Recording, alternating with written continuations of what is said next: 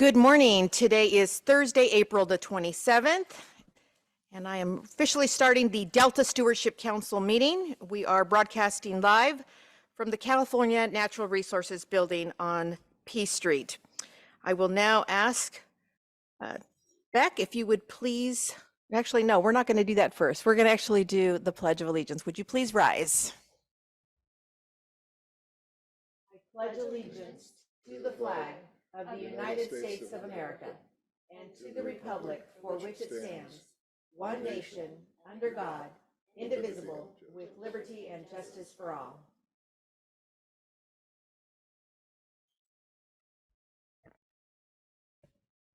And before we do roll call, well, actually, I think we should go ahead and do roll call, and then we'll start the introductions. So, Beck, would you please lead us in a roll call? Absolutely. Councilmember Burgess. Here. Councilmember Damrell. Here. Councilmember Hueso. Councilmember Lee. Here. Councilmember Smith. Here. Councilmember Zangale. Here. Councilmember Medueno. Medueno here. And might I say how happy I am that we have a full council. I'm super excited. And first and foremost, I want to say welcome to Councilmember Zangale. It's great to see you in person. And also want to say congratulations and welcome to Councilmember, our newly appointed Councilmember, Mr. Ben Hueso, who has an incredible background and history. And I guess I will go ahead and start with public comment, and then we'll do a formal introduction of Mr. Hueso. So, is there any public comment? No, Madam Chair.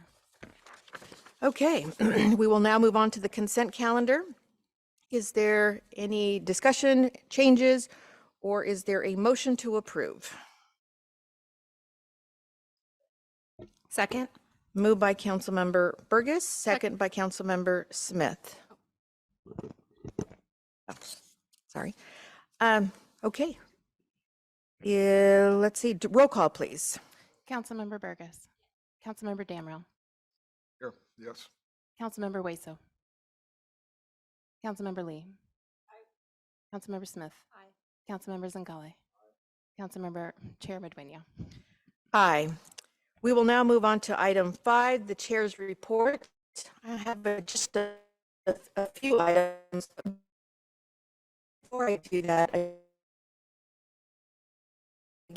Mr. Ben Hueso, who has an impeccable background and record. And actually, I met Mr. Hueso years ago.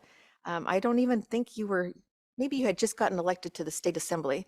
So let me, if I could, just read a little bit of his background, because again, I think it's really important for people to understand where Mr. Hueso has been, where he's come from, and again, the amount of experience that he brings to the table. And as I suspected, staff, okay, here it is. It's working now. So Mr. Hueso was born and raised in the community of Logan Heights, located in the city of San Diego, California. He was first elected to the San Diego City Council in 2006 and served until 2010. During his tenure, he was appointed council president from 2008 to 2010 due to his strong leadership and consensus building skills. He served as a commissioner for the California Coastal Commission, where he worked to protect California's beautiful coastlines. In addition, he served as a board member for San Diego's Association of Governments, the California League of Cities, and the Otay Valley Regional Park Policy Committee. Mr. Ben Hueso was elected to the California State Senate in 2013, and prior to that served in the California State Assembly from 2010 to 2013. During his tenure, he served as chairman of the Assembly Committee on Water, Parks, and Wildlife, and as chairman of the Senate's Energy, Telecommunications, and Utilities Committee. In addition, he served on the in the Senate Natural Resources Committee for 10 years. It's, again, an incredible record of service. He has championed environmental stewardship, increasing California's water supply, restoration of contaminated rivers, lakes, and watersheds, and protecting threatened wildlife species and increasing access to drinkable water for California's most disadvantaged communities. Mr. Wesso, with that record, we welcome you, we thank you, and we look forward to working alongside with you. So thank you so much. Would you like to say just a couple of words?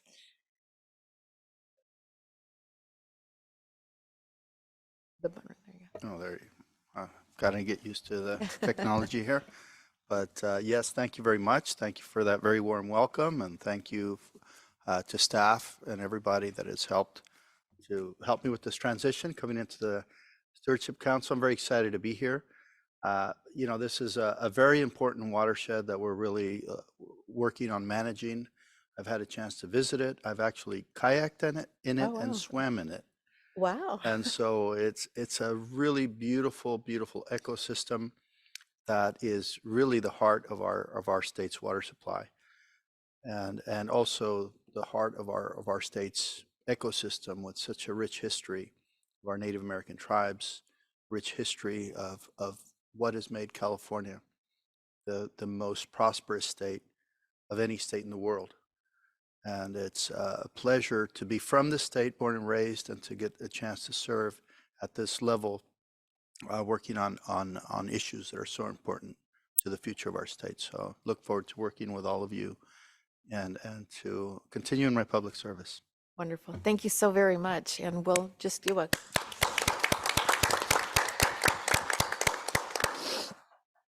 So I have just a couple of quick updates. First and foremost, I want to acknowledge a couple of key events that happen. One is actually myself and our legislative advisor, director, extraordinaire liaison, Brandon Chapin, actually took the opportunity to take a tour with the Metropolitan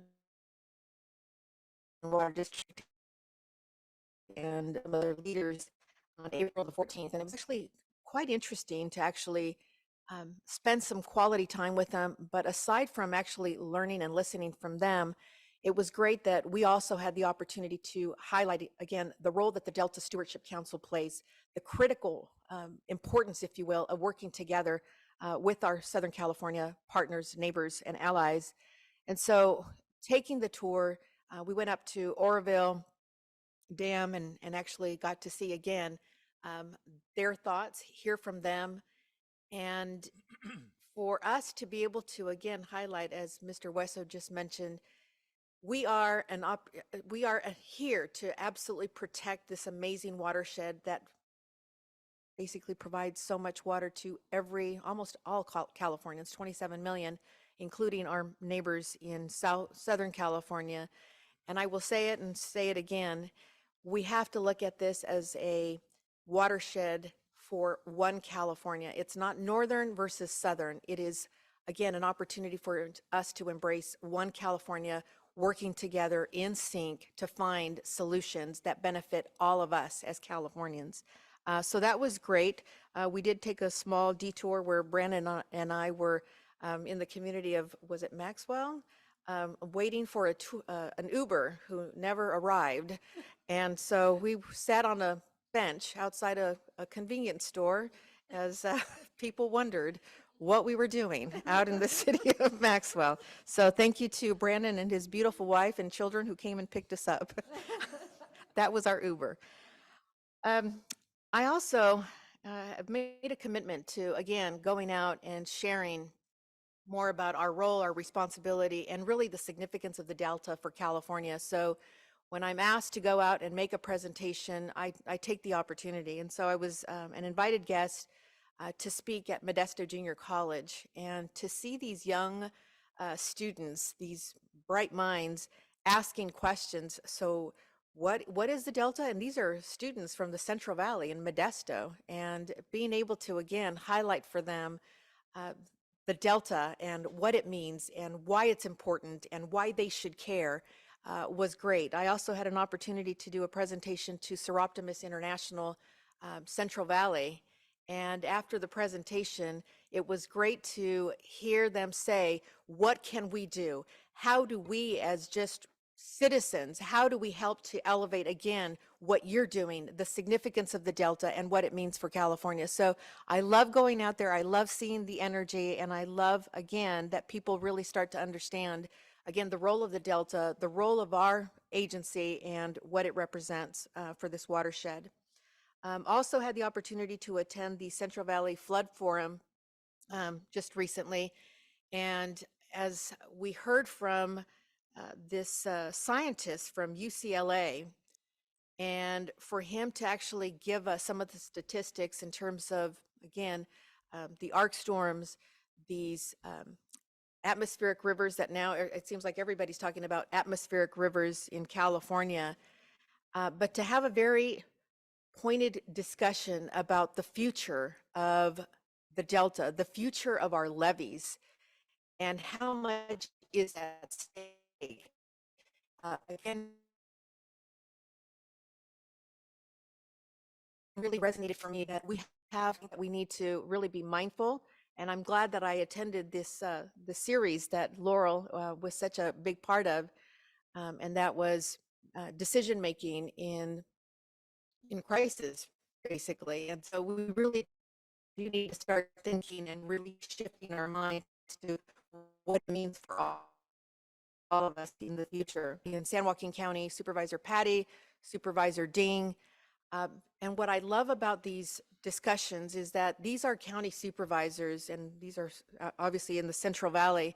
For them to be so transparent in their conversations, they want us to understand where they're coming from, where some of their decision making lies, and for us to be a conduit, if you will, or an ally, or a messenger for them at the state level, because they really feel that they have not been heard. And so again, these conversations I see as very, very critical. And lastly, I'll just say that, and you're going to hear more from Amanda and Viet Long, we just participated in what I consider one of the most significant tours of one of our projects, and that was the Dutch Slough project in the city of Oakley. And to Supervisor, Councilmember Burgess, I just have to say, what an amazing, amazing tour, and really kind of an overview of a restoration project that is going to have such incredible significance and benefits to all of us as Californians. But for that, I'm going to extend the baton over to Amanda so she could give us a little bit more background and preview as to what we all experienced on Monday. Great. Thank you, Chairman Dueño, and good morning, council members. Do you want to put the slides up for DPIC? We hosted the DPIC, the spring gathering, on April 24th, which was just this past Monday. And really the bulk of our time together was at the Dutch Slough restoration site in the South Delta. Dutch Slough is being managed by the Department of Water Resources in coordination with many DPIC agencies. And in fact, at one time or another, I'm not sure if my math is quite right, but I know of at least 5 different DPIC agencies that have been involved with the restoration of or research going on at the site currently. If you want to move to 2 slides forward, please. There we go. So this is a map of the site. I know it's kind of hard to see on the screen, but this is the map that DWR pulled together for us just to kind of orient ourselves to the site. As I mentioned, it is in the town of Oakley, and it's one of the first major tidal wetland restoration sites in the Delta to be implemented by DWR. And the project will transform 1,187 acres of land into tidal marsh to provide habitat for salmon and other native fish and wildlife. And why we thought it was important to get out into the field and to see this particular restoration site in particular is that it really demonstrates, I think, the level of coordination and collaboration that needs to happen to make these large-scale restoration projects happen. And, getting more projects like this on the ground is really the point of the DPIC Restoration Subcommittee that got underway last year, and as I mentioned and spoke to at the last meeting. And I realized for the new council member at DPIC, the Delta Plan Interagency Implementation Committee is a whole new acronym to learn, but I'm happy to be brief him coming in the coming months. So during our tour, we heard from project managers from Department of Water Resources and River Partners, a key nonprofit restoration organization, as well as scientists from USGS, UC Davis, and UC Berkeley. Next slide, please. So just want to kind of give you a bit of a tour of our tour and just share with you some photos from the day because we were out there for about close to 3 hours. So here's a photo of Chairman Bueno welcoming the group. And in this photo, you can see representatives from several DPIC agencies, including the San Francisco Bay Conservation and Development Commission, the Delta Conservancy, Department of Water Resources, and the United States Environmental Protection Agency. Next slide. I'll see John Kane from River Partners going into a bit of the history and the work that has had to go into making this project happen. And John has actually been involved in this project more or less from the beginning. And was really able to speak to, again, the amount of coordination and collaboration that has gone into it, both state, federal, and local agencies. And also, I think it was at this stop that we heard about the massive amount of irrigation that has gone into this project. I mean, it was really quite incredible. And I didn't take notes, but it really puts, your backyard irrigation projects, really minimizes them and that work. So anyway, other DPIC agencies represented that are seen in this photo are U.S. Bureau of Reclamation. Next slide, please. So this was our transportation for the morning. River Partners provided a couple of trucks and flatbeds with hay bales. It was really a lovely way to get around the site. The weather was probably low 70s. There was no shade, so it got a little bit warm. Most people had hats and sunblock and long sleeve shirts on. Again, it was lovely. It did trigger allergies for many people on the visit. So, there were definitely lots of tissues and Benadryl being passed around as well. So, but it was really a lovely way to spend those few hours. Next slide, please. Again, the tour included 2 stops, but along the way, DWR staff pointed out many different things and highlights. And during the tour, we saw several different species of birds, including swallows, egrets, and even a pelican. We also saw a river otter and several turtles. Other DPIC agencies seen in this photo include NOAA, the Central Valley Flood Protection Board, and the California Environmental Protection Agency.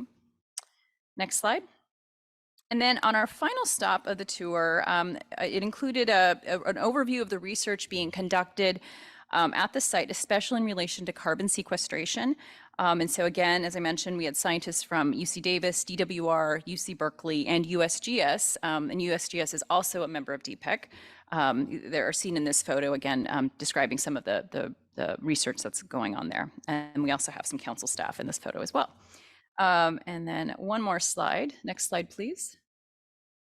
And this last photo is just a really great group shot of we had a public information officer from UC Berkeley with us and took lots of photos.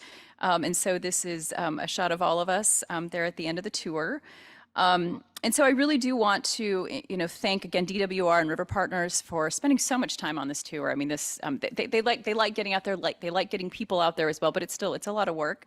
And then I also really want to thank from Campbell's staff at the Delta Conservancy, Rachel Wigginton, and then from our staff, Dylan Chappell, Viet Long, Erica, and then Andy Vung, who from our IT, who thankfully spent the day with us. And it was, we needed all these people to make this happen. So very much a huge amount of thanks to all of them. And then also after the tour, we did then travel down the road to the Big Break Regional Shoreline and held about a short meeting that just kind of updated everyone on the work of the DPIC Restoration Subcommittee. DPIC endorsed the subcommittee's work plan, so the subcommittee will continue to work on that. And as I mentioned at the last council meeting, we recently held a restoration forum, and we are working on establishing another one.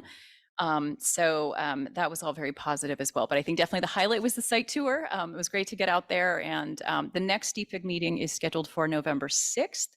And I know I'm definitely thinking of another site tour, and I think others would be very open to that too. So we'll keep you all in the loop as those plans continue to be made. So Wonderful. Thank you so much, Amanda. I'll just summarize in that it was an absolute group team effort. So again, thank you to you for your leadership, dedication. And I'm going to tell you, we did take a pause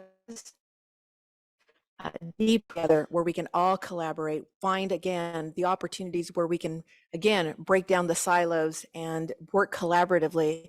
And so I can't tell you how many agencies came up and said, you know, this is great. We need more of this. This, again, is a good reminder for us as to how projects really can come together, be completed, but we need to have these, again, opportunities to basically let down our hair and go out and, again, explore the possibilities, but being able to do it in a way that where we can, again, identify mutual relationships and build those relationships.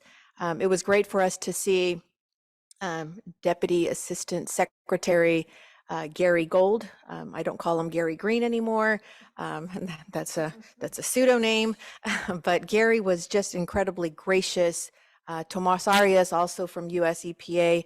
And it was good because Joaquin Esquivel from Department of, why am I escaping Joaquin's? Water Board, thank you, actually said, you know, Virginia, it's these kinds of relationship building opportunities where we can actually explore, again, the key item, the elephant in the room, and that is funding. For us to be able to have, again, these kind of restoration projects in the Delta, we need to have partners, yes, but we need the funding. So thank you again for everybody for making that happen. I'm super excited about November 6th. And Amanda, we do have some ideas on what we can do to step it up. So thank you so very much. Appreciate it. Chair, can I make a comment? Absolutely. Councilmember Burgess. Thank you. This is where I learned about water. This is my, if you look at that big shot, my neighborhood is right there. I ride my bike there. My kids traveled the trails to get to school there. That's where I learned about restoration and all of that.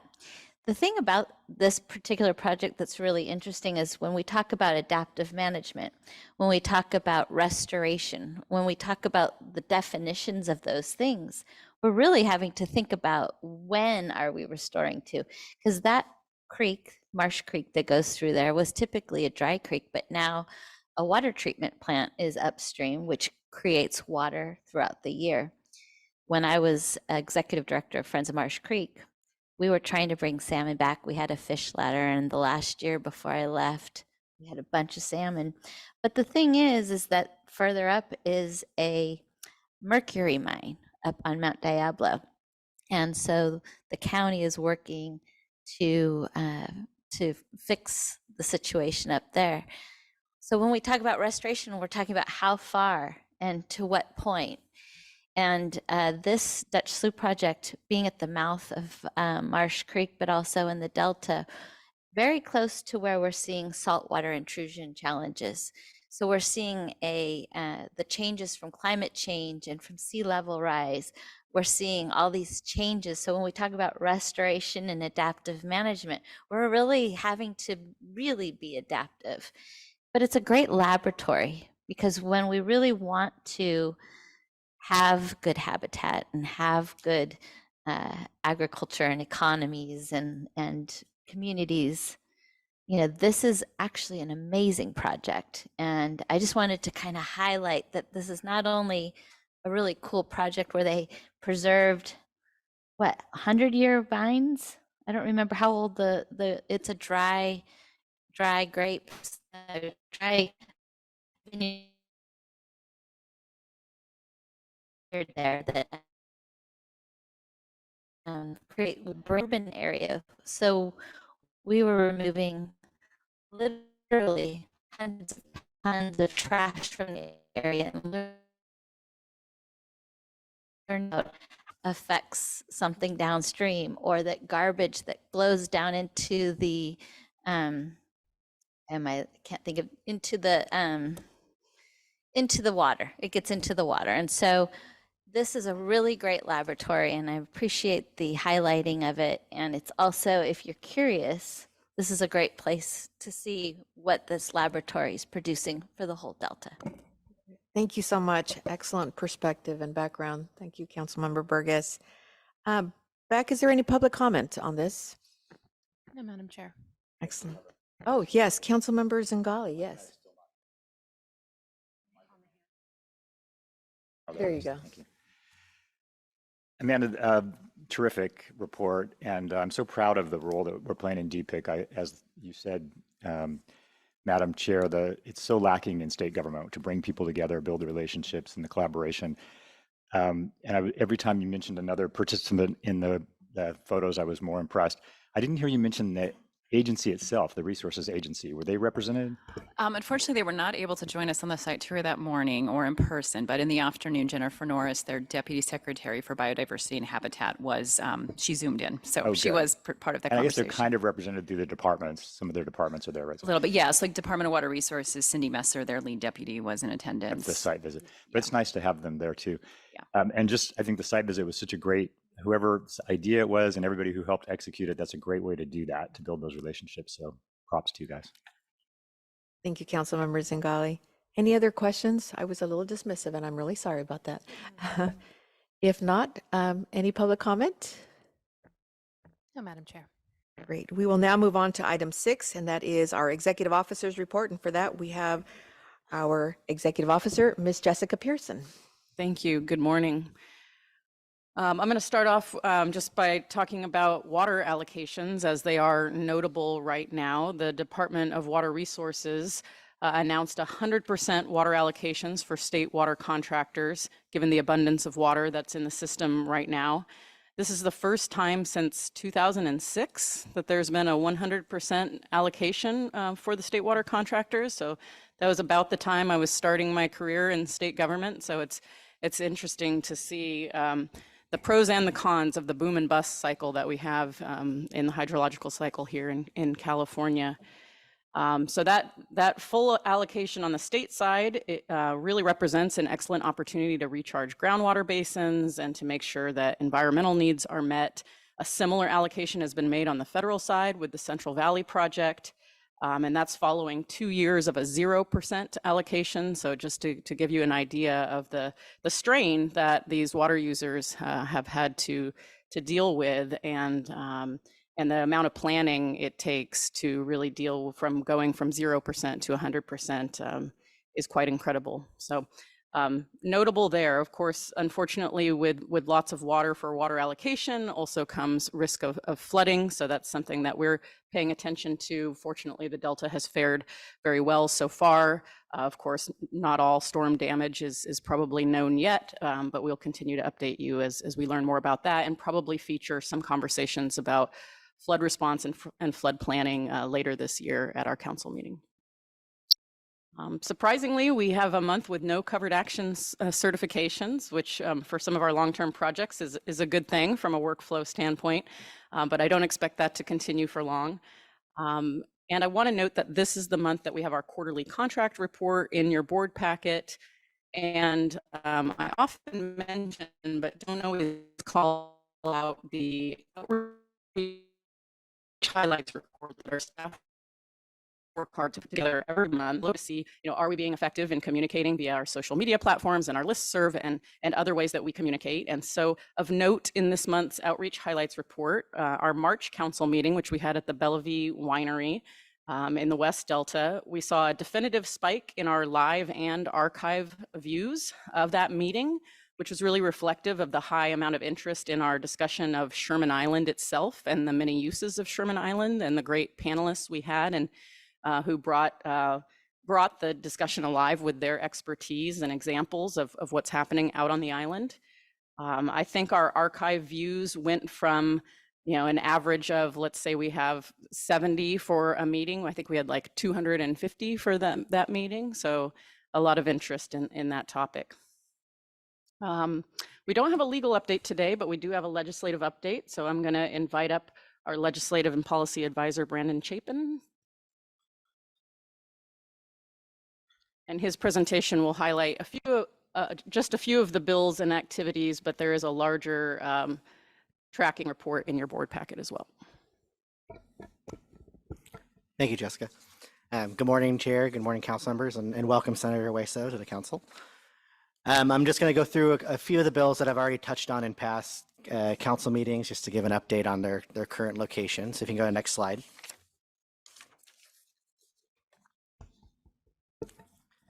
Councilmember Burgess, you had mentioned, or you had asked about AB 1488 at our meeting last month. I provided a written update on the bill to you all relatively after the council meeting, but I'll give an update here as well. So the AB 1488 is from Assemblymember Wallace.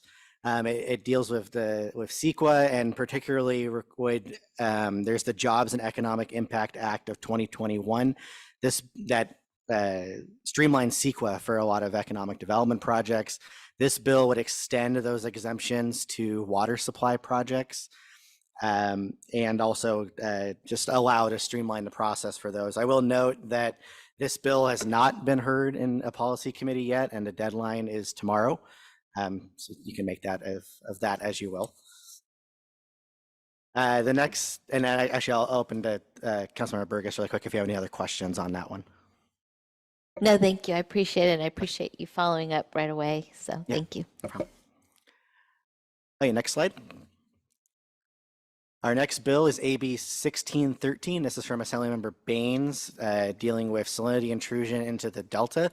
This bill would require the Department of Water Resources to explore numerous locations for salinity barriers within the Delta, and also require the department to consult with the Water Board, Fish and Wildlife, Federal Bureau of Reclamation on those projects. This bill also has not been heard in policy committee yet, and again, the deadline is tomorrow. Brandon, where is Assemblymember Baines from? The Central Valley. In terms of actual location, I have to get back to you, but it's Central the Central Valley? yeah. Okay, thank you. Our next bill, next slide, is Senate Bill 231. This is from Senator Hurtado. This bill was recently amended to what it is currently. So this addresses water measurement, and a little background on this one. So back in 2007, I believe, then Assemblymember John Laird passed a bill to require the Water Board, Department of Water Resources, Department of Public Health, and what was then the California Bay Delta Authority to work on a report that evaluates the feasibility, estimated costs, and potential means of financing a coordinated water measurement database. So this report was developed and released in the late 2000s. This bill would again ask those departments, although taking out the Department of Public Health and also replacing the Bay Delta Authority with the council, to work on this, developing an update to that feasibility report and submitting to the legislature in 2025. So this is a bill that we're currently tracking, and I'll continue to provide updates on it as it goes forward.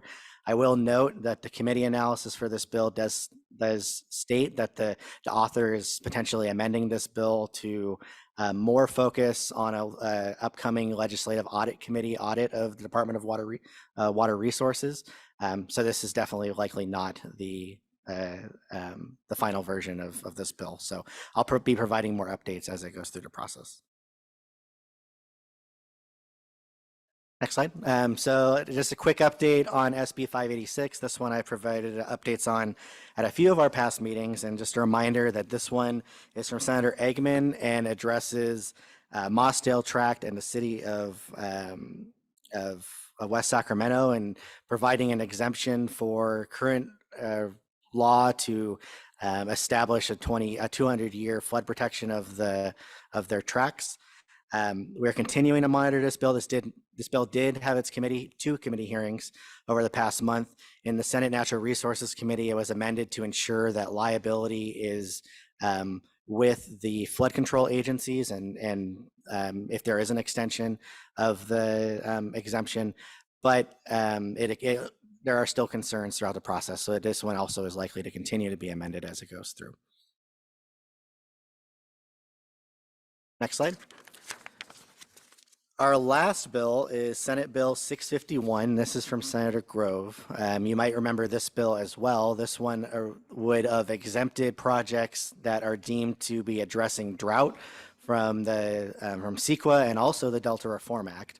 However, this bill was heard in committee, and the committee ended up taking out the Delta Reform Act portion of this, so it no longer exempts projects from the Delta Reform Act. And I will note that the committee analysis headlined the importance of being consistent with the Delta Plan. So important line there in the committee analysis. So with that, we're still tracking this bill, but it no longer addresses the Delta Reform Act. My last update and slide, or actually before I go into this one, I'll open it up to council members if there's any questions on any of those bills or any of the other bills in the packet. Any questions from the council? All right. I think we're good. The last thing I want to mention, I don't think this has been brought up in the council meeting for a little bit, but I just wanted to provide an update. The council does have a budget change proposal going through the budget process right now. Currently, the council has 2 limited term positions to address technical support for the Delta plan, primarily of certifications of consistencies and appeals processes. Our budget change proposal would make those 2 positions permanent. So a relatively minor budget change proposal, but it's currently has passed through the Senate budget subcommittee. It had its hearing in the Assembly yesterday. And was not voted on then, but it'll likely be voted on next week and continue through the budget process. So that's with that. And then I will provide at the next council meeting an update on the May revise and just a general update on where the budget's looking for the final 2-ish months of the budget cycle. With that, that is the end of my report, and happy to answer any other questions. Any questions? Great presentation. Thanks, Brandon. Thank you, Brandon. Okay, next up, I'm excited to welcome Jay Ziegler to his first council meeting, at least in his current position. Jay started his position as the new Delta Water Master earlier this month. The Office of the Delta Water Master was created as part of the Delta Reform Act of 2009. The Water Master is an independent officer of the state appointed to a 4-year term by the State Water Board and reporting jointly to the Water Board and the Delta Stewardship Council. We view the Delta Water Master as a key partner in implementing the Delta Plan. Jay and I have already had several conversations, and he was able to join us on Monday at our DPIC meeting and site tour, so really excited to have him in this role, and I'll turn it over to you, Jay, to say a few words. There it is. Chair Madueño, board members, it's really an honor to be with you. It's fun to look around this council and see the intersections of my career at different stages with many of you. So that's really a joy, thinking of being before Chair Hueso's committees in the legislature and having had an opportunity to work with Daniel in my career, and noting with Judge Damrell earlier that we had some meetings when I first started in the Delta in 1984. So that was really just a joy to be. My first introduction to the Delta was working with Senator John Garamendi then, when I thought I had the Delta all figured out. And now I am replete with questions more than answers, I will tell you. And I also want to just note that I've also appreciated the time that Dr. Larson has afforded me in kind of thinking through some of the issues and coming into this position. And I do take very seriously this position's dual reporting to both the State Board and the Delta Stewardship Council. And so I look forward to being a really active partner with the council and its work going forward, and just appreciate this chance. And Chair Madueño, it was so fun to be in the Delta with you 2 days this week. So both at Dutch Slough and then in the South Delta today. Is there a PowerPoint? Is that up? Yes, sorry, we had some formatting issues. We're working on that right now. Okay, that's all right. I can probably just jump in and we can have a quick conversation. So I want to note a couple of things that I was going to dig into a little bit today. A quick update on the, let's see, so I have my deck, but this, no one else is seeing it. Oh, there it is. Or maybe, there it is. Oh, there we go. All right, let's go to the next slide, please. So I would also be remiss if I didn't express a great thank you to Michael George, with whom I've spent some time in the last several months, kind of picking up the work that he was undertaking before And additionally, I met with the original Delta Water Master, Craig Wilson, and the thought leadership that he provided in this role. And I'm looking forward in particular to picking up the active agenda that Michael had established in working collaboratively across the Delta to really build an effective database for water use reporting along the rights. If you plan on water data reporting required under Senate Bill 88 from a few years back.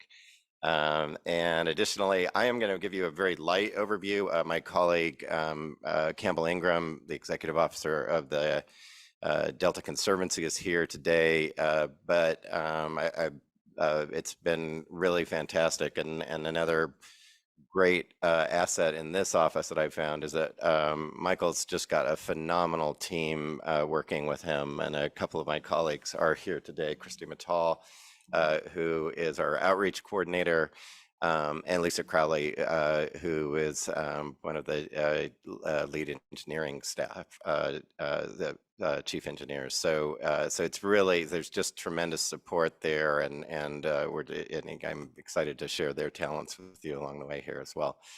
I think that Chair Madueña, as you noted, Jessica, as you noted, we have an ongoing flood risk in the San Joaquin River system and will for a number of months. And I want to touch on issues that I think we really need to watch closely there and learn from in this incredible, mostly resplendent, but still worrisome water year, especially if you're living along the San Joaquin River.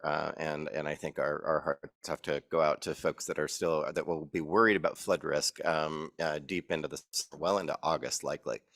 And I want to touch on things that we need to think about in the framework of the voluntary agreements. And a part of my outreach with Dr. Larson is my enthusiasm for the One Delta, One Science program platform, and better understanding, better integrating, making more accessible all of the science that's being done in the Delta, so that we don't have competing blocks of science, but rather have a more accessible, unified, understandable platform of science from which we're making decisions, and can have a better and deeper dialogue about those decisions and trade-offs. So I think that is critically important. Next slide, please. So I just quickly on the Delta Alternative Compliance Plan. California has an abysmal understanding of where, how, when, and how much water we are using everywhere in the state. I'm particularly excited about the application of the Open ET, Open Environmental Transpiration technology, as a telemetry-driven data integration that will give us a real understanding of consumptive use of the Delta, and analytics along different elevations in the Delta, how explain different water use in different places on different crops, and will provide a real picture of how and where and how much water is being applied on the ground in the Delta, and how much is being returned in the Delta, contributing to both water quality and flow in the Delta. And so I am particularly excited about this project. I could share with you today, one of my first actions in the Delta, been coming into this position, was to extend by 60 days the compliance deadline to June 5th for water statement usage reports to come in. The reason I did that is I fundamentally believe we're better off getting better data, getting everyone in the system, getting as many diverters as we can in one data platform, so that we're actually comparing apples to apples, and similarly answering questions that remain that we're not solving for, and assumptions that any software may be making about her then. And so I think we're going to learn a lot in this process. We have a really great collaborative science forum set up in the Delta with a lot of participation from Delta landowners, research organizations, universities. And so the next body of science is not just to take the data, and we're right now, I think we're at about 50% of statement holders reporting into the platform. So that's and we have 200 alternative compliance reporting agreements that are consistent with the terms of the law and the board's regulations for water use reporting. So we hope to come back to you later this summer and have a significantly enrolled body of Delta water users reporting into the platform, and we'll share our findings with you. But it's really, this is a real breakthrough. It's been a collaborative process led by the Central and South Delta water agencies, and at this point, again, we're at about 50% plus or minus in terms of diverters and getting the statements in, and so about 850 statements in, about 200 alternative compliance program submissions, and that's against a universe of about 2,500 statements that we will be looking at. So this is really encouraging. It provides a platform for the state of California to better integrate its water data. So again, we can actually get a handle on where, how much, and for what purposes water is being used throughout the state, because we are abysmally lacking in that information and its importance to California's future. Next slide, please.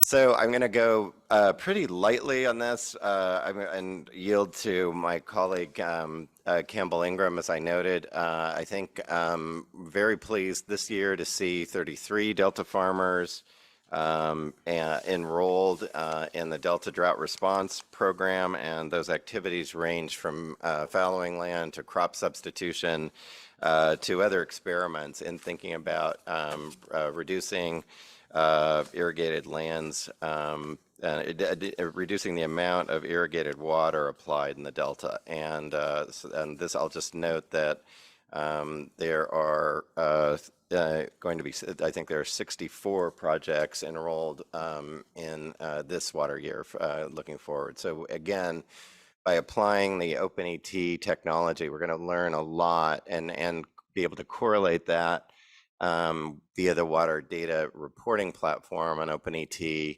and the usage statements filed by the Delta diverter. So we're really going to actually have an opportunity to pull together a lot of important information in one place and better understand pathways to conserve water, those that are more promising, those that are less promising. And I'll let Campbell kind of dig into that more deeply. Next slide, please.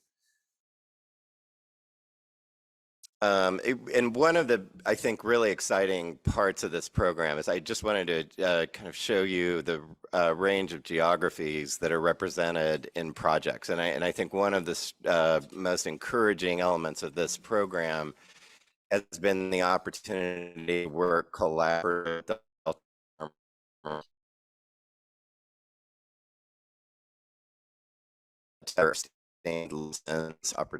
impediments, challenges in implementing these programs, in addition to just establishing a much deeper dialogue individually with farmers, and the Delta communicates like a telephone. So is one meeting goes a long way and just gets a lot deeper understanding and dialogue going. And so I think that's really been one of the bright spots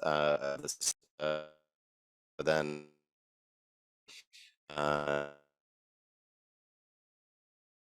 in a regulator doing something sufficiently here, rather looking for the best ideas throughout the Delta and having farmers bring those forward in collaboration with DWR, the state board, the Delta Water Master's Office, Delta Stewardship Council, Delta Conservancy, and other partners. And so I think this has really been a great dialogue building program that's deepened understanding, I think, across landowners and agencies in a really constructive way. So I'm indebted to both the Campbell and the Delta Conservancy staff, as well as the team in the Delta Water Master's office that have been working on this. And Lisa Crowley's efforts have been really extraordinary here. So next slide, please. All right, I think I just touched on this briefly. I want to kind of wrap to a close here quickly. I think I just want to underscore that we are increasingly aware that this record 400% snowpack in the San Joaquin watershed will stress the San Joaquin River levees as we've never seen them before, and likely, and to give you a sense of this, the system's running close to capacity, and at 32,000 cubic feet per second at Vernalis, and flowing into the Delta. And those conditions will remain likely into the month of August. And so the pace of snowmelt is really going to be a great indicator of the resilience of the system. And there's a lot that we will be learning from this record storm year in the process as well. And so I just, while we've been blessed in the Delta to see relatively few levees and stresses in my prior life, just before coming here, we had a boil at Staten Island at the Nature Conservancy's property that was relatively quickly remediated. Another project that DWR and the Nature Conservancy worked on above Staten at the confluence of the Cosumnes and Mokelumne rivers at McCormick-Williamson Tract performed as intended. It was a design to fail levee. And the island did absorb the flood energy. Levees broke down, and it took pressure off of surrounding residential neighborhoods in the area. And so largely, as Jessica noted earlier, the Delta is mostly breathing a sigh of relief, but for the South Delta, that is incredibly concerned about the potential in seeing levee breaks in the months ahead here. And so and so even as we are in this incredibly abundant water year, there are challenges in dealing with that we're learning and need to really get our arms around this changing climate hydrology to a much deeper extent. Next slide, please. So largely, I think we all have more questions about the voluntary agreements at this juncture. It is still a process that's evolving, and I think I found the Delta Independent Science Board comments released about a month ago, outlining a very thoughtful approach to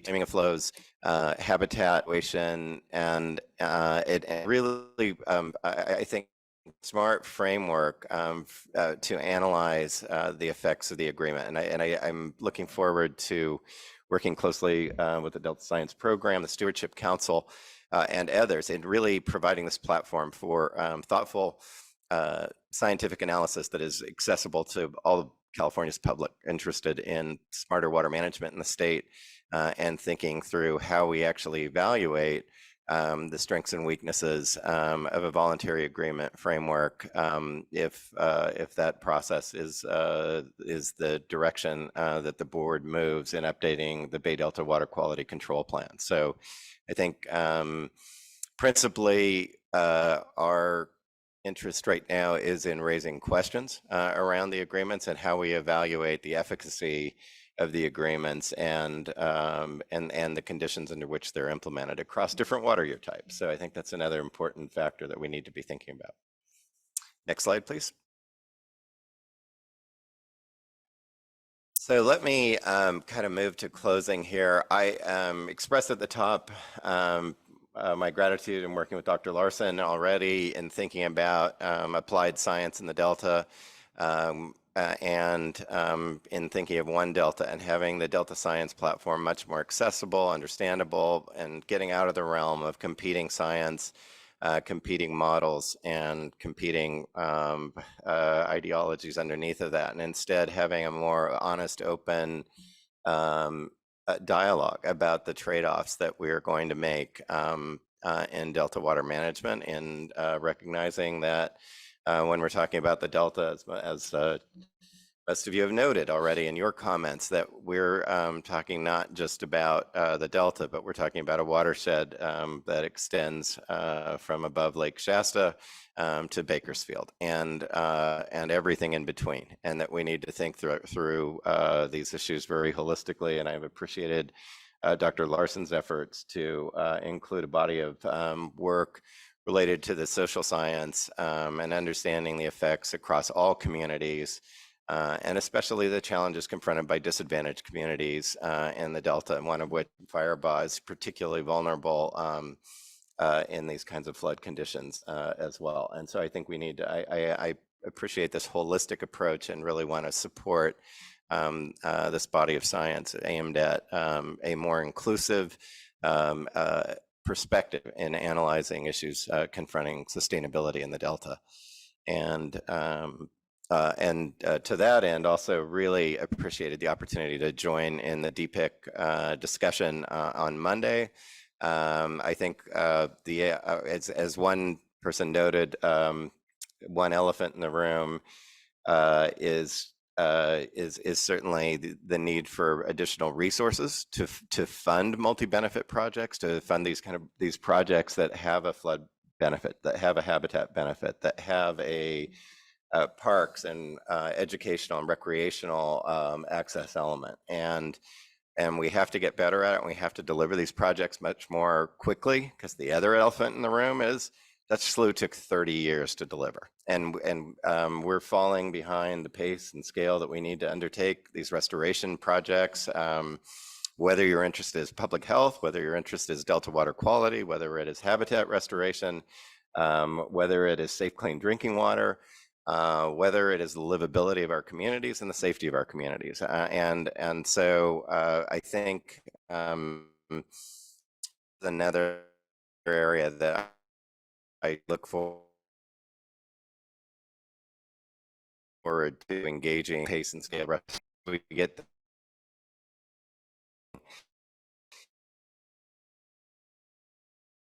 necessary along with Campbell Ingram, the Delta Conservancy, Department of Water Resources. We are starting to pull up our sleeves and think about the scope of projects that are necessary for near-term progress. And that's very exciting to me. And I think we absolutely have to work closely and collaboratively in getting that portfolio of projects out and telling the story about the need for those projects. So next slide. So that's it. Thank you very much for your time this morning. I look forward to really joining you as a partner. I am also noting that I am available to all of you, and I'm excited about, again, for me, there's a bit of an alpha and omega point in my career in this position. So having begun here long before I had gray hair, and being here now and having the opportunity to work with you, Chair Madueño, and members of the council, I am so excited about this, and just really energized to embrace this challenge and advance a body of science to better understand the challenges confronting the Delta, especially as I've continued to hone in on it with Dr. Larson, my concern about continuing threats to water quality, and that certainly, as a number of you, Judge Damrell, as a Delta resident, and understanding the Delta note recently, just in the pendency of the 13 years, my prior 13 years at the Nature Conservancy, no one talked about harmful algal blooms even a decade ago. And now it's top of mind for virtually every interest in the Delta, whether that's a recreational perspective, whether it's a community and worry about its water supply, whether it's bass fishermen or salmon fishermen, everyone using the Delta. And I think we really need to address these issues that are top of mind among stakeholders and user groups, and experiment with ways to really address these problems. And I think most immediately, and Dr. Larson and I were talking about this just before this forum, we have a lot to learn from this hydrology year. I mean, we've been very blessed that that these arc storm events have been spaced out over several months rather than coming upon us all at once. And so we've effectively had time for the system to kind of rebalance and absorb water between storms in a way that has actually taken a lot of stress out of the system. And so if these storm events with the record precipitation had come all at once, we would be, I think, at a moment of panic in all candor, and would have seen significant levee failures through the system, significant loss of property. PPIC has estimated that even the existing storms will result in well over $1 trillion in potential damages. Some of that's in the Pajaro Basin, which has been particularly hard hit, in the community of Watsonville. And but we're not ready for a climate changing California. And I would also submit to you, I think the Delta may be the most threatened place by climate change, and we have to respond that way. I think we owe all Californians a sense of urgency to deliver the integrated science platform, to deliver an action plan for response for a more resilient Delta. I'm excited about the work that the council is doing, the Delta Adapts program. I think we need to, again, just in working with you all, I hope that our office can really help advance this body of science to better understand water use,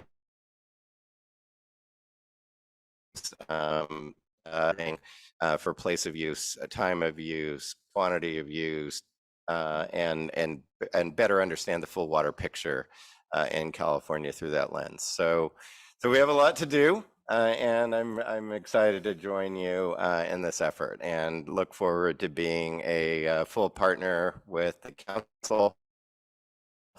And again, I just want to thank with you ahead of me. Thank Craig Wilson for the work that he did, and really kind of asserting the independence of the office, and just at this moment of both challenges and opportunity, I'm excited to join you as a full partner as the Delta Water Master. So that's it, and happy to take any questions or observations from you all, and just look forward to working with you in the years ahead. Great. Thank you so much, Jay. I'll open it up to the council for questions, comments. Looks like Councilmember Zingali. There you go. There it is. Thanks. Jay, you and I have been colleagues for so many decades. Back to when we both thought we had everything figured out. And it's great to see you here. Just wanted to say you bring some very unique skills, interpersonal skills, analytical skills, and a humility, which we can use right here and now in this important role. So welcome. Glad you're here. Yes, Councilmember Waiso. I just wanted to make some welcoming remarks and to thank Mr. Ziegler not only for continuing his public service, but all the work that he's done up until now. I had a chance to work with him on Prop 68, on Prop 1. I was on those working groups that put together that legislation, and we had a chance to work with Mr. Ziegler in that process. And he has, in addition to his knowledge of California's water system and the environment, a great style of consensus building. I think that that's going to serve him very well in this position. A very hard skill set to form, but he has an amazing ability to bring people together and to build consensus along, performing work that is important to our watershed and our state's water system and the environment. So I think he's a wonderful resource for the people of the state of California, and I really look forward to working with you. Thank you. Thank you, Senator. Jay, well, it's going to be Jay-Z from now on. I used to call Michael George Michael all the time, so it's now going to be Jay-Z. It was it was great when we were working with Michael George, and to see his gentleness and his astuteness, and to see you now. And you know, we just met literally 2 weeks ago, and now we've had a couple of opportunities to be actually in the field. But just to hear you, I just want to commend you for how you're coming at this as our new water master. I think that there's a lot to be said, you know, given your experience, given your background. I think that you bring so much to the table, and I'm super excited for this council to be able to work with you as allies, as partners. And you highlighted a couple of really key things, you know, the need for us to be more vigilant with regard to EJ communities. And there was a press conference, and I want to say it was with a county supervisor in, I guess that would be Monterey County. And his name is escaping me right now. And he used to be in the legislature. But he said in a very candid comment, when they saw that levee break in the community of Pajaro, and he said, we have a responsibility, and nobody paid attention to this community. Nobody cared. They're all migrant, poor farm workers. We have a responsibility. And so I really commend you for wanting to champion again the need. And you mentioned the community of Fireball, a community that I know very, very well, having worked on the San Joaquin River Restoration Project and working with that community for some time. There is a need for us to elevate again the significance and really the repercussions that we as a state of California will suffer if we do not do more to help these communities that have been ignored for such a very, very long time. The fact that Dutch Slough took nearly 30 years to complete tells me a couple of things. And that's why I'm really excited about wanting to change the dynamics of DPIC and why we changed this last DPIC meeting, because I really feel that we can do much more. We can do so much more if we come at it with a framework and in the spirit of doing more in less time, and recognizing that we are at a critical point in our time, in our history, in our state. And so again, kudos, congratulations, and we're super, super excited to be working with you. So thank you. Okay, thank you very much, Jay. Thank you, Madam Chair. Look forward also to joining you this afternoon for the tribal governments listening session. And so I look forward to that discussion today as well. Absolutely. Thank you all. Thank you. Thanks. Well, we're running a bit short on time, but I want to make sure we have enough time to hear from our two Delta state sister agencies. So I'd like to invite up Executive Director Campbell Ingram from the Delta Conservancy, and then I think virtually we're going to have Bruce Blodgett from the Delta Protection Commission. Thank you, Campbell. Welcome. Good morning. Members, thank you for the opportunity to be here and chat with you today. I just have one slide. If you can go to the next slide. I just wanted to give you a quick update on the Delta Conservancy grant programs, where we are, what we're funding. But then I'll talk a little more in detail, as Jay mentioned, about the Delta Drought Response Program and the report that's out now for the first year. There we go. So it's been a great time recently for the Delta Conservancy. We're back up to almost full staff. We have some funding, and we're doing great work. And that's all largely as a result of collaboration with our sister entities and the Delta community. So just to give you a quick rundown, our Proposition 1 program was a $50 million allocation. We are coming to the end of that allocation. We've about spent that funding, but that's resulted in 35 locally supported projects, ecosystem restoration projects for wetlands, floodplain, riparian habitat, water quality projects.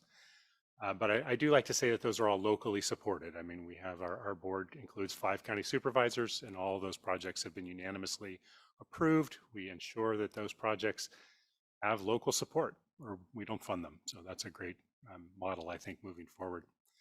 Our Proposition 68 and climate access and restoration funding is about $23 million, and that's the other half of our mandate, the economic development component of what we try to do.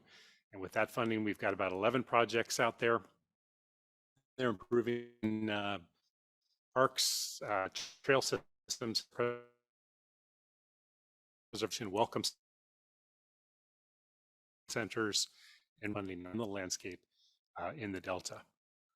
I'll talk more extensively about the drought response program here in just a minute, but moving to the last bullet there, we did have a one-time allocation of $36 million for nature-based solutions in the Delta.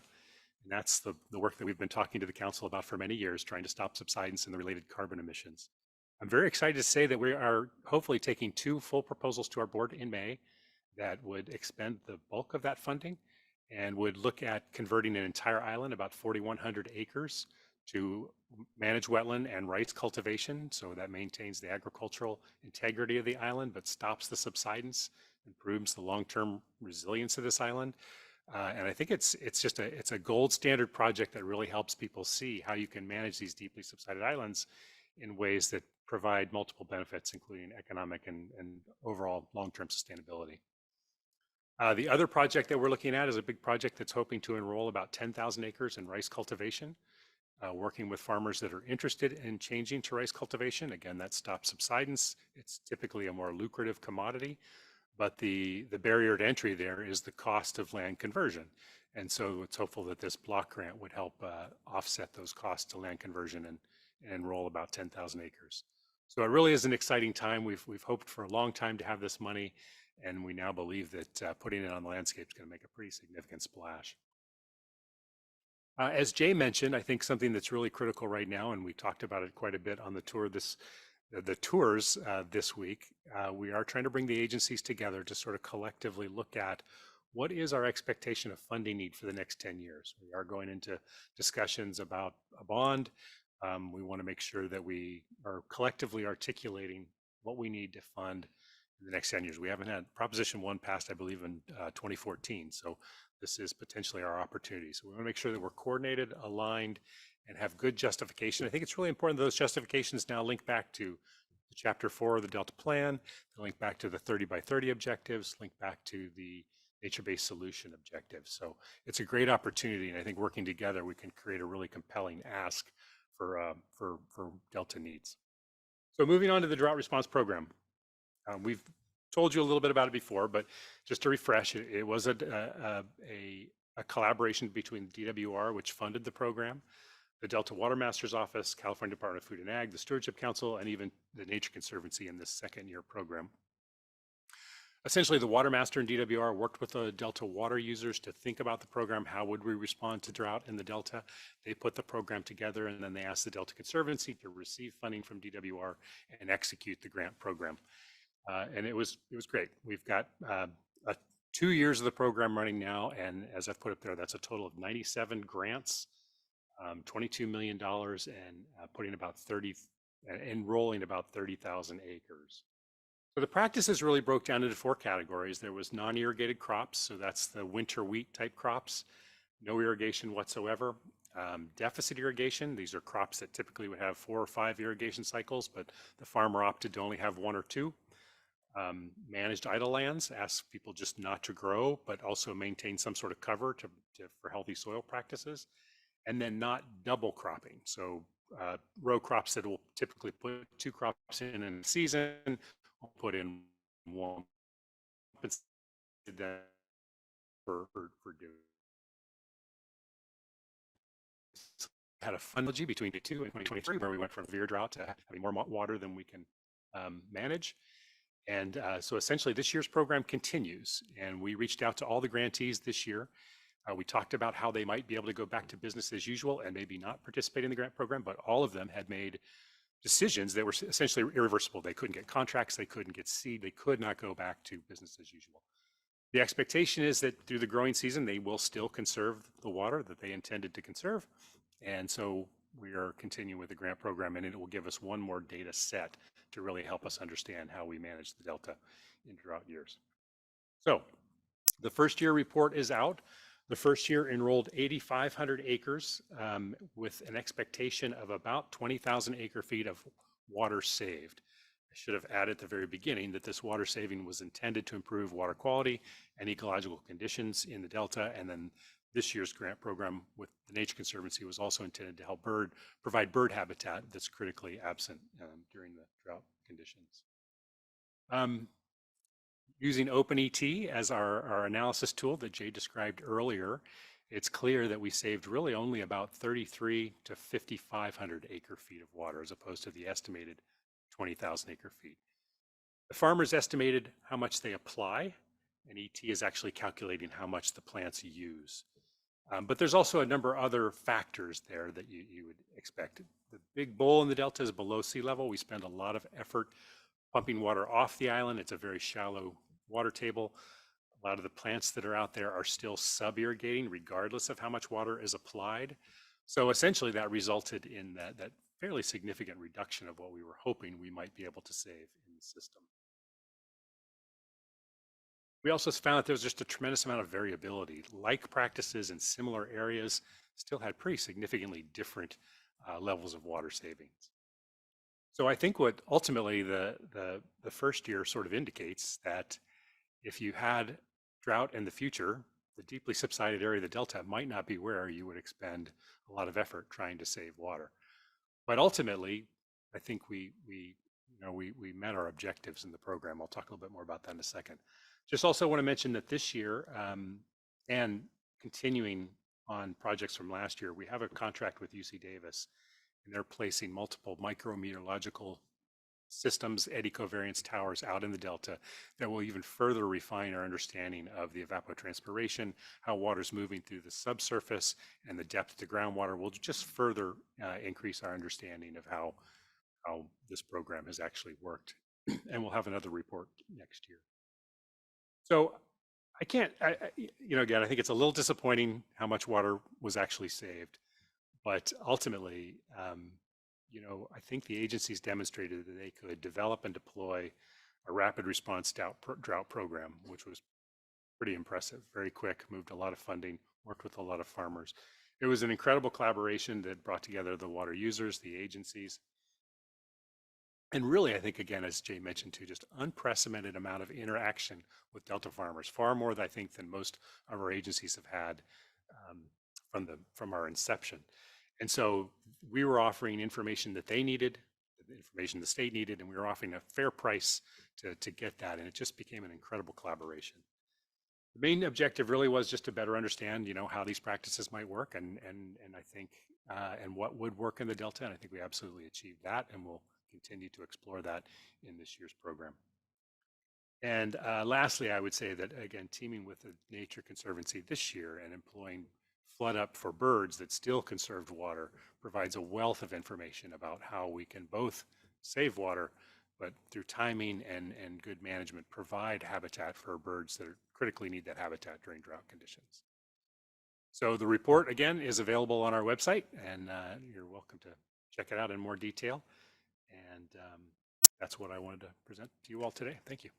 Great. Thank you, Campbell. Any questions, comments? Not? Okay. Okay. Thank you again. Thank you so much, Campbell. And then do we have Bruce Blodgett on the line? Yes, I'm here. Welcome, Bruce. The floor is yours. Thank you. I look forward. I'm going to be coming over this afternoon for the tribal listening session. So look forward to seeing you here in just in a couple hours, but I'll go through this fairly quickly. We appreciate this opportunity. A couple signage programs, more of a long-term is the Clean California program. Those are the wayfinding signs to point people to recreation opportunities, wineries, museums, communities. And then also, and more importantly, the interpretive signs that will come with that. And that's going to be great for communities like Locke and to point people into specific locations and tell the story about those communities. We're very excited about those opportunities. So that'll be working with our National Heritage Area Group too. Some good news, the second signage program, Sacramento, San Joaquin River Delta National Heritage Area signs allegedly are going up today, 2 of them. So we're finally starting to see some progress there. One's supposed to be at off of I-5 at Twin Cities Road, the other one at Hood Franklin. So we're supposed to see 2 signs getting installed today. I'm going to be cautiously optimistic and drive out there tomorrow to see if we actually have signs up, because we heard one of these was supposed to be up back in February. So we'll see if we get some progress there. The National Heritage Area, I mentioned the Sacramento San Joaquin River. We're working with Point Heritage Development Consulting on the National Heritage Area Management Plan. Our deadline there is March of 2024. So this is moving forward. We're excited about that because that presents some real opportunities in the future as we get this management plan and get it approved by the National Park Service. We're probably looking at a 2025 rollout then of some additional funds to actually do some really good things out in the Delta. So we're excited. The NHA advisory, if anybody's interested, is going to be meeting on May 4th, all by Zoom. So go to our website if you're interested and you can plug into that meeting. DPAC, Delta Protection Advisory Committee, we're currently seeking nominations. Those nominations close tomorrow, April 28th. The next meeting DPAC will be June 6th, and we have a new chair, Anna Swenson of the Delta is our new chair of the Delta Protection Advisory Committee. Move over here. Oh, staffing. Not quite as good of a story as Campbell's. We have 2 positions open, but we do have an offer in on 1 position, our information officer. We're hopeful and cautiously optimistic we're going to be able to fill that here fairly quickly. Delta Leadership Program, I want to mention a couple things. We just had 10 participants go through the Delta Leadership Program for 2023. They developed 2 projects and they concluded on April 14th, but there are 2 projects. One is an emergency communications plan. When we had that flooding back in January and well through the first couple months of the year, a lot of electricity went out in a lot of those communities in the Delta. Their ability to communicate, even the cell towers went out because power went out. So no cell phones, no telephones. How do you communicate with people? How do you let them know where resources are? So they're working on a communication system and we'll be working with local governments to develop a communication system that'll work for the residents when they get stranded in these areas.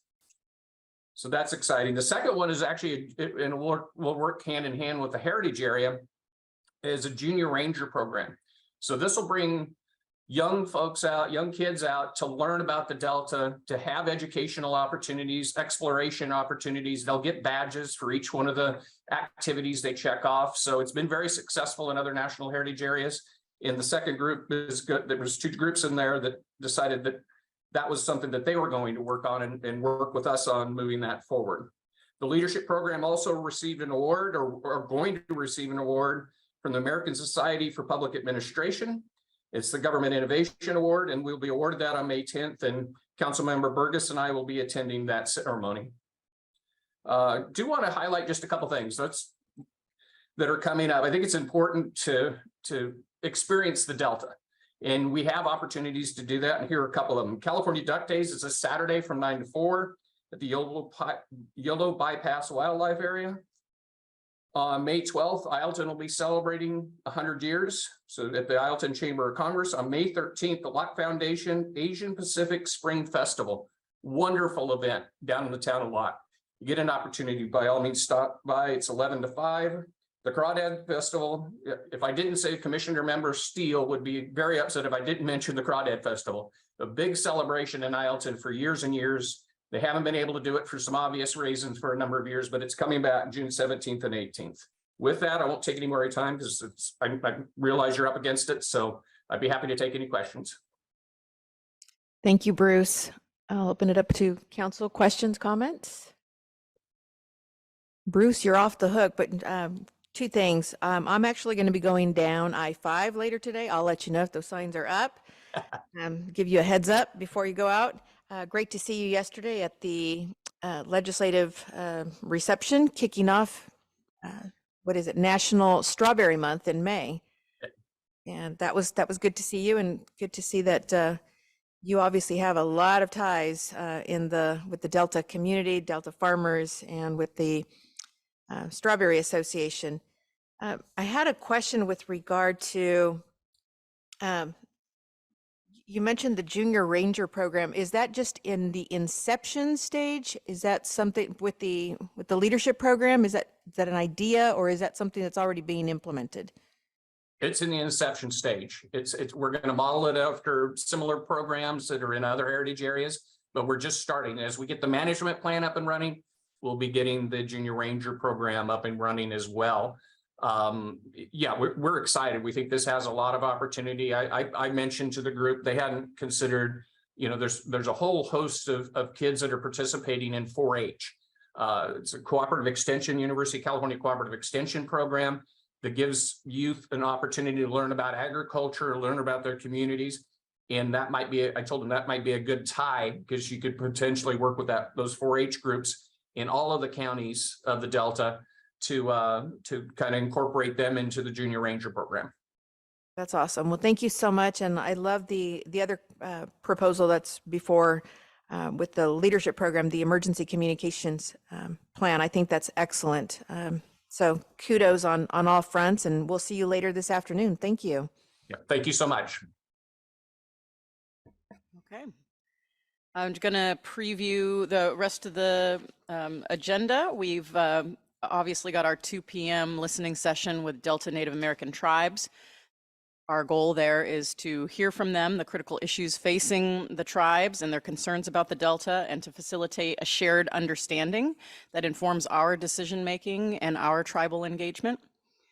Before that, though, we have next our lead scientist report, and then we were going to hear an update on the Delta Conveyance Project from the Department of Water Resources. And then after lunch, we will receive an update from Dr. Lisa Wanger, chair of the Delta Independent Science Board. So with that, I conclude my executive officer's report, and we can check for any public comment as well. Yes, Beck, is there any public comment? No, Madam Chair, there's not. Okay, we will move on now to our lead scientist report. For that, we have Dr. Laura Larson. Thank you. And I know we're running behind time. I could offer to shorten my report to 10 minutes or just cede my time to Delta Conveyance. That would be great. And then if there's a need for us to follow up, we could absolutely do that afterwards. Okay, so thank you. I'll keep my remarks really brief today, but I encourage you all to look at the more detailed report in your packet. I think just to prioritize, I'm going to start out with a few brief announcements, and then I'll get into my article spotlight.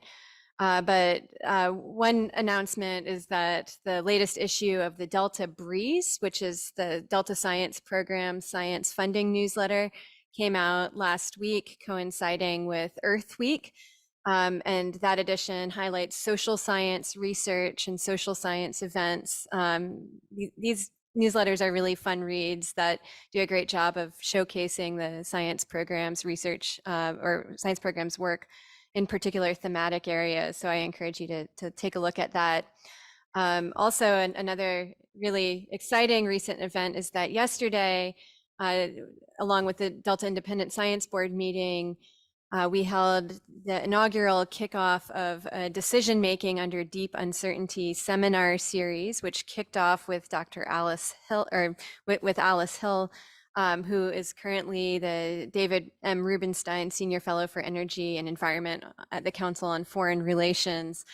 I think this seminar series is really going to do a lot to advance our community's thinking about how we can face a highly uncertain future and be effective at decision-making under those conditions. A couple other really brief announcements are that we have some seminars and workshops coming up in the near future. Next week on May 4th is the 2023 Adaptive Management Forum, which will have a focus on governance for adaptive management. There is a registration link that you all should have received as part of the listserv. I encourage you to sign up and attend whatever part of that meeting that you can. And then on Friday, May 19th, the science program will jointly host a workshop on the influence of extreme heat on organisms, communities, and social ecological systems, together with the UC Davis Coastal and Marine Science Institute. So there's also a registration link available there in your packet. And with that, I would like to request that the graphic, the visual abstract for the article that I'm spotlighting be put up. And today I'm going to very briefly report on a study of Delta smelt that was funded by the Delta Stewardship Council, together with the state water contractors and the Department of Water Resources. And this study has really been getting a lot of attention lately in the Collaborative Science and Adaptive Management Program, CSAMP. As I think most of you understand, native fish in the Delta have really been through the ringer in recent decades.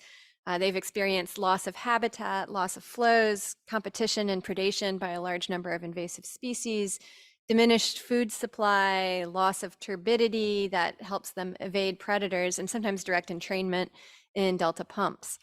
Often the science community has grappled with these changes by trying to understand how varying amounts of any one of these stressors impacts one or more life stages of native fish species. And these studies do contribute valuable information, but they often leave unanswered questions about how interactions between these stressors impact fish, or about which stressors are really driving the concerningly low levels of fish populations in the Delta.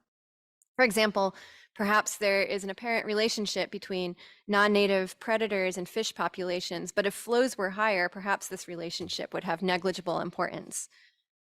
However, there are major challenges associated with studying the impact of interacting stressors on fish, and namely, you need a lot of data that spans the full range of possible combinations of these stressors. Few of these synthesis studies have yet been done, which is why the need to understand the impacts of interacting stressors is recognized as a priority science action in the 2022 to 2026 Science Action Agenda. The research team of this spotlighted study, led by Noble Hendricks of QEDA Consulting, took advantage of the decades of data collected through the Interagency Ecological Program's Fall Midwater Trawl Survey in order to understand how interacting stressors control the presence or absence of Delta smelt in different parts of the Delta. This study focuses on modeling to explain the presence or absence of Delta smelt in the fall specifically, and to understand why the fall is so important for populations of Delta smelt. It's worth taking a slight detour into their life history. Delta smelt typically have 1-year life cycles. They are born in the tributaries, they migrate downstream to brackish water in the summer, where they feed and grow throughout the fall before migrating back upstream in the winter to spawn again. Where they reside in the fall is a zone that is known as the estuarine low salinity zone, as they cannot tolerate highly saline waters.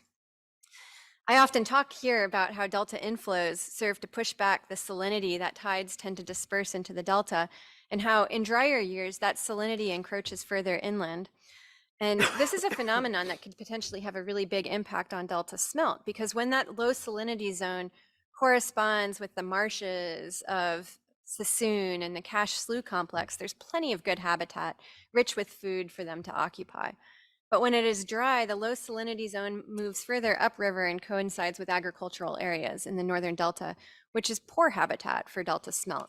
So during those years, low survival through the fall could then serve as a bottleneck for spawning populations. So with this understanding, the biological opinion for delta smelt contains a target value for X2 in the fall. X2 is a measure of how far from the Golden Gate salinity at the bottom of the water column is 2 parts per thousand, and it's generally thought of as an integrative measure of delta outflows and delta salinity. But several recent studies have shown that X2 is only weakly related to delta smelt abundance, calling into question its appropriateness. So Noble Hendricks and his colleagues took a statistical approach to evaluate how X2 and other measures of stressors for delta smelt control their fall presence or absence in different portions of the delta. They're relying on a big data set here, and this creates its own set of challenges. For example, many of the variables, and when I say variables, I'm referring to stressors or things we can measure like temperature, salinity, and flow. But many of the variables in a comprehensive data set might be related to each other in ways that make it difficult to tease out which variable or variables actually have direct influence on delta smelt presence or absence. And sometimes there's so many variables in the data set that you could create a model that explains nearly every point it was trained on, but is not generalizable and would actually predict other data points that the model hasn't seen before very poorly. And this is a statistical problem called overfitting. So the researchers here took an innovative approach to deal with the challenge of too much big data. They convened a large number of delta smelt experts and had them generate hypotheses about how multiple variables together might control whether delta smelt are present or absent at a particular location. And then they translated those hypotheses into alternative statistical models and tested them by how well they predicted delta smelt presence or absence on a test set of data. It's a really innovative approach that isn't often done in statistical modeling and could be a way forward also to incorporate things like traditional knowledge that usually aren't incorporated into statistical analyses into these studies. So what the researchers found was really illuminating. In 4 of the top performing models, X2 didn't appear in any of them. Rather, the salinity measured at each particular location was one of the most important variables. The interpretation is that X2 might not be a good enough predictor of salinity conditions experienced in these specific regions of the delta. One of the top 4 models was a much better fit to the data than the others, and it only had temperature and salinity. But one of the other models also added slight predictive power when used in combination with that model. And that model additionally included water clarity, threadfin shad abundance, and an index representative of predation intensity. So specifically, clear water diminished the likelihood of finding delta smelt in particular locations. Threadfin shad is thought to compete with delta smelt, and that also diminished the likelihood of finding delta smelt in particular locations. And then finally, very interestingly, delta smelt were more likely to be present where the predation index was high, which might just indicate that conditions that favor delta smelt also favor their predators. Still, the most important variables by far appeared to be temperature and salinity, and it will be very interesting to see whether future biological opinions might take these new findings into account and move away from X2 as the primary regulatory standard.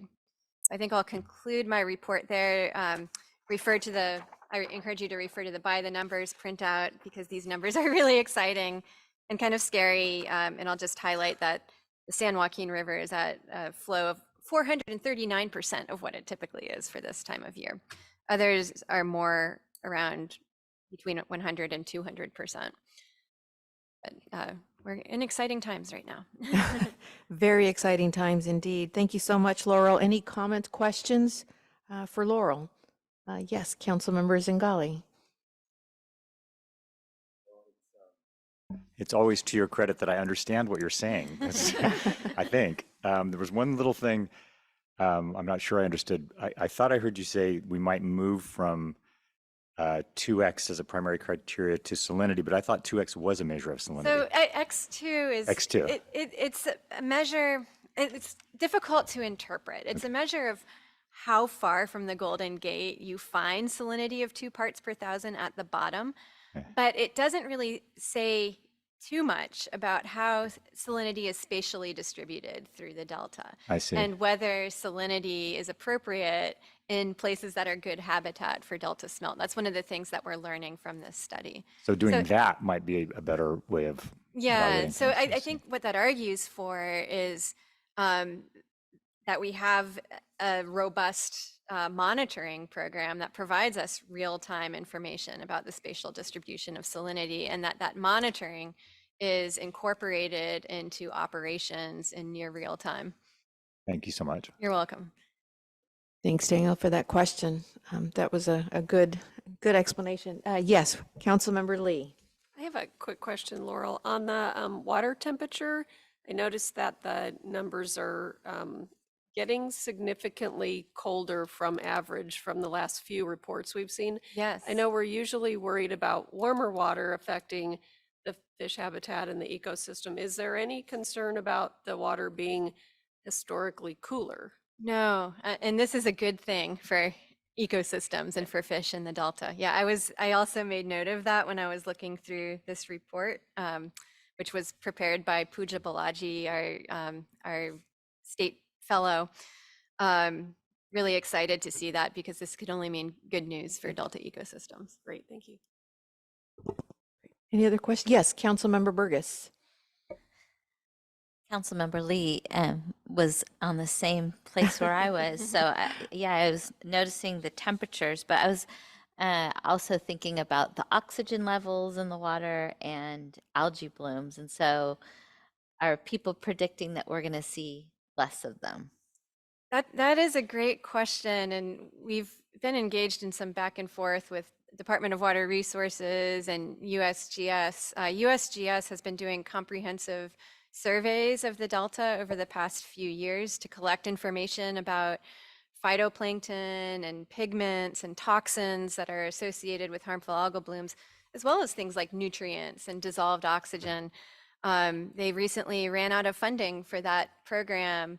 And, you know, we basically can't let these surveys end because we don't have data yet on how the system will respond in a wet year.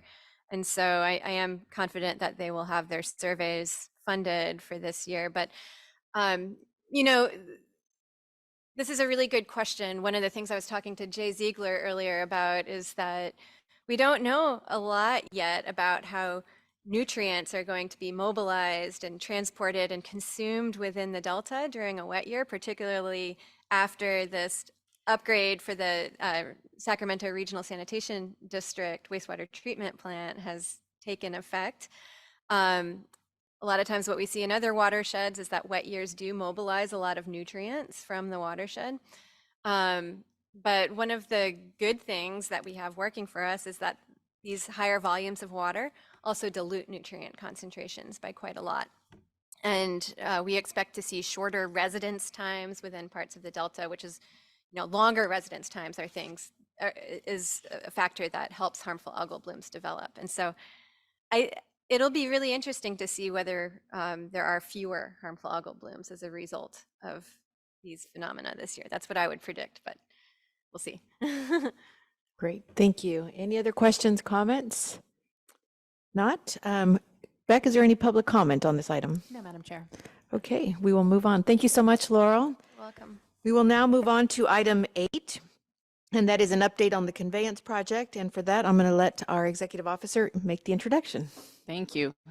Well, today, as part of our regular series of updates, Carrie Buckman from the Department of Water Resources is here to provide some updates on the planning efforts for the Delta Conveyance Project and to answer any questions you might have. Welcome, Carrie. There you go. Good morning, Carrie. Good morning. Thank you, Chair Medueno and members of the council for having me here for an update. It's good to be able to talk to you again. I do have a short presentation. Great. I think we can go to the next slide.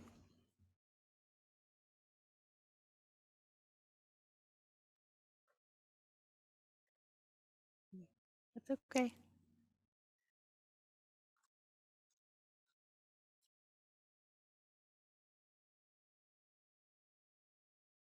Thank you. So this is just a general update about where we are. We're really in the intense part of working on our CEQA document right now. We are responding to comments and preparing a final EIR, and that's expected to be completed at the end of this year. The Corps of Engineers is also working on their NEPA document. Their comment period closed on March 16th, and they are similarly working to respond to comments. They're expecting their document to trail ours a bit, and we're looking around early 2024. We are also working towards beginning our consultation processes under the California and Federal Endangered Species Acts. We're also working to continue to coordinate with the community to further develop the community benefits program. We are looking ahead to financial work after the EIR is finalized to revise our cost estimate and develop a cost benefit analysis. And we are continuing public outreach and engagement throughout. One note that I wanted to mention, we are starting geotechnical explorations for this season next week on Monday. And I wanted to just mention this is work on Highway 160, so it's going to be very visible in the Delta. And sometimes if folks don't exactly know what's going on, they may think that the project is starting construction. So I wanted to highlight that this is not part of project implementation. This exploration is actually part of a past environmental document on soil investigations for data collection in the Delta. And so this is a separate process. It's designed to collect data. It's used to support planning. It does not reflect that a decision has been made on the project. Next slide, please. So today I wanted to talk a little bit about the comments that we're receiving on the EIR and some themes that we've seen and ideas of how we're starting to respond, just to kind of give you a flavor of the kinds of things that we're seeing. So I think I provided some of this the last time, but just as a quick reminder, we had a 142-day comment period.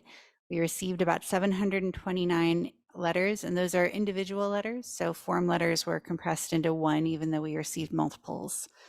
We had about 7,300 300 individual comments. So in those letters, we went through and subdivided them into individual comments on a particular topic.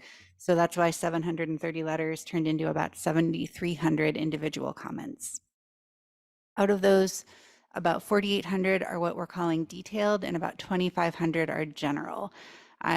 It's really about sort of the level of detail and specificity related to the EIR. The general comments are more often things like expressing support or opposition to the project, kind of more general topics. And they cover a really broad range of policy and environmental technical topics. Next slide, please.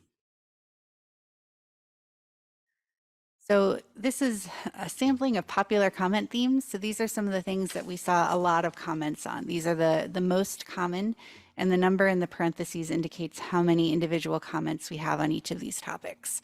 So really common topics were related to water quality, the project description and objectives, fish and aquatic habitat, the range and scope of alternatives, groundwater, terrestrial and biological resources, hydrologic modeling and climate change modeling, and CEQA process and general approach. Next slide, please. So we will be responding to all substantive comments. Those responses will generally be in two formats. We'll have common responses that reflect the responses to overarching comments that we receive multiple times and sort of larger themes. And then we will have individual responses to each of those individual comments. And we will also seek to clarify CEQA topics versus non-CEQA topics and process as we move through. Next slide, please. So I'm going to walk through a few recurring comments and talk a little bit about the types of things and the themes that we're considering as we develop responses, just again to give you an idea about where we're heading.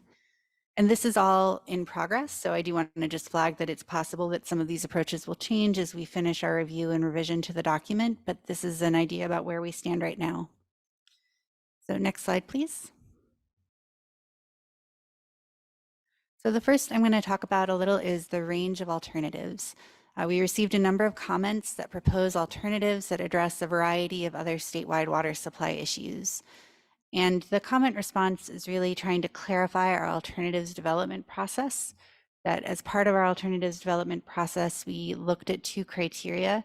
Alternatives must satisfy the project objectives, and they must also avoid or reduce potential significant environmental effects of the proposed project. And these are from CEQA. These are the guidance for developing a range of alternatives in CEQA. So as an example, we receive a lot of comments requesting that instead of delta conveyance, we look at, for example, conservation and recycling. And as a state, clearly we recognize the importance of conservation and recycling, but they aren't for this project an alternative to the proposed project. As the owner and operator of the State Water Project, our objective is to continue the functionality of the State Water Project when facing the many challenges we know are coming, primarily climate change, sea level rise, and earthquake risk. So having alternate supplies and continuing to allow the State Water Project to degrade doesn't meet our objectives for this project. Next slide, please. We received a lot of comments on CEQA, and that I think some commenters might not have fully understood the CEQA requirements versus things that are not CEQA requirements. And so we are going to work to improve understanding of what CEQA requires related to this project, and that it's the lead agency's discretion based on substantial evidence to select analyses, evaluate findings, and draw conclusions. And one note, I do want to make sure people understand that we are going to have to go through many permitting efforts after this. This is sort of the first step in the planning and permitting, including coming to the council for Delta Plan consistency. The EIR doesn't need to meet the requirements of all of those future permitting processes. This is really specific to CEQA requirements. So we're trying to be clear about the different things that we will be going through. Next slide, please. So this is about tribal cultural resources. So in the EIR, we did identify the entire Delta as a tribal cultural landscape. And I think there was some confusion about what that meant. Particularly, I think that some commenters saw the Delta tribal cultural landscape as basically a collection of individual sites. They thought that it was essentially saying that we've identified the Delta as a tribal cultural landscape because there are many individual archaeological sites in the Delta. But really, we're trying to say that the tribal cultural landscape is much more broad than that. It encompasses many character defining features, including all of the water, many of the land features, terrestrial resources. It's not a collection of purely individual sites. And so we're trying to shift that understanding of the landscape that it's a whole and it's all very interconnected. And that does also help define our approach to understanding and avoiding character defining features. So for example, the character defining features do include archaeological resources, and for those we can try to avoid them when they're known and existing. However, there are some that we can't fully avoid, because this is all interconnected.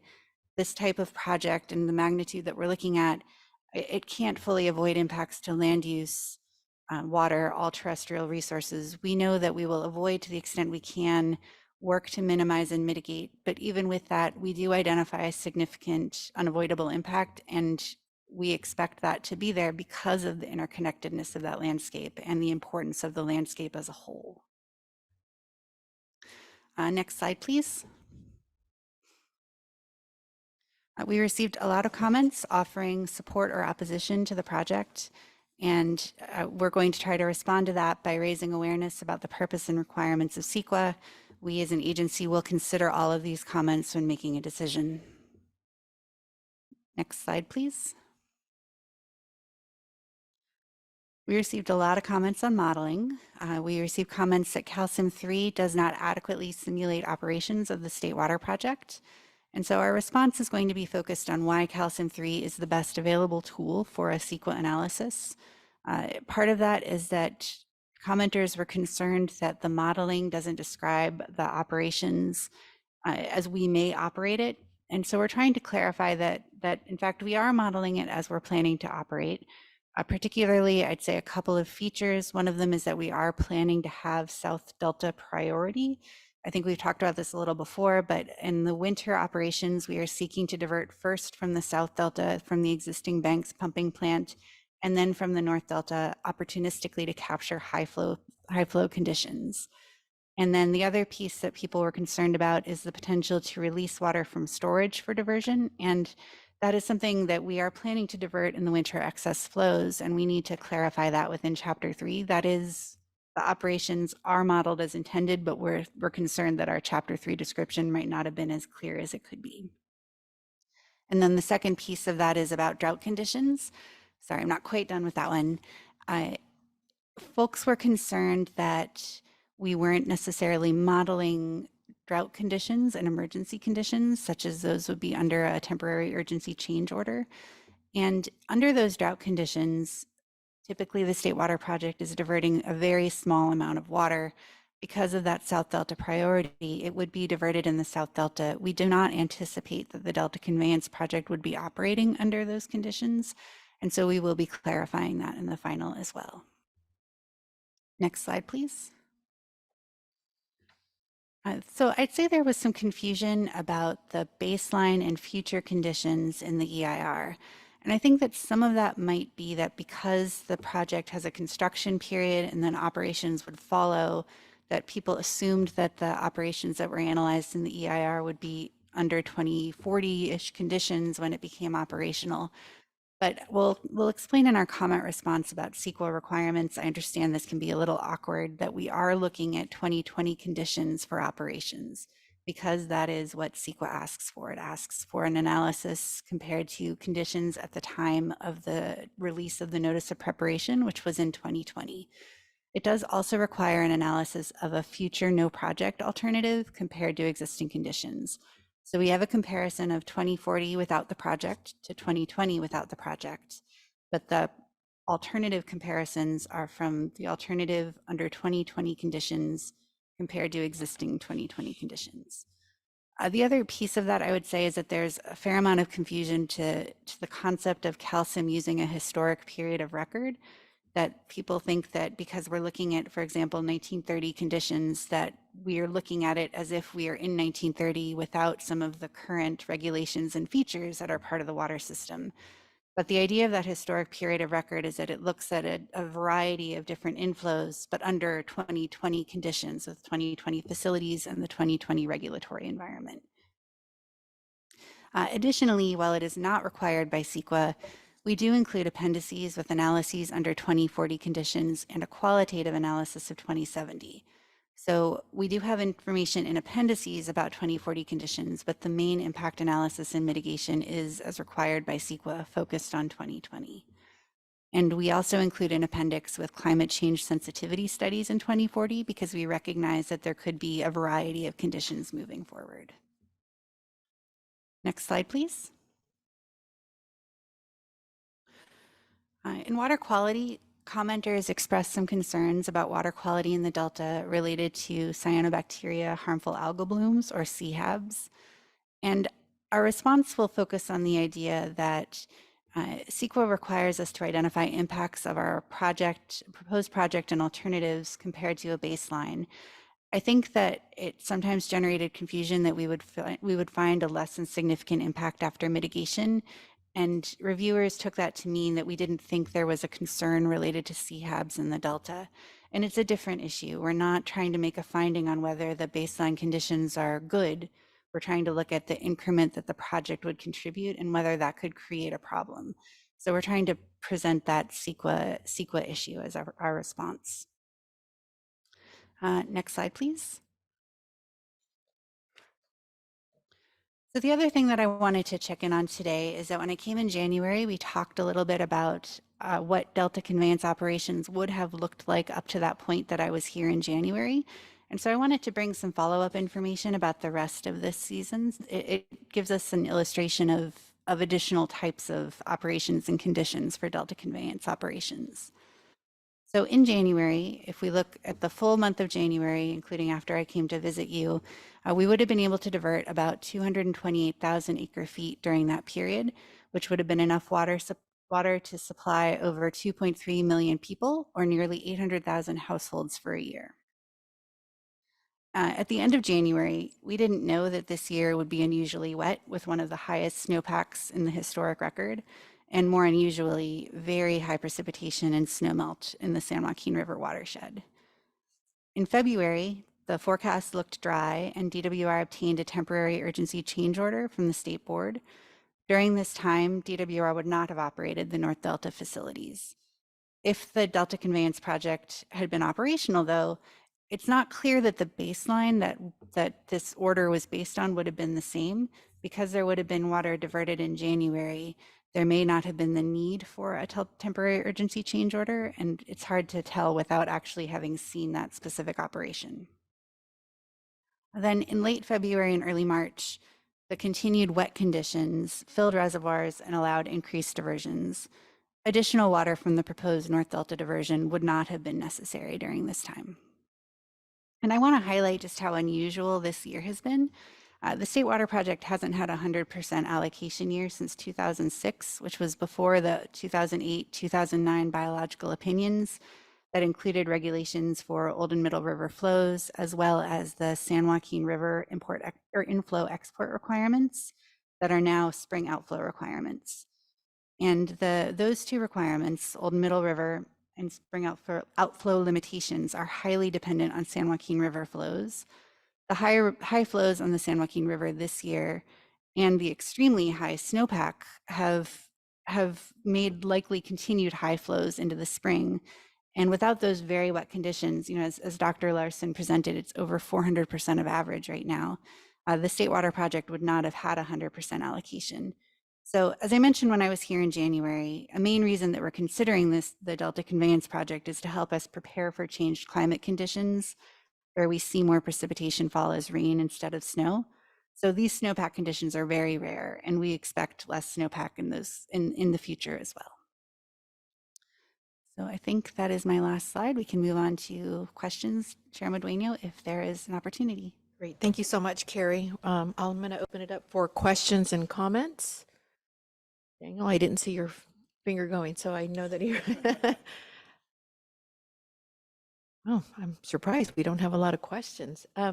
Oh, we have Councilmember Lee. Yes. Yeah, I was just confirmed last month and I got a lot of questions about the conveyance project during my hearing. So I appreciate, your updates and the thoroughness that you provide. Is there any more detail you can give us on maybe where some of these comments, it looks like most of them are coming from concerns about water quality and the project description and objectives. Are they coming from a broad spectrum of people in the Delta or all over the state? Can you talk a little bit more about that? So I think I can say we receive comments from a pretty broad spectrum of public agencies, non-government organizations, individuals, and throughout the state. Yes, it's a pretty broad range. Carrie, I have a couple of questions. So we just finished approximately 3 months of legislative meet and greets.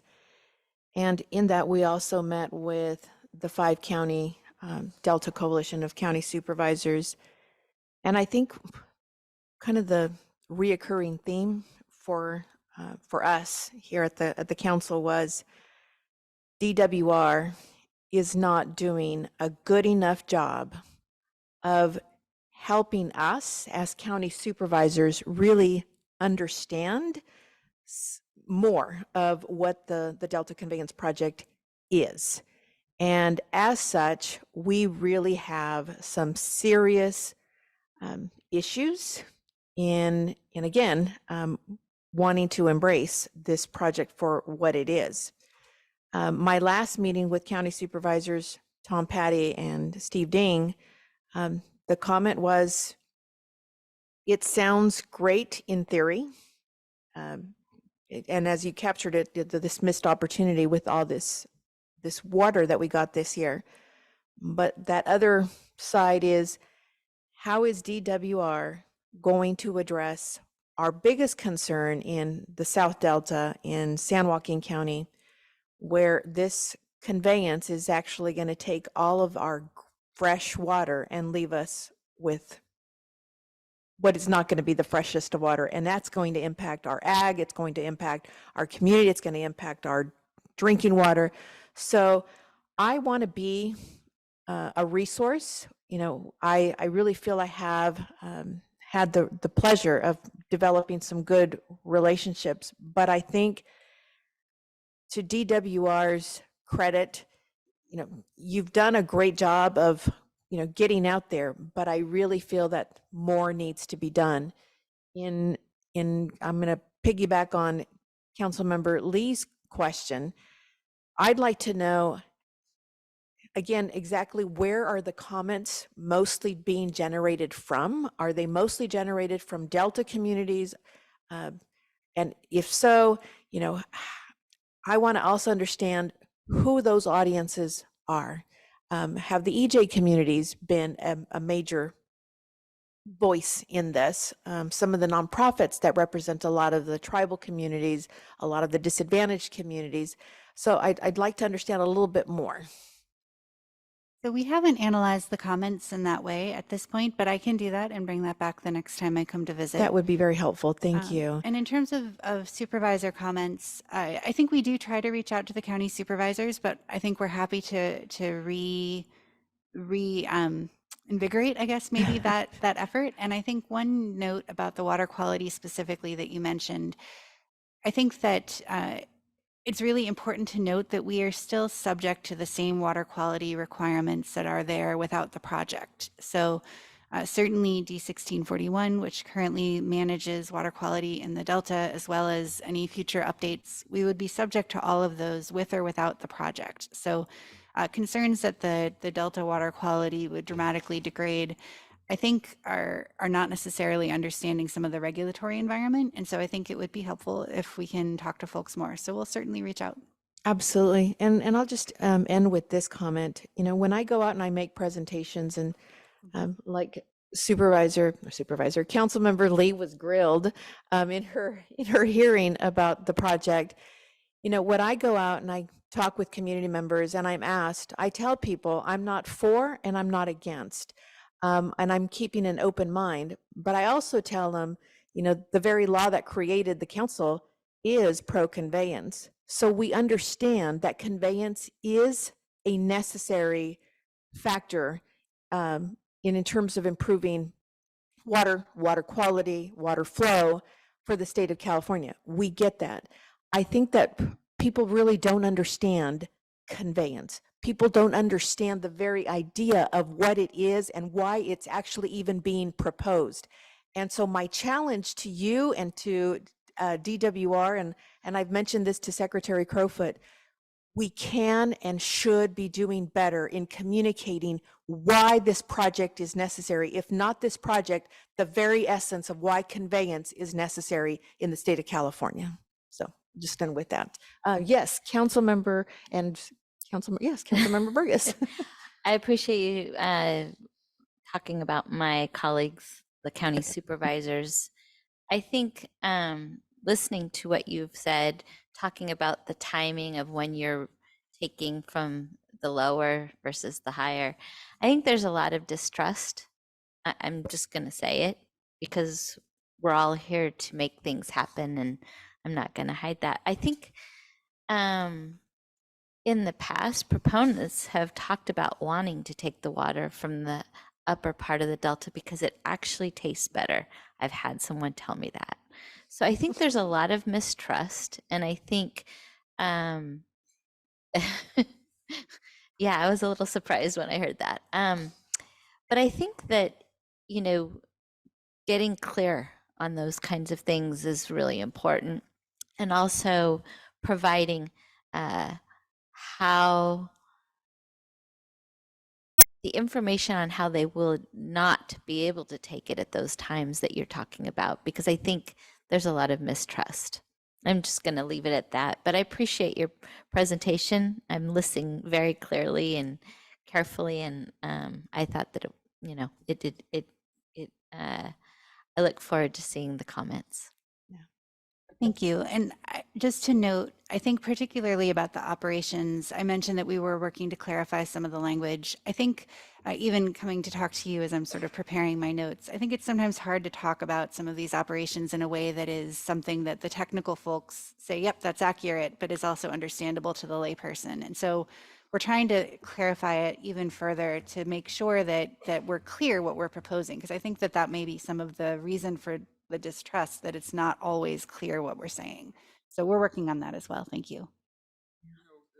Oh, sorry. Turn on your microphone. Here we go.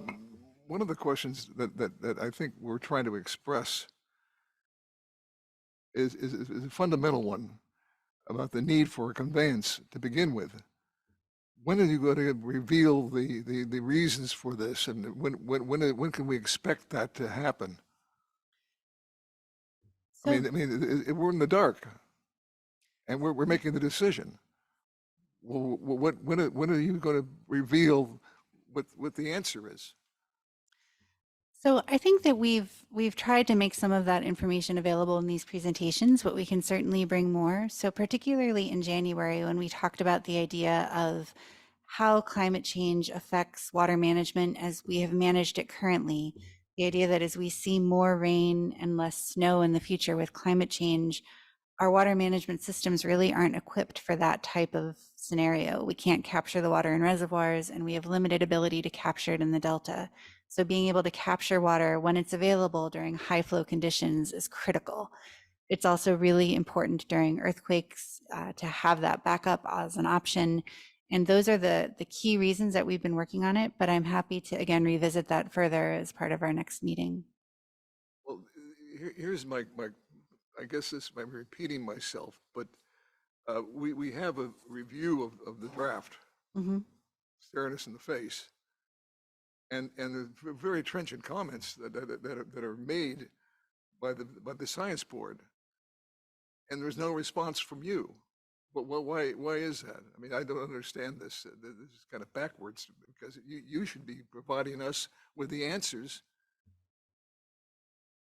You're nodding your sentence. Is that true? I mean, are you going to do that? And when are you going to do it? So that will be part of the final EIR. So because these are official comments made as part of the CEQA record, we are responding to them officially as part of the CEQA record. So in the final EIR, we are responding to all of the comments. I think before then, it's very hard to respond because we are working on all of the comments received collectively. We want to make sure that we're not responding to some comments a little differently than others. There's a pretty extensive review process and revision process that we need to go through. But they will all be as part of the final EIR at the end of the year. And at that point, I'm happy to talk about them further as well. I mean, that's a non-answer to my book. I mean, you haven't responded to what our question is fundamental, and you're not responding to it. And I don't understand that. Yeah, it's a legal process. I'm sorry. I know that that can be frustrating. Carrie, thank you so much. As always, we really appreciate these updates. I think that they're very important for us to, again, continue to understand the process and what's coming before us in the not so distant future. So again, we really appreciate your time and coming and giving us a debrief. So we look forward to your next report. Thank you. And thank you so much for having me. I appreciate it. Thank you. Beck, is there any public comment on this item? No, Madam Chair. Okay, we will now move on to, well, our next item is lunch. Lunch it is. So we will convene, what time is it? 12:10. We're just 5 minutes off. Is it okay if we come back at 1:05? So it gives you 55 minutes for lunch. Is that good? All right, we will now adjourn for lunch and come back at 1:05.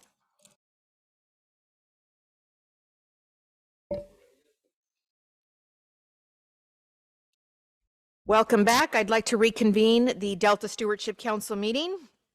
We are now on item number 9, and this is the Delta Independent Science Board. And for that, I'm going to actually introduce Dr. Larson, who will actually introduce our panel member.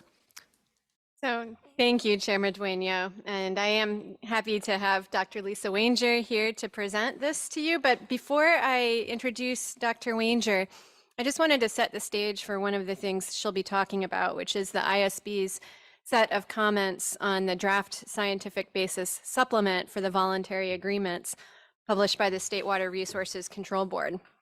So this set of comments pertains to the update of the water quality control plan for the San Francisco Bay, Sacramento, San Joaquin Bay Delta, which is briefly referred to as the Bay Delta Plan.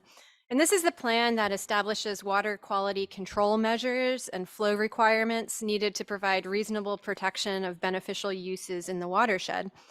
The plan originally came out in 2006, and the State Water Resources Control Board is responsible for updating and adopting the plan.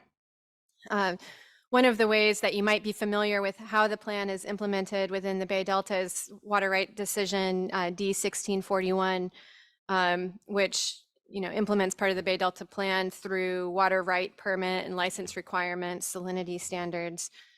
With respect to updating the Bay Delta Plan, in 2018, an update was completed for the lower San Joaquin River and tributaries, which includes parts of the Southern Delta, but there is a continuing update underway for the Sacramento River, the main part of the Delta, and the tributaries of the Sacramento.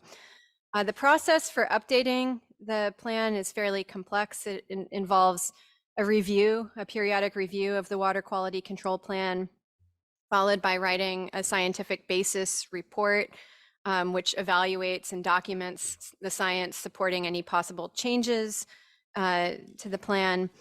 And at the request of the State Water Board, the Delta ISB has reviewed past scientific basis reports.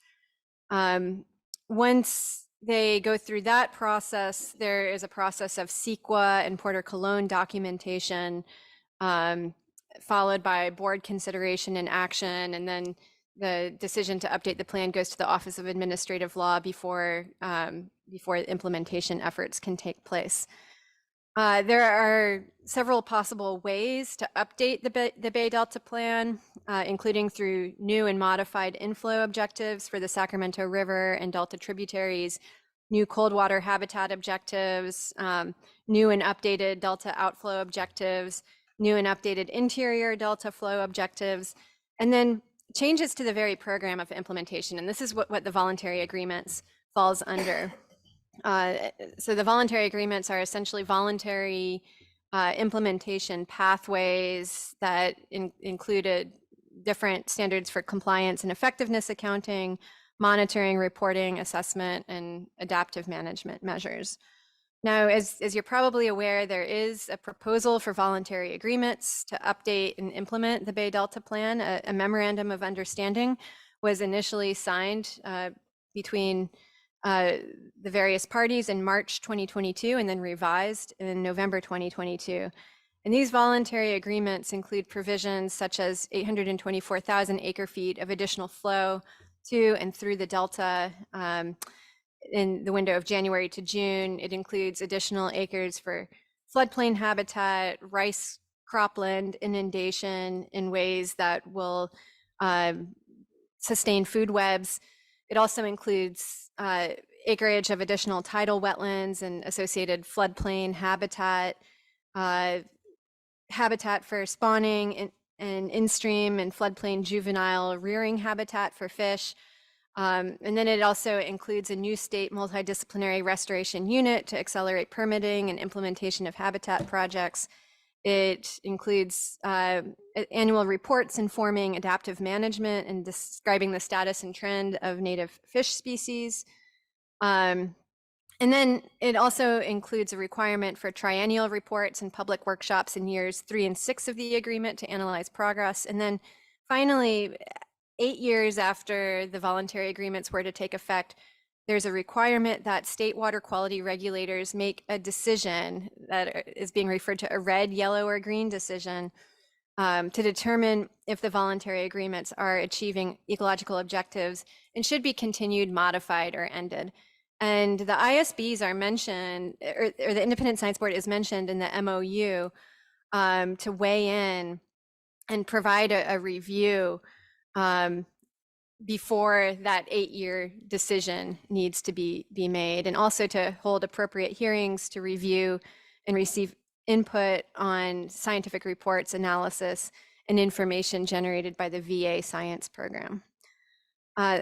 So the board recently issued a comment letter on the draft scientific basis supplement to the voluntary agreements that Lisa will be talking about.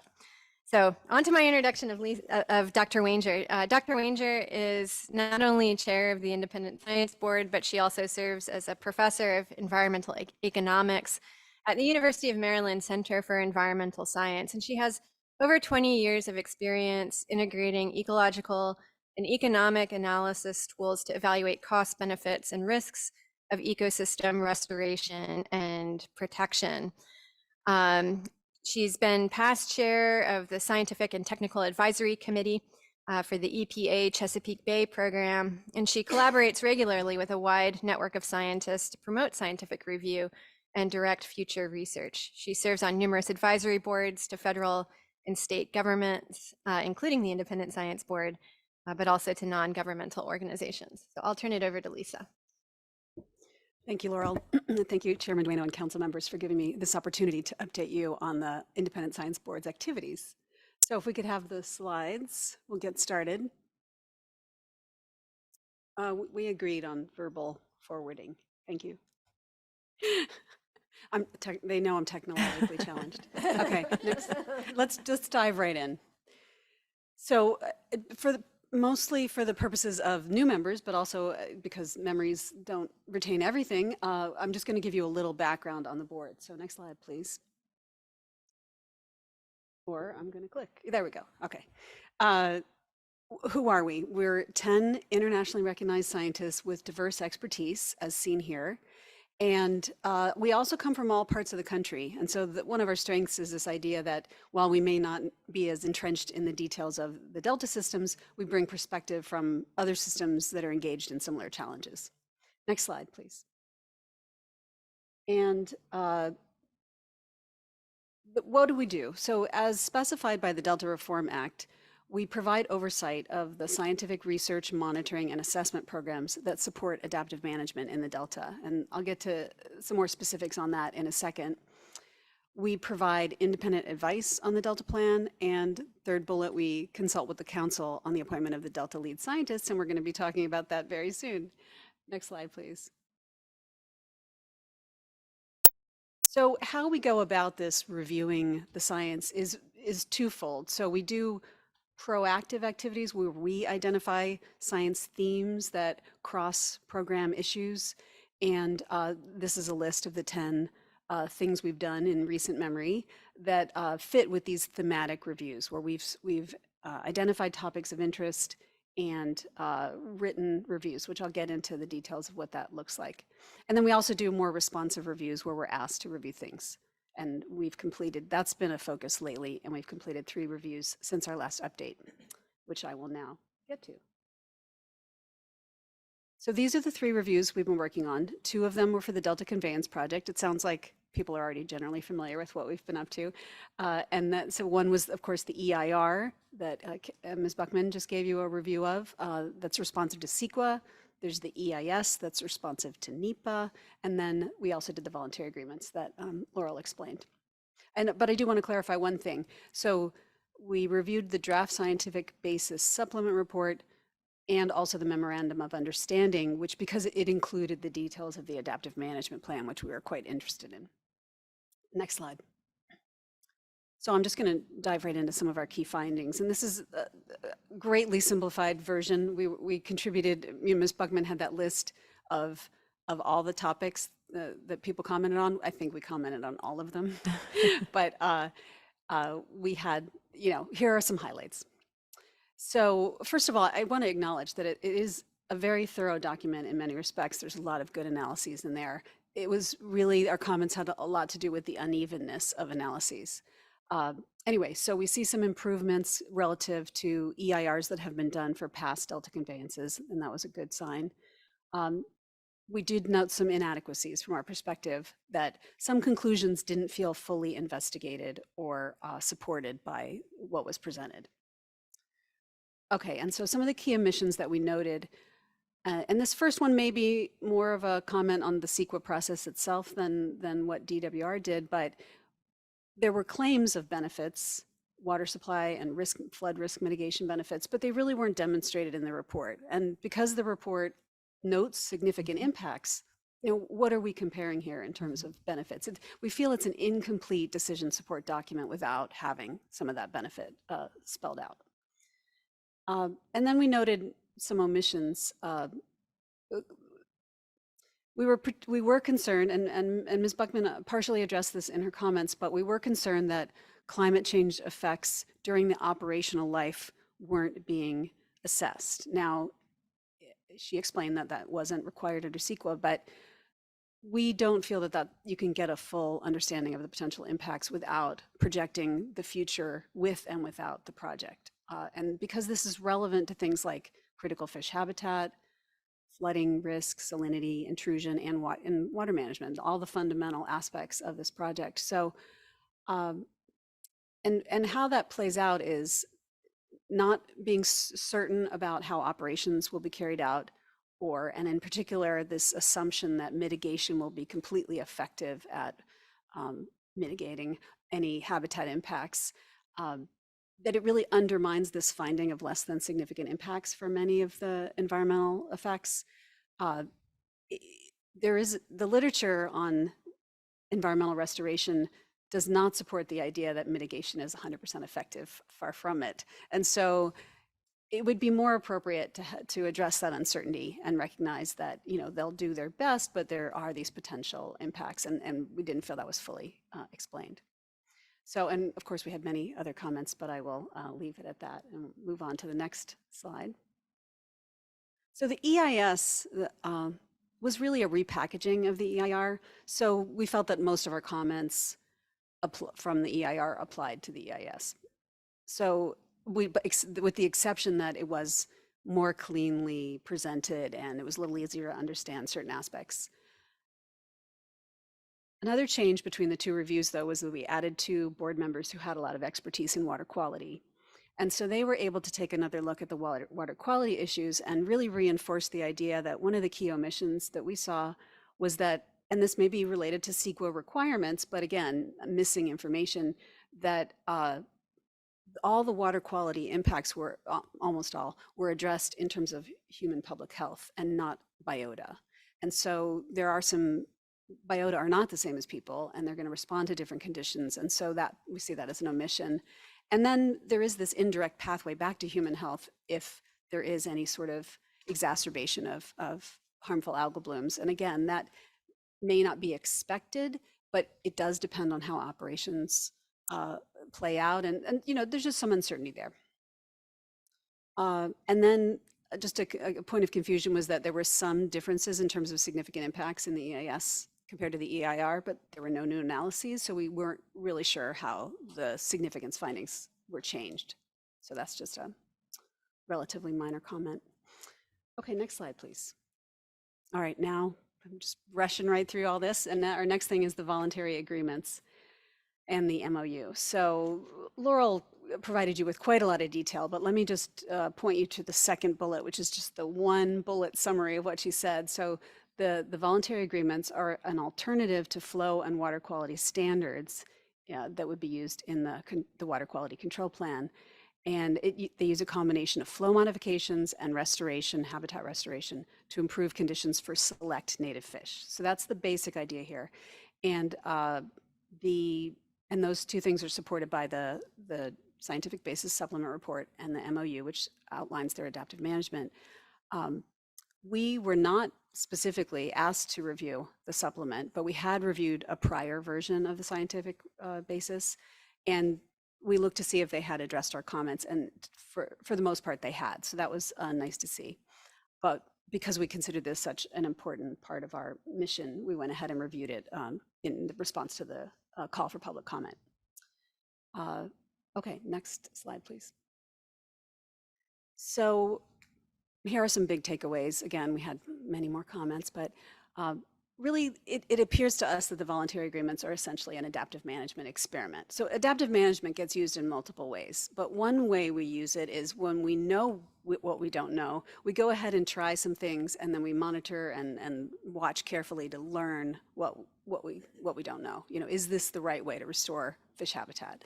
And so that's how we see this, that this is one of those adaptive management experiments. And we think it could generate some important insights into how to improve aquatic habitat. And the plan goes deep on planning for scientific review and performance targets. So those are some advantages of the current plan.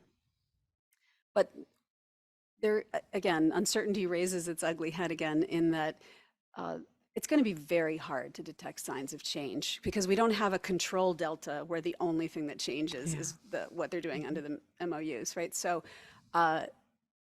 we didn't necessarily see sufficient investment in thinking about, well, you might need models to be able to control for other variables in the system to be able to detect the effects.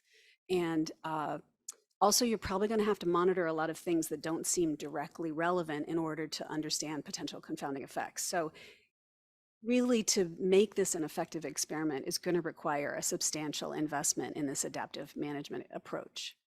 So that's really, and we didn't have time to get into all the details of the science because we had a very abbreviated time frame in which to respond to this. But these are our main takeaways, are about making sure we learn from this experiment. Okay, next slide, please. All right, and so now I'm just going to switch gears. That's what we have done. Now we're going to talk about what we will do, or what we're already working on, because it's already partway through the calendar year.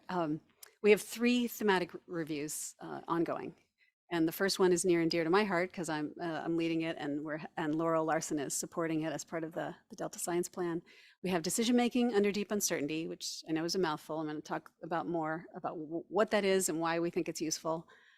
We have a focus on managing subsidence, bringing the Delta Independent Science Board's, objective view of how effective can we be at reversing subsidence or slowing it and sequestering carbon and all those good things.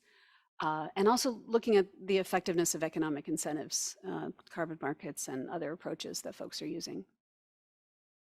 And then the food webs is focused on, so oftentimes when we say we're working on food webs, people say, well, we already have a lot of work on that. And what's different about what the ISB is doing is a focus on the upper trophic levels, or in other words, fish, and fish that eat fish and fish that influence fish. So we've had a lot of focus on the base of the food web, the phytoplankton and planktivorous fish, but we also want to think about how might predator relationships be influencing things. And actually, Laurel gave an example of that in her discussion of the smelt review. So there can certainly be things that we may think we understand, but without a way to model how the fish are interacting or what an invasive species effect might be, we may misinterpret signals. And then we have ongoing communication and outreach. I think you heard from Jay Holzer Jay Lund and Tom Holzer. Maybe they're one person in some world, some alternative universe. They presented their water supply reliability report to you. They continue to do outreach on that. And then we have the science needs assessment is something that was conducted in roughly 2020.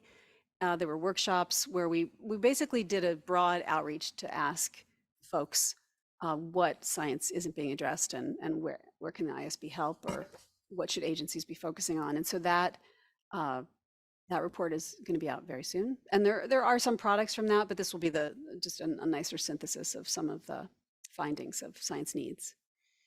And then just also want to let you know that we do consider ourselves partners in this science enterprise. And so we're always open to hearing new requests or ideas for reviews if folks have questions. Next slide, please. So just a little bit on how these thematic reviews work. The purpose of them is to evaluate the state and adequacy of the science. We like to take a look at science gaps, think about things that may be a little farther in the future than agencies have time to think about. We have the luxury of time in a sense of not having day-to-day requirements. So we can say, well, what would you like to have 10, 20 years from now? And we're always seeking better connectivity between the science and management and policy. And our hope is that by creating these synthesis documents, we make it more accessible to agencies and help them use the science. But importantly, we are not trying to influence policy. We don't recommend or endorse policies. We're just looking at the adequacy of the science for making decisions. Next slide, please. And also, just to let you know, this review process has many opportunities for stakeholder input. So we have 2 prospectuses out right now, the food webs and subsidence, and we seek comments on those. And the reason to comment is to see if it can be more useful to you. Like if you're interested in subsidence, you might say, well, I also have this question that I don't see in this prospectus, and we could respond to that. So the way we go about identifying these themes is talking to people. We've had workshops. The science needs assessment is an example where we went out, talked to people, and they gave us themes. We talked to stakeholders. There's surveys. And of course, the Delta Plan itself also provides ideas. Then we produce this prospectus that I just talked about. That's just a summary of the topics, goals, and methods. And then we put that out for public comment. And then we do our stuff, however we've laid out our methods. We may run workshops, we may do research in the literature, we may talk to people, whatever it is. And then we put out a draft review, again, for public comment. Then there's a final review and report to the council. You'll hear about everything. And then we do outreach, letting folks know what products we've created and trying to invite the folks we think can most use that information. So there's a lot of, I think what's perhaps unique about the ISB is that we do really try to provide a lot of opportunity for input from diverse stakeholders and rights holders. Next slide. Okay, now I'm going to just explain about one of the thematic reviews just for fun. And I don't know if any of you were able to attend our seminar yesterday. Some of this was covered there, but I'm just giving you the quick summary today. So we have this decision-making under deep uncertainty. And so first of all, we have to explain what is deep uncertainty. And really, in a word, it's just unpredictability. So, we have things like flood events where we have some idea of how frequently they're going to reoccur, and that tends to be misinterpreted. But maybe those probabilities need adjusting, and there are problems with that, but we have probabilities for flood events. We don't have probabilities for things like global pandemics. And so those are the deeply uncertain things that can still be useful to think about in planning. And these are also cases where uncertainty can't easily be reduced. It's not a matter of just, oh, if we just spent more money, we'd know. No, it's not like that. And also stakeholders may disagree on the consequences. So there may be some science, but yet people are interpreting it differently. And then this is an opportunity to investigate those alternative hypotheses. And I think it doesn't take much of a stretch of the brain to think about some deep uncertainties we've been experiencing here in the Delta. So next slide, please. So we have a big focus on scenarios because we see this as a really useful tool for the agencies to use. And here's how to think about these scenarios. This cone of plausibility, as they call it, this represents trajectory through time and increasing uncertainty as you move away from the current situation. So if we're at the star, we have the historic evidence that gives us some idea of variability of conditions. But then we also know things are changing. And so the cone is increasing in the future. We have many uncertainties. And what we tend to do, generally speaking, when we're doing planning, is look at the green cone. Sort of we try to guess what's the most probable future, and then we do sensitivity analyses around that. You know, what if we're a little bit wrong? But this is saying, what if we're a lot wrong, or what if some brand new thing like a global pandemic happens? And the reason to think about these other scenarios is multiple, but basically it helps you recognize that the system is changing in ways that are largely unpredictable. And we want to use this to do things like stress test our management options. So obviously you're not going to plan for the most extreme event. We could not probably afford to reduce impacts of the most extreme event. But the point is to just understand where our management is weak in the future. So we talk about stress testing. So if we're in the green cone, our management solutions work pretty well. If we're outside the green cone, do they also work pretty well? Or would some other strategy that's maybe just a little bit different work better if we're outside the green cone? And it gives you opportunities to think about ways to mitigate risks into the future. And we'll be presenting more concrete examples and things that will help explain that soon. Next slide.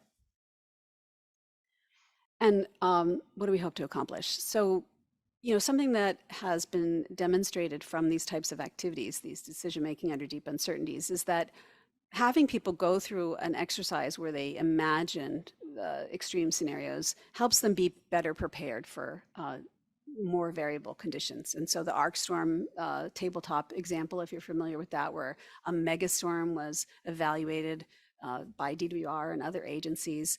And what they took away from that, they said, was some ideas of how to better prepare for extreme events, and also building relationships among agencies so they could say, well, who's going to do what if this crisis occurs, and things like that. So there's sort of these, I don't know if you want to call them soft benefits in that sense, but just better preparation. And so what we're hoping to do with our report is build understanding of these scientific tools and concepts that we think could be useful. And so the way we're going to go about evaluating this is the public seminar series that's already started. So that's a way to explain some of these concepts. And we have some great speakers who are the leaders in this field lined up. But we're also taking a survey of what scenarios are currently being used. Did the makers of those scenarios cover a range of plausible conditions? And how are they getting used in decision making? Are they serving the decision maker purposes well, and things like that? So, and we're going to look at publications as well as talking to folks who are involved in scenario development and use. And then we're going to summarize that in a report. So, and hopefully that'll be useful and do our usual communication and outreach. Next slide. And so Laurel already covered this, so I won't belabor this, but here's our a screenshot of our first seminar that was online with Alice Hill, a very impressive woman who's been a leader in building resilience and working across government agencies. She developed the first resilience plan for the Department of Homeland Security. So, you know, she called it the forced marriage of all these agencies, and she found a way to work across those. So, anyway, some of her key points were that the state government can provide leadership in preparing for climate change. And she provided some examples, but really I think her point was that local governments need that leadership. there's obviously some disincentives to planning for climate change. And so, the state leadership is important in balancing those disincentives. She also had some evidence that risk mitigation for these extreme events can be cost effective. And she didn't cite anything specific, but she had this, pretty good benefit cost ratio that they had discovered from preventative activities. She also mentioned that the fact that exploring this range of risk, having these tabletop exercises can help build these relationships that makes you, that enhances your response to future events. And then in response to a question by Alf Brandt, who said, yeah, but we have so many needs and not enough money. How do we prioritize? And she basically described in a very simple way, decision-making, support the way this is envisioned, where you develop criteria for how you're going to prioritize. And she emphasized that they need to go beyond economic criteria of just damages. We need to be sure to include equity and really generate this in a political process where we think about what are the factors that are important to protect. And then finally, in response to the question, what can scientists do to support this? She said, pick any topic and work on it because the applied science that we need is lacking in almost every area. So that was a nice call to the next generation of scientists to think this way. So with that, I'm done with my presentation and I'll take any questions. Thank you so much, Lisa. And by the way, welcome. I think this is your first meeting addressing this council, so welcome. And yeah, you've been the chair since September last year. Correct. Yeah, I think we're long overdue. I'm going to open it up for comments, questions, and we'll start with Councilmember Burgess. I appreciate your presentation, and I was reading some of the comments from the science board, and it's very interesting. But I do find this very interesting because I was looking at the probable, the green cone. But what we've seen in our world relatively recently and over the last 10, 20 years is that those wild cards have now become more probable. And so it's just interesting because when we're doing this analysis, knowing what is probable and what's a wild card is also kind of an interesting analysis. And one of those wild cards that I've just recently become a little bit more aware of is the Colorado River and the impact on water supply. And the assumption, I don't know what the assumption is on water supply right now with the Colorado River when we're talking about also the Delta. What if? Is it a wild card to say what if our water supply is significantly decreased for Southern California and there's more need for water? What is that? So it's just interesting, and I'm gonna put this up on my bulletin board because I really like this. Thank you. Thank you. I do. And I probably should have mentioned that some of this thinking is going on in agencies. We're not without this thinking entirely, but we're hoping that we can help share techniques across agencies and maybe expand thinking a bit more than it has been applied and move forward. Absolutely. Other questions, comments? Well, I'm going to just chime in and say I really enjoyed listening to, is she Dr. Alice Hill, or is it just Alice Hill? I want to give her a doctorate. She was a judge, so she has a law degree, but so not a doctor. Okay, the Honorable Alice Hill. It was actually super interesting, and I think there were a lot of takeaways, but I think what I heard loud and clear from Ms. Hill was that we have got to be open to changing our own biases, because I think, as that graph shows, what we tend to think is, very likely, we've now seen, given climate change, giving the change, if you will, and this year was a great example. The pandemic was another great example. We cannot expect things to to be stagnant, and we have to start thinking in those terms. You know, what is possible given again the dynamics of what's happening in our Earth with climate change, and again just this evolution of change that is inherent. So really appreciated her conversation. Super looking forward to who else you have coming up on your upcoming series. But want to congratulate you too for taking that role and responsibility of helping to expand that great conversation, because I don't think very many of us, at least not myself, you know, we're not thinking in those terms. But I think you've opened up Pandora's box. We really need to start thinking more and more along those lines. So thank you, Lisa. Any other questions? If not, again, we welcome you. We thank you for all of your work. I've said it time and time again to your council, to your board. You know, when I'm out there meeting the community, I always make it a point to let them know that we have a 10-member independent science board of world-renowned scientists, researchers that help guide us. So again, congratulations to you for, again, your leadership and helping us to pave the way forward. So thank you. Thank you, and thank you to the board for your time. Absolutely. So I think we're going to take a short recess. Oh, I'm sorry. First public comment. There's no public comment. Oh, absolutely. Councilmember Smith. Yes. Okay, thank you. I know we have a packed rest of the afternoon, and I just wanted to take a moment to say thank you, not as a Delta council member outgoing, because this is my last meeting, but as a Californian, to all of you in this room who do the really important work that you do every day as what have historically been called bureaucrats. But those of us who have done that job know how important that job is because fancy legislative people have these great visions and ideas, and sometimes they put it into legislation that works and sometimes they don't. But ultimately, at the end of the day, you are tasked with delivering to the public the protections and the services that are intended. And it is really hard work and it is meaningful work. And this has honestly been, in public service, one of the best experiences that I have had.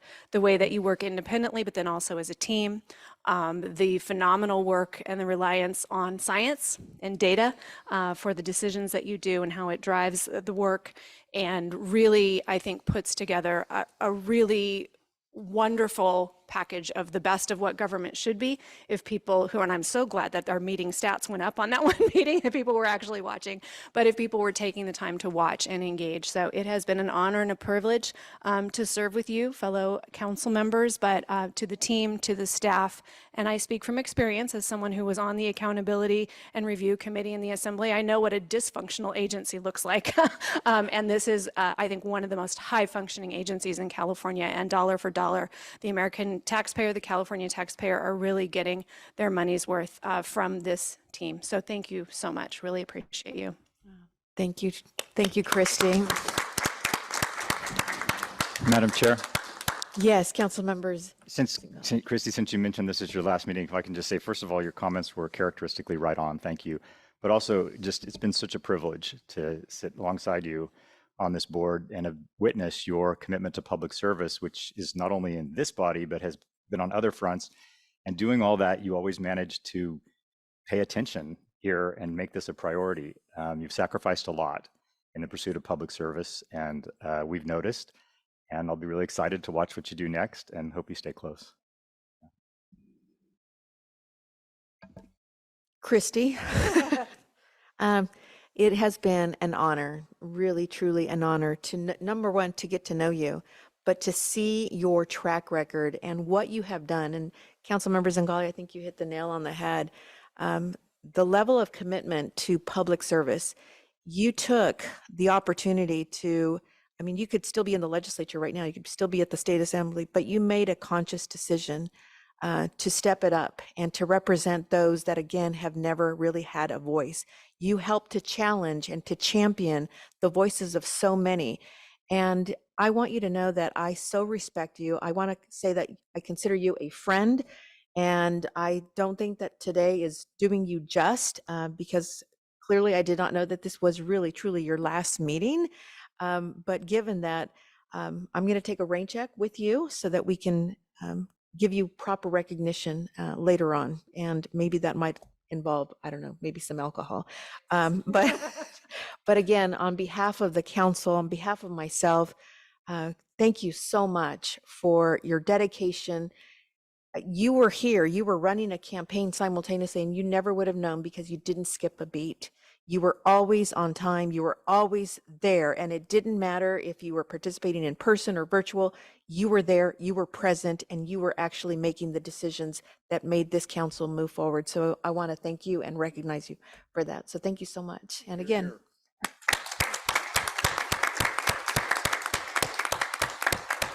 okay, now we will actually take a recess and we will come back at 2:05, and that will be for, yes, we did ask for public comment, right? We did, and there is none. Okay. Thank you so much. I think I'm going to get a tattoo of public comment. We will reconvene at 2:05, and that will be for for agenda item 10, and that will be our California Tribal Listening Session. So thank you. On a break. Okay. I'd like to reconvene the Delta Stewardship Council meeting from our short recess. We are now moving on to item 10, and this is the California Tribal Listening Session. Good afternoon, everyone. I want to welcome you all to something I have looked forward to for the past few weeks. And I am pleased to welcome representatives from California Native American tribes to our meeting today for what we call a listening session. The purpose of this listening session is to hear from tribal representatives about their tribes, ties to the Delta, their sovereignty, and relation to the state, and their perspective, and their perspectives on Delta management. It is an opportunity to discuss the critical issues facing tribes and the Delta, and for us to pursue shared understanding that informs council decision-making and tribal engagement.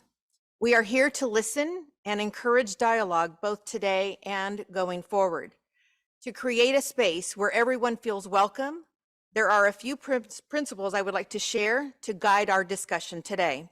First, please avoid assumptions or generalizations about tribes, tribal communities, or other groups. It is also vital that everyone engage openly and respectfully, and that everyone engage in behaviors that make others feel welcome.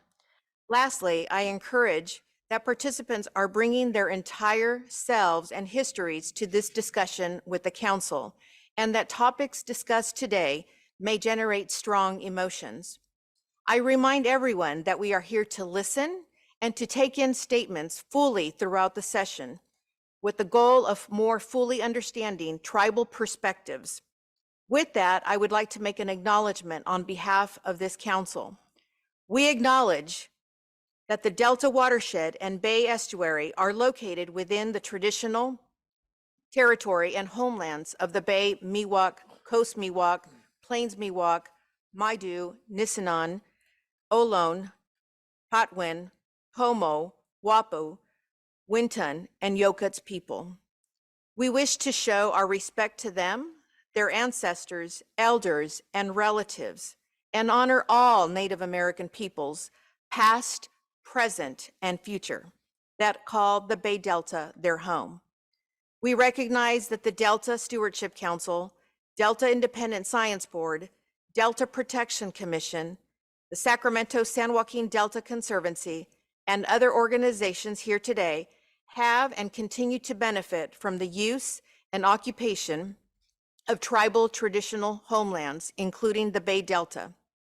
Lastly, I want to acknowledge the Governor's Executive Order N-1519 that apologized on behalf of the citizens of the state of California to all California Native Americans for the many instances of violence, maltreatment, and neglect California inflicted on tribes.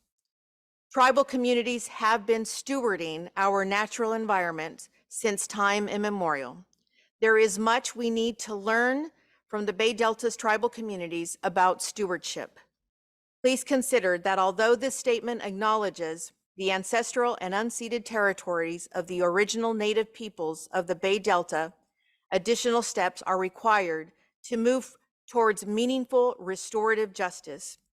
This listening session is a step towards building beneficial and constructive relationships that support tribes in restoring their role as land stewards and integrating Native communities in the planning and decision-making for a healthy and resilient Bay Delta. Let's go ahead and do introductions around the table. And as we have not only our council members and tribal representatives, but also guests representing other Delta decision-making bodies. The council wanted to ensure that the reach of this listening session was as far as possible. And let's start here. We'll start with you, Miss Rebecca. Got it. My light is on and everything. My allergies are not so great, so if my voice goes crazy, please bear with me. I'm Rebecca Allen. I'm the Tribal Historic Preservation Director for the United Auburn Indian Community of Maidu and Miwok Indians of the Auburn Rancheria. I am an historian. I am an anthropologist. I am not a tribal member, but I have the privilege of working directly with our Tribal Historic Preservation Officer, Matthew Moore, who has spent 3 days doing cultural burns in Placer County, and today he is resting. Some days that's what we need. Thank you for inviting us here. Thank you. Hi, I'm Crystal Moreno. I'm the Tech Program Manager for the Shingle Springs Band of Miwok Indians. I am of Yaqui and Kumeyaay descent. I am not a tribal member of Shingle Springs, but they treat me very, very well there, and I feel like family there. I'm here on behalf of Vice Chair Melissa Tayaba, who couldn't be here today. She sends her regards and also her thanks for just allowing us to come and participate in this forum with all of you.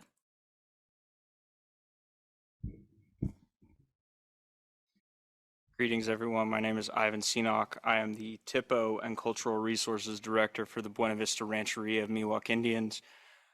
I, like my colleague Rebecca Allen, am an anthropologist, cultural resource manager, and continual practitioner of language and traditional ways. I am not a member of Buena Vista, but I am authorized to speak by tribal leadership, and we wish to convey gratitude for being here. But we also wish to express the time immemorial connections of Buena Vista, but also the other tribes that are at this table and those who are not. And I believe we have another tribal representative on virtually. Laverne, are you on? Would you like to introduce yourself? Yeah, I'm here. Hekome Boisai, Leoka Tunamatuka, Leo Pastu Chekawin, Nanu Yet Laverne Bill. Hello, everybody. Good afternoon. My name is Laverne Bill. I'm the Tribal Historic Preservation Officer for the Paskena Band of Nomalaki Indians. We're in the Glen Tehama area. I am of Puebloan descent, but also Nomalaki descent. And I'd like to thank you for inviting us out here to participate in this tribal listening session. We're a little further north than where you're at, but the waters that circulate through this area flow down to you. So I'm interested to hear what the Delta Stewardship Council has to provide us today and information, but also thank you for allowing us the opportunity to provide feedback from the tribal communities that are within this waterway that flows down there. So thank you. Thank you. Lisa, would you like to introduce yourself?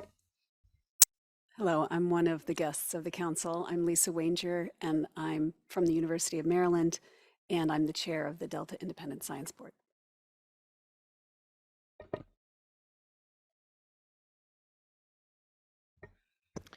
Hello, my name is Ben Wesso. I just joined the Delta Stewardship Council this week. This is my first meeting. I formerly served on the California State Senate and the California State Assembly. I'm from San Diego, and it's a pleasure to be here with all of you. Good afternoon and welcome. My name is Diane Burgess. I serve on the Contra Costa County Board of Supervisors, And because of that, I'm also serving on the Delta Protection Commission. And this year, next year, I'm the chair of the Delta Protection Commission. And so that puts me as a member of this commission, this council as well. I also serve on the Sacramento San Joaquin Delta Conservancy. I'm a resident of the Delta, and I also own property between Auburn and Shingle Springs. So hello, neighbors. Good afternoon. I'm Daniel Zingali. I'm a member of the council. Prior to this, I was a senior advisor to Governor Newsom, and I often, when I'm asked what I'm proud of from that time with the governor, there are two things I always mention. One was his closing of the death chamber in California, and the other was his apology to the Native people of California. So I'm honored to be here with you. And welcome. I'm Christy Smith, member of the Delta Council. Good afternoon and welcome. Again, Virginia Madueño. I'm the chair for the Delta Stewardship Council, appointed by Governor Newsom. It is a privilege and an honor to have all of you here, and I actually reside in the Central Valley in Riverbank, California. My name is Frank Damrell. I'm a member of the council. Good afternoon and welcome. My name is Julie Lee. I'm a member of the Delta Stewardship Council. I was appointed by Governor Newsom a year ago, and prior to that, I was an appointee of Governor Brown in several positions with his administration. So happy to have you here today.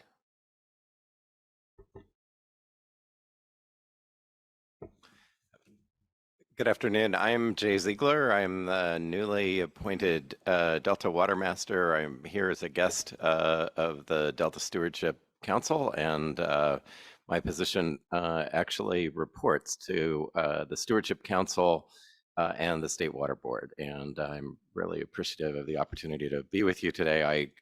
Prior to this new role, I worked with the Nature Conservancy and was delighted to work with a number of tribes in the tribal burn network and really moving that scope of indigenous practices connected to the landscape forward. And feel like together we're actually making real progress reaching the rest of the world with the importance of those practices. So thank you for the opportunity to be with you here today.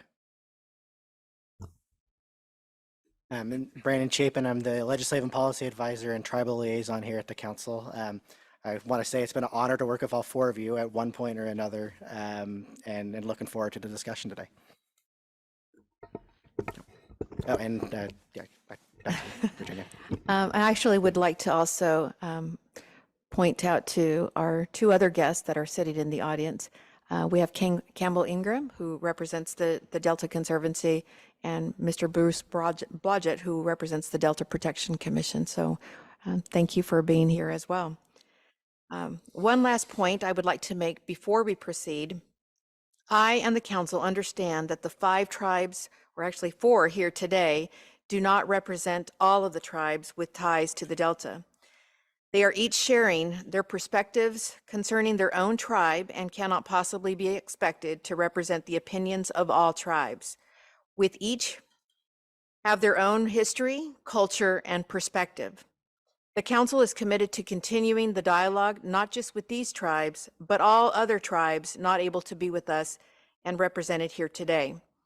To ensure that we continue the never-ending process of learning and building relationships to advance the co-equal goals, I understand that we have a quick presentation on the council's efforts from Brandon Chapin, the council's tribal liaison, to guide our discussion. Brandon? Thank you, Virginia. If we can get the PowerPoint up.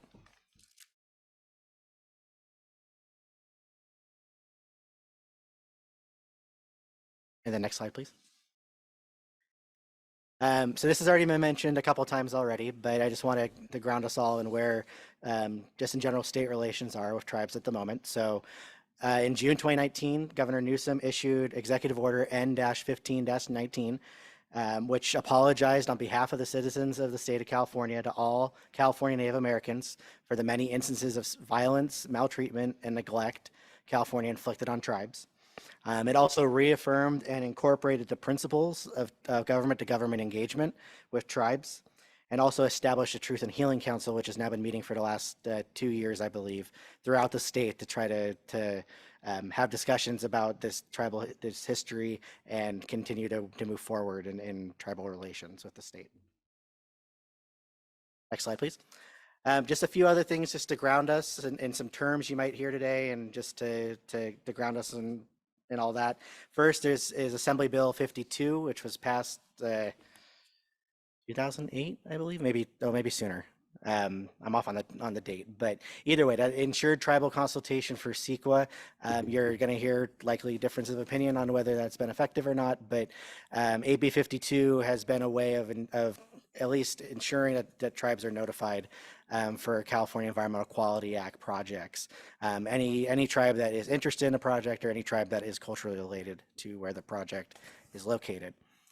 There's also NAGPRA, or CalNAGPRA, which establishes a tribal right to reclaim remains in museums, universities, and state collections.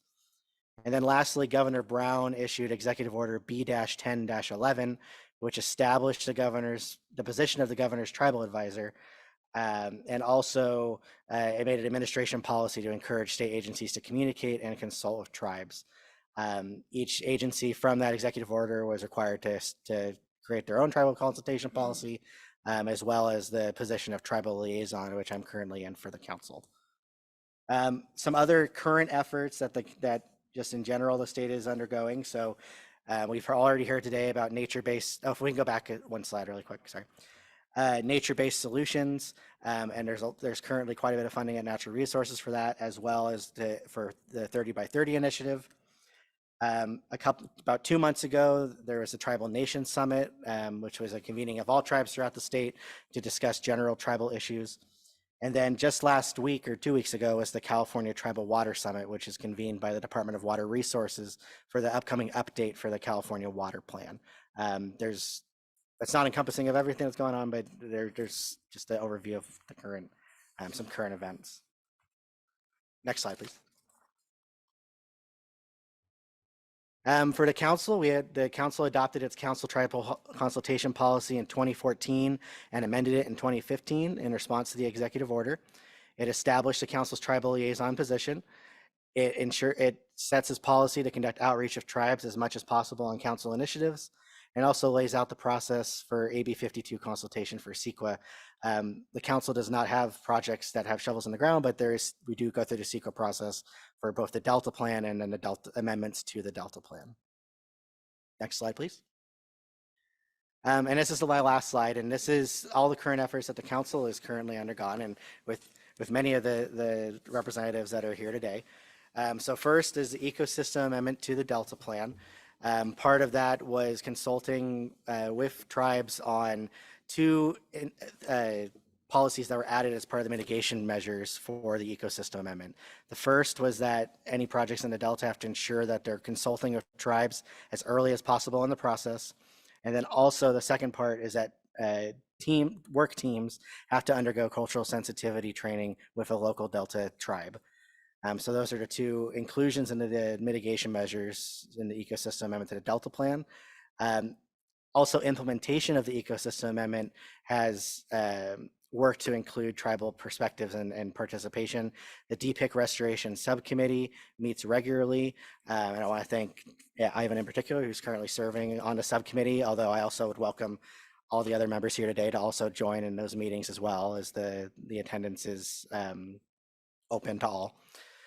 The council hosted a Science for Communities workshop last October, which included a presentation from the California Indian Environmental Alliance on the work they did with some universities on water quality.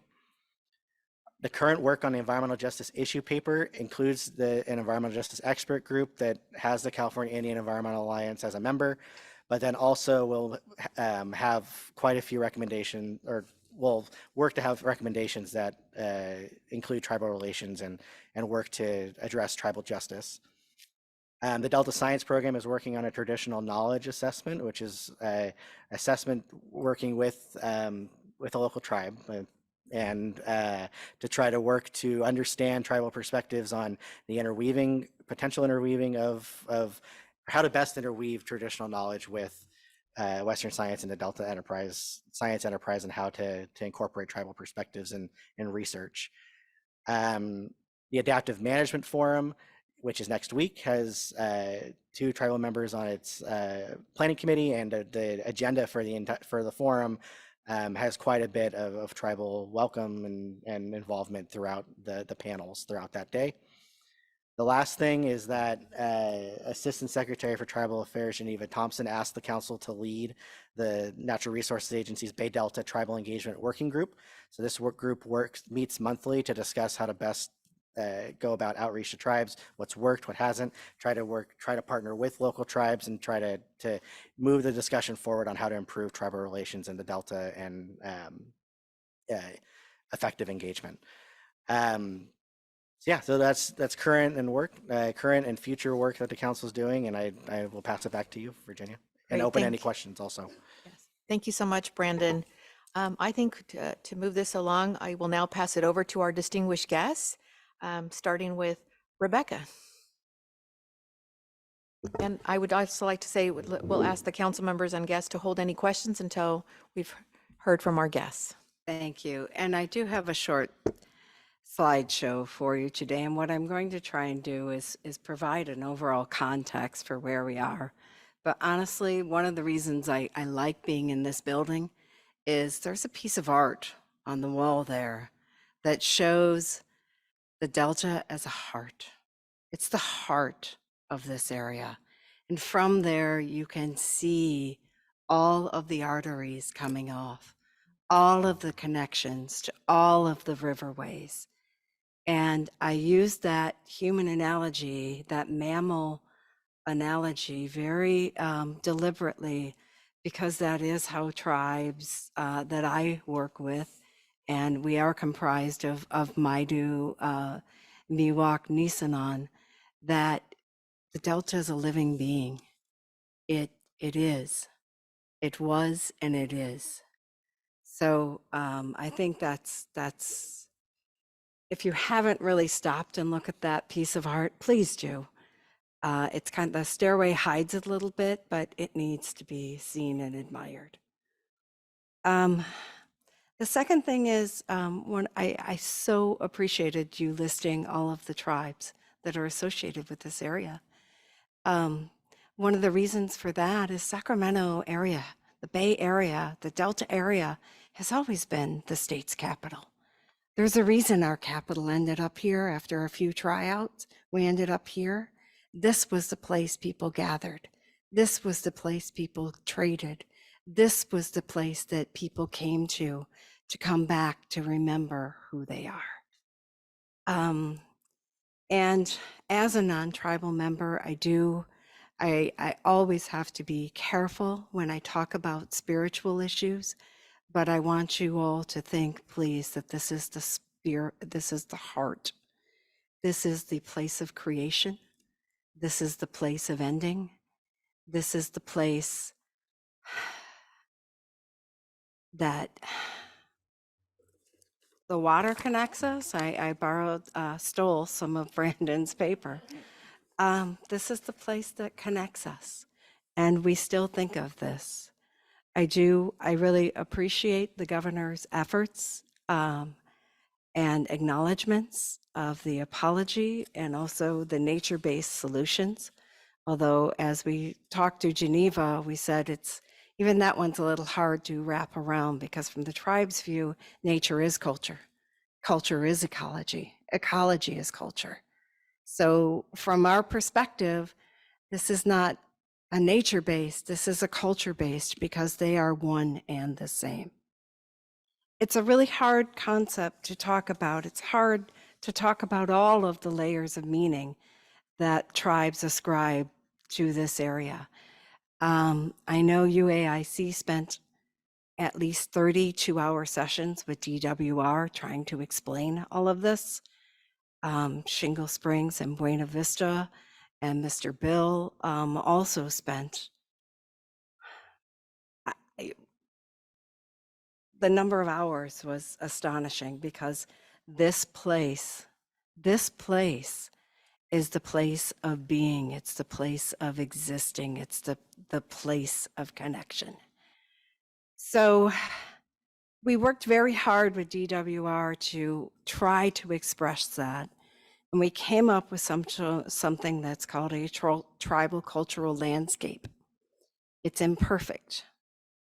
It's the artwork, honestly, better shows it than the map I've just put up on the wall for you. And that's partly because projects have to draw boundaries, and tribes and their values don't have those same boundaries. But what this map did encompass is all the known places, all of the shared places, and all of the ecology, all of the animals, all of the plants that we knew of that would be affected by this project. Because again, ecology is culture, and to affect one, you affect the other, because ecology is at the heart of traditional arts, traditional beliefs, and traditional ways of seeing the world.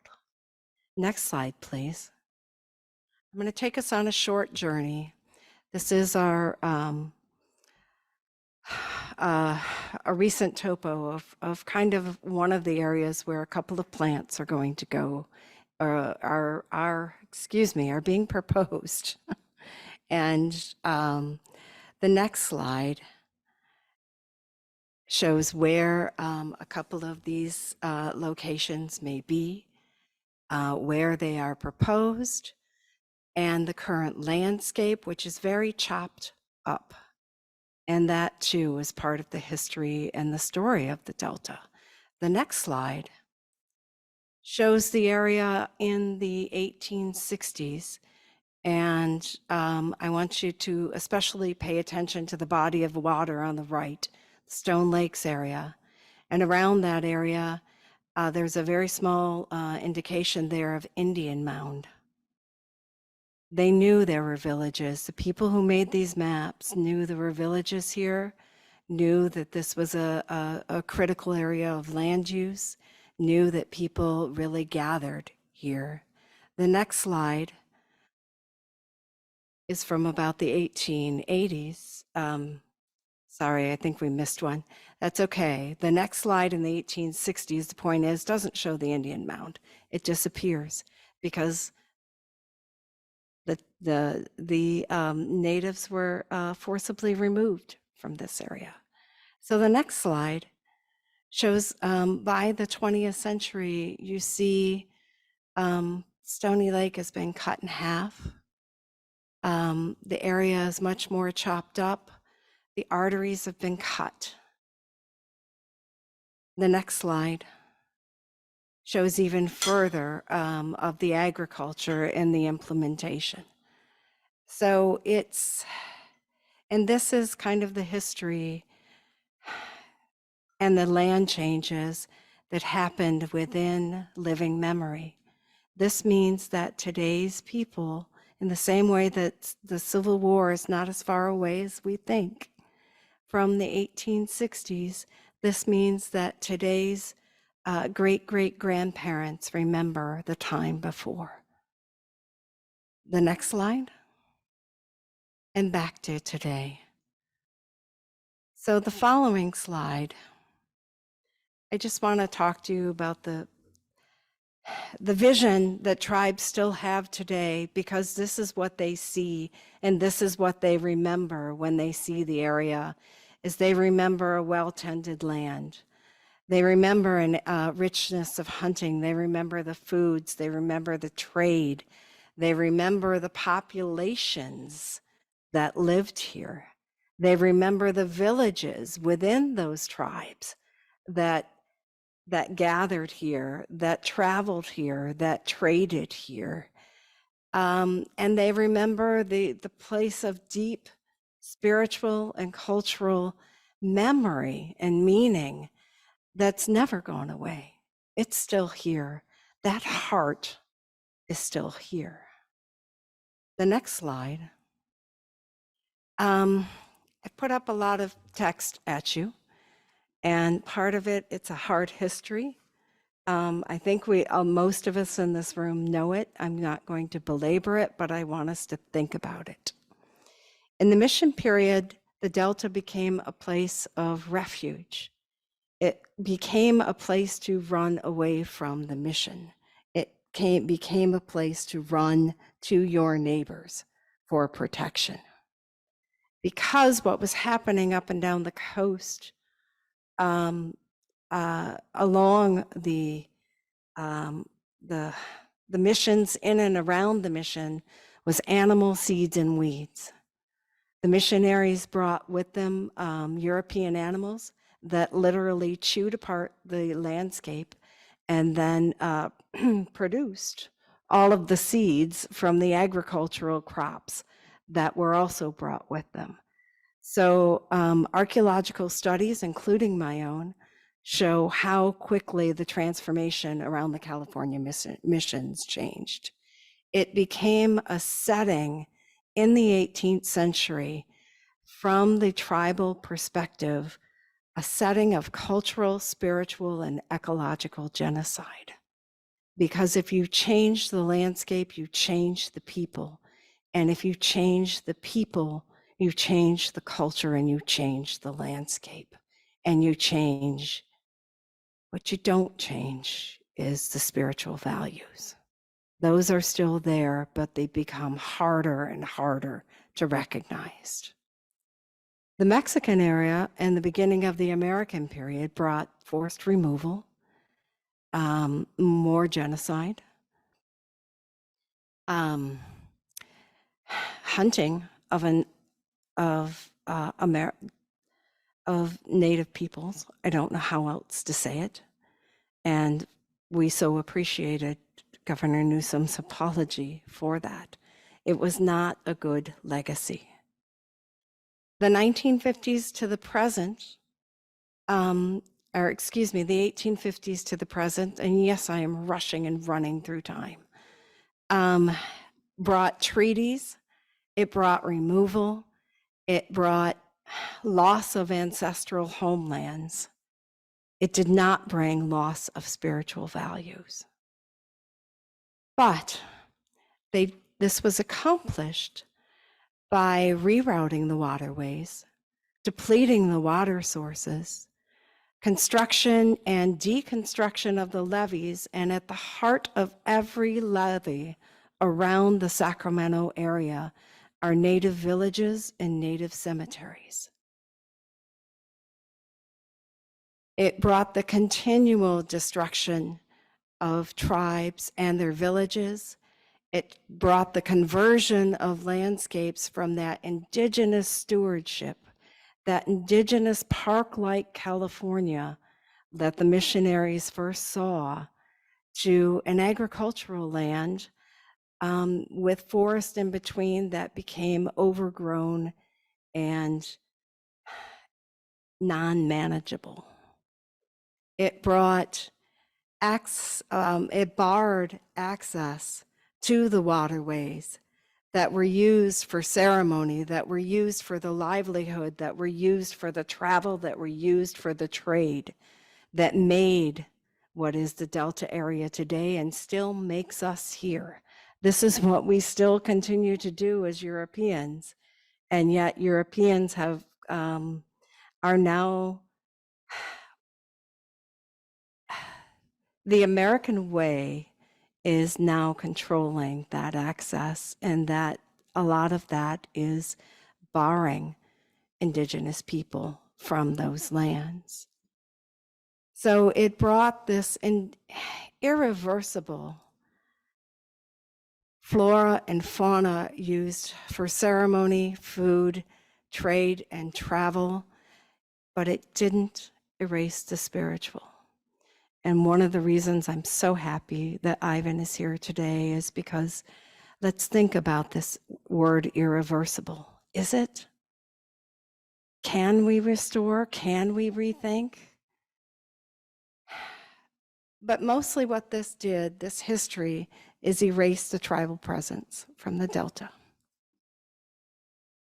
And the tribes see all of the current and past Delta fixes the tunnels, the fixes, the conveyance as a continued policy of genocide and ecocide, because they see it doing the same thing as the list above. And I don't use those words lightly, and I wish I didn't have to use them.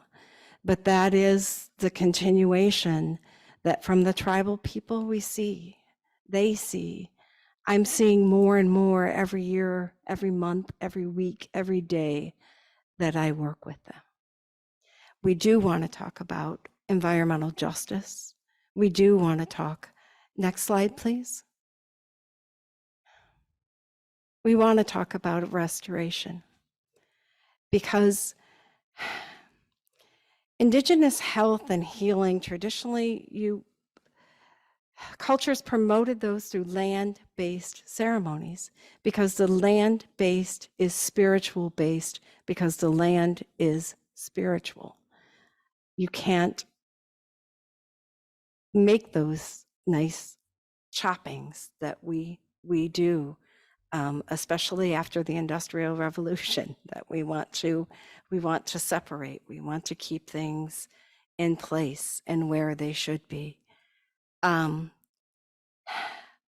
of the United Auburn's younger members has finished her doctorate in psychology, and she is now looking for a way to do some of her clinical work. And one of the places she is looking to do her work is about what land restoration does for both the tribal community and the greater community that we are all part of. Matt Moore, the tribal officer I work with, has always told me that Native hands on Native lands is healing. Your hands on these lands is healing, because what getting back to the land does is makes that deeper connection. It makes the healing and the wholeness begin. And in fact, they're starting to show chemically how that happens, not only during the changes in your brain, but changes in your DNA. And that's what our member, Little Dove Ray, wants to study, is showing this science is catching up to all of these ideas, and she wants to help hear it. So I've said it's hard to say these things to you all because we do appreciate everyone's efforts here, but we have further to go. But I want to leave the idea of restoration, not control, not conveyance, not tunnels in your heads, because restoration will bring healing. So that's the setting I wanted to give for my colleagues here, and thank you. Thank you, Rebecca. She sets the tone very well.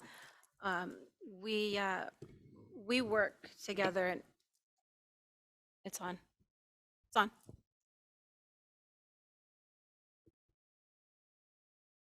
We work together.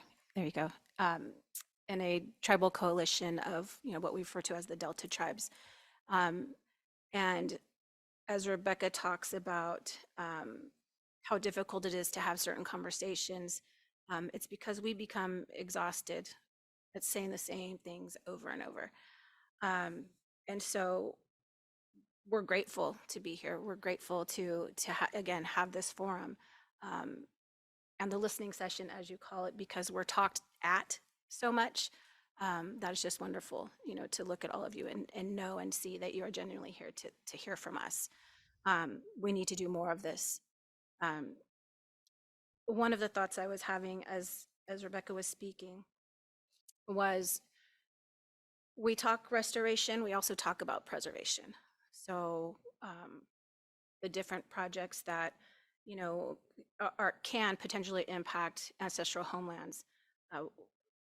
Preservation, protection, restoration is all linked together. I can't tell you enough.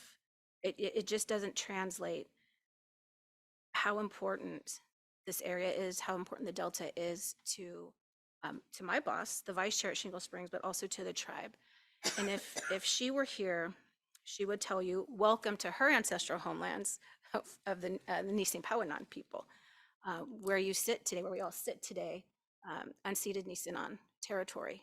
And her ancestors have a direct tie to many villages, an intricate system of villages up and down the Sacramento, the American River, the Feather River, Consumnes River.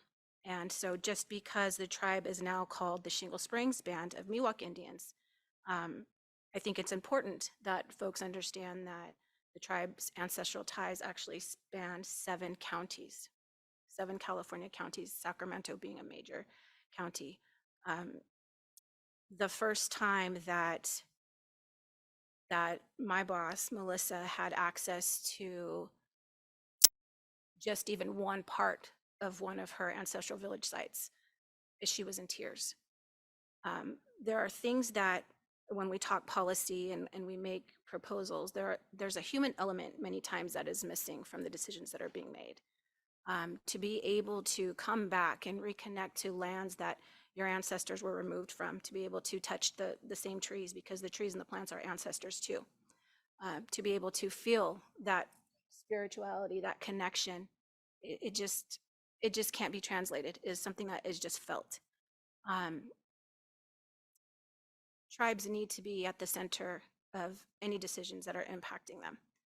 The Delta is a critical piece, like Rebecca so eloquently, just told us. I mean, she tells the story, and that's what we do. A lot of our jobs is to tell the story, to be storytellers, because there are so many that are not here to tell the story, and it's our responsibility. And under traditional ecological knowledge, in fact, that is my job. That is our job, to continue to tell the story, to continue cultural activities, to continue that knowledge and passing it down to generations, because it was almost all lost. Melissa started our traditional ecological knowledge department because she's a culture keeper, she's a culture bearer, and her main priority was making sure culture was not lost. The reconnecting, we take our youth out to various village sites along the rivers. We've had to work with different agencies and entities to be permitted to gather at the sites of ancestral villages. And the villages don't go away, just because maybe there's, a building that now sits on top of it. It's still there. It's still, as Rebecca was talking about, it isn't just a one dot on a map. This is a landscape that we're talking about. And it's so critical to who we are as Native people to be able to go back to those spaces. The matriarchs for this tribe survived horrendous things. And so it's important to go back and touch the land, the plants, the water, to be able to be there in those spaces, because those areas still speak to us. That's what we believe. And I know my boss would also say there needs to be a paradigm shift. If agencies, entities really want to work with tribes and engage with tribes and be collaborators with tribes, the tribal perspective, the tribal lens needs to be lent to you, because the way that we see the world is not always the way that decision makers see the world. And it's just so critical that we do a better job with engaging tribes, with having tribal representatives at every table, is what I think, on boards, on committees, in every way that we can be.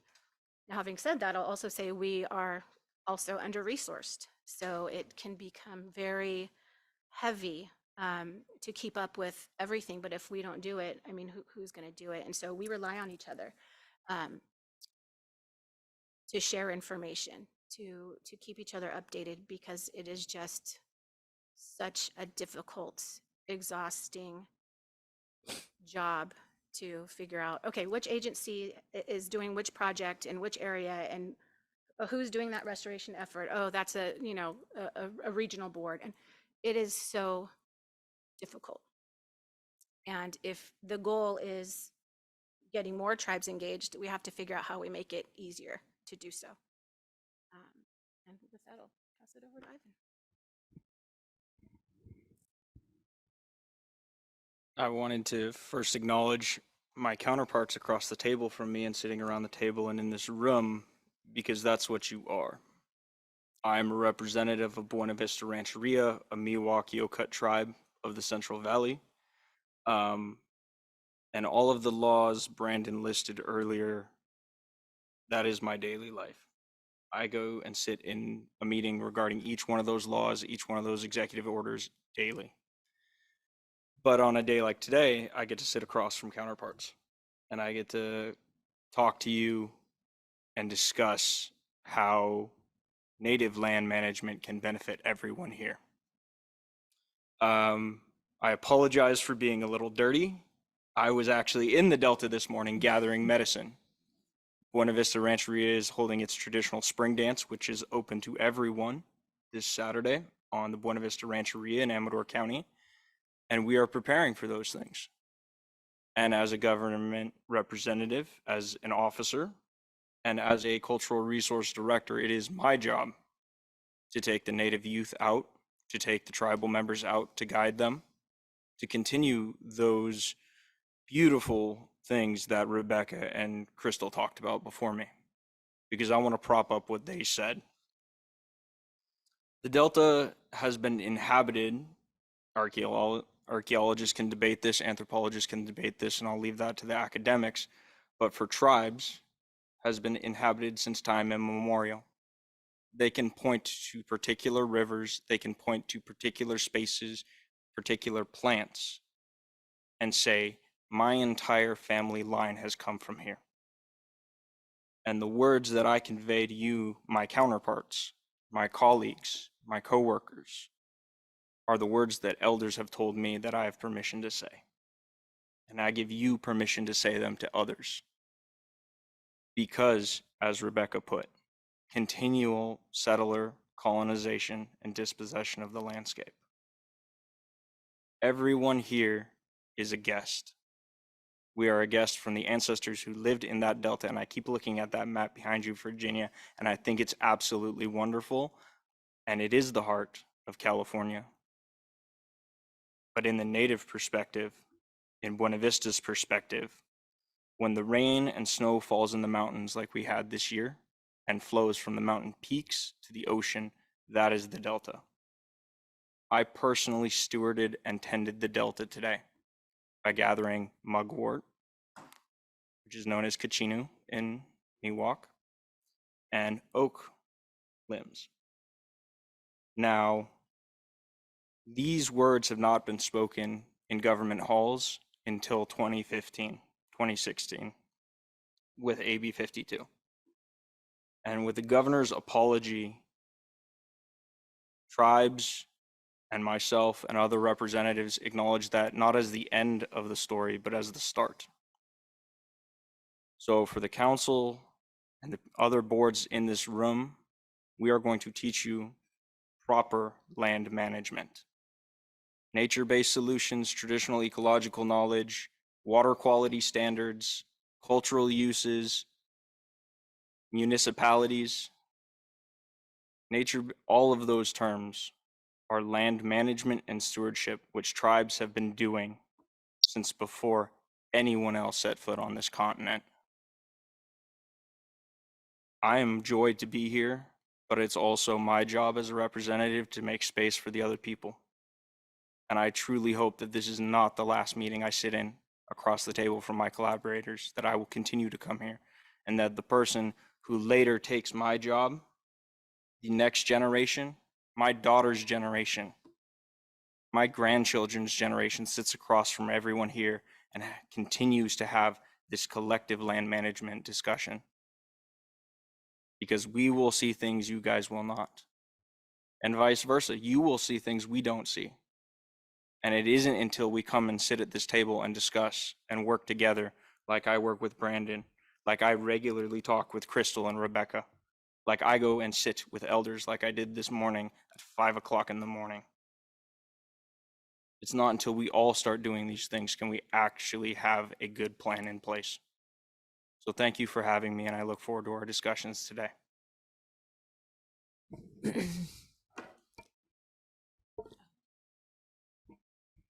Laverne, we're going to pass it to you if you had anything you wanted to share.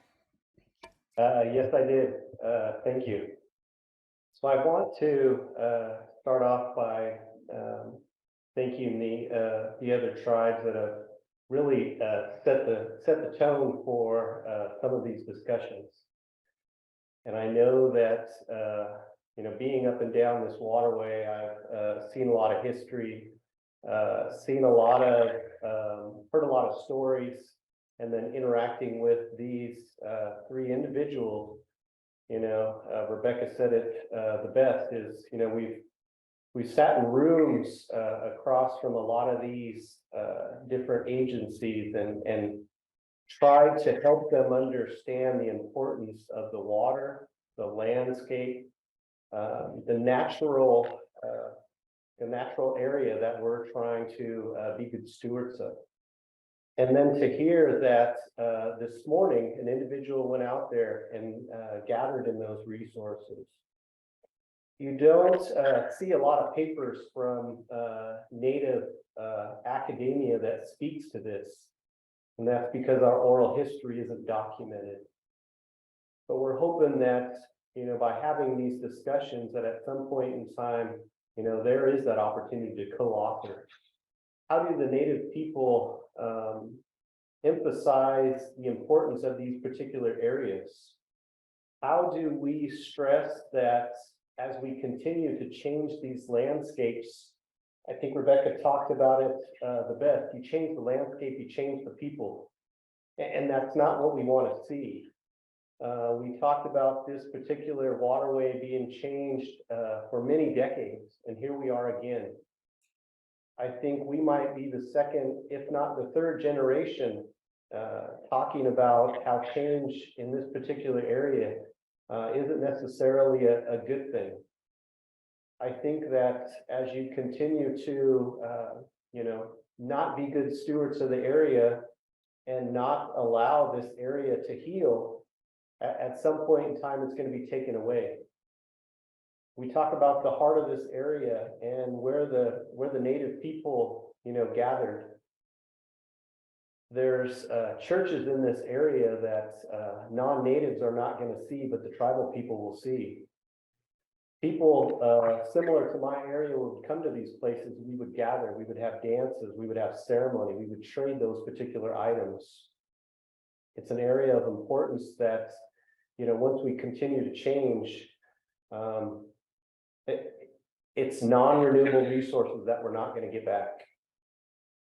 When we think about our ceremonies, when we think about these places and these view sheds that we pray to, at some point in time, as we change those and we disrupt those spirits, there's not an opportunity for us to get them back.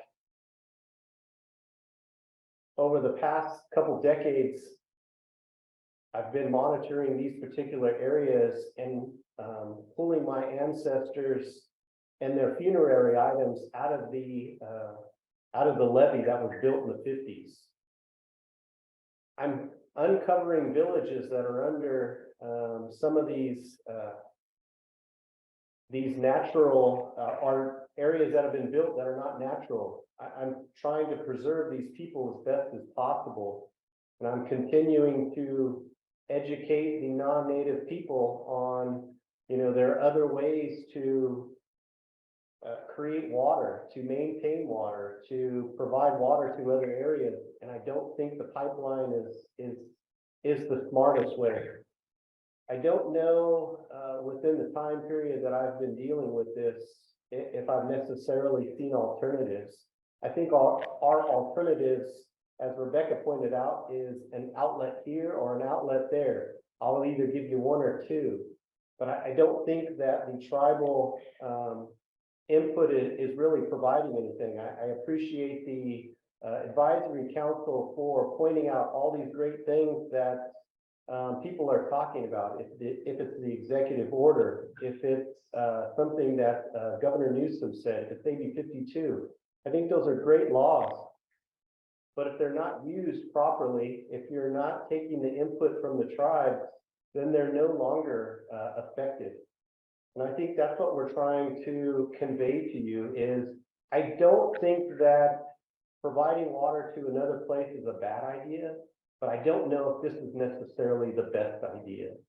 I think if we can strategize on what makes sense, that is not only good for the environment and good for the people, I think that makes sense. Not everybody's gonna like, every single decision, but I'm not sure if this is the best decision in the case of the Delta conveyance and this pipeline. I think you're taking away from people that are trying to be stewards of the land. I think you're taking away from people's struggle to, maintain what they have. There's a lot of good things that are happening up and down the waterways as far as preserving the salmon, trying to bring the salmon back up the waterways, allowing them to spawn in specific areas. And as we continue to change these landscapes, I'm not sure if it's going to be effective. It seems to be counterintuitive. I think that each tribe provides a level of knowledge that I hope is instilling something in everybody, and everybody can take back a nugget of information and provide that to the next person. I think Ivan touched upon this. We don't want to be, here just this time. I think all of us and other tribal folks want to find the time and the resources to provide this knowledge, to provide this level of expertise to this council, and provide more input for many listening sessions as we move forward. There's a lot of climate change topics that are being discussed that talk about water. And here we are sitting in front of you where they're trying to pipe the water down there to somewhere else. And we've got a little bit of water now. So I think there's other avenues that we would like to explore. I think that I'd like to end this with,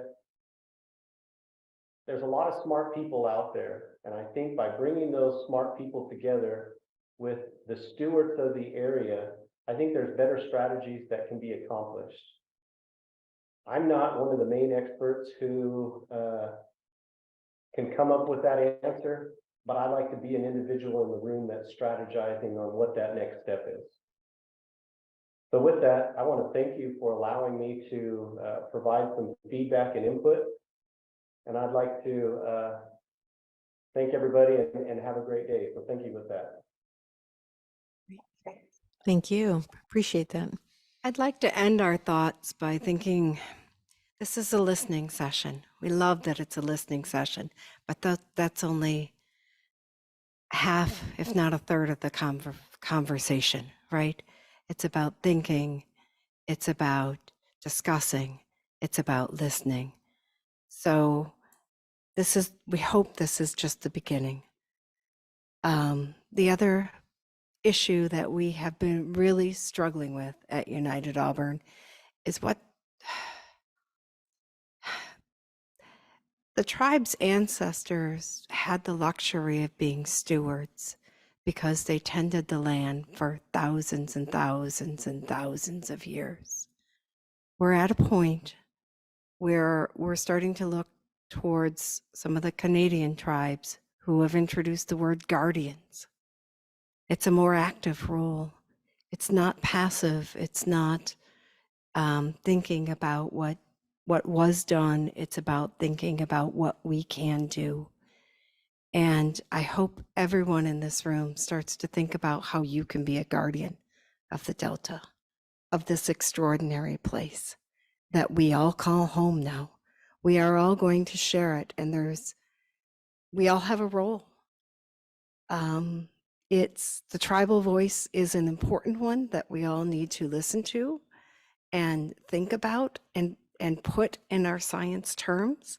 I often tell people one of my biggest jobs as for the tribe is as a translator, that I take the ideas that are talked to me, said to me, and then I put them into agency speak. I put them into archaeology speak. I put them into ecological speak, because we all have our own terms, but we all need to come to an agreement on the same terms, because this Delta is our home. We need to be guardians, and we need to have that conversation. So thank you again for the introductions and for the time. We so appreciate it. Well, thank you again to each and every one of you. I'd like to open it up now for discussion and questions, if you will so entertain us. Okay, we'll start with Councilmember Smith. I'm going to begin by saying I'm not typically struggling for words, but I found your presentation to be so powerful and profound. It's going to take me a moment to frame this question in the way that I hope helps kick off our conversation. But you know, I can only imagine as a mother and someone who grew up in the Midwest, also kind of richly steeped in tribal culture that had been wiped away and overlooked for so many generations, that, you know, part of our task as a council is to recognize Delta as place. And you simply cannot do that without recognizing the rich cultural and important, significant traditions of Native peoples here. And I am glad that we are having this as a listening session, but of course, listening is only as good as how does it get translated into actions. And so, you know, given our task, what would be optimal participation for Native tribes in the region in participation as we look at projects going forward? And what would be some hallmarks that we ought to consider with each project for cultural, historical, and ecological significance?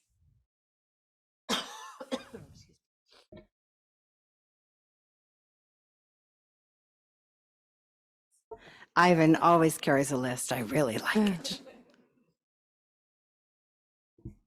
Now I'm going to be known as the list guy. Gosh. Well, I would like to start that by saying the laws that Brandon kind of talked with, AB 52, CEQA, AB 168 for multifamily housing units and their review, engagement with tribes as early as possible. And this is something I have preached and continually tell agencies. I continually tell restoration consultants. I continually have said it in this building at least 4 times this year. As early as possible, you should be talking to tribes. Brandon's position, the tribal liaison position, is perfectly situated to talk to tribes, to find tribes, but also to bring tribes to the table. My 2 colleagues here and my colleague on the Zoom has stated that we are all under capacity. I would rather talk to somebody in the design phase of a project than at the very end of the impact report. Because at the end of the impact report is when I say I put the brakes on everything. As a tribal historic preservation officer, it is infinitely easier for us to talk about the design, what areas to avoid, what plants to avoid, but it also prepares us for the conversations that we need to have on the tribal government side. If we could continually have these meetings like we've all mentioned, but also have a continually open relationship of communication. between, not only between myself and Brandon, but between Buena Vista and the council, between the council and Shingle Springs, the council and Auburn. And that is a huge lift for Brandon alone.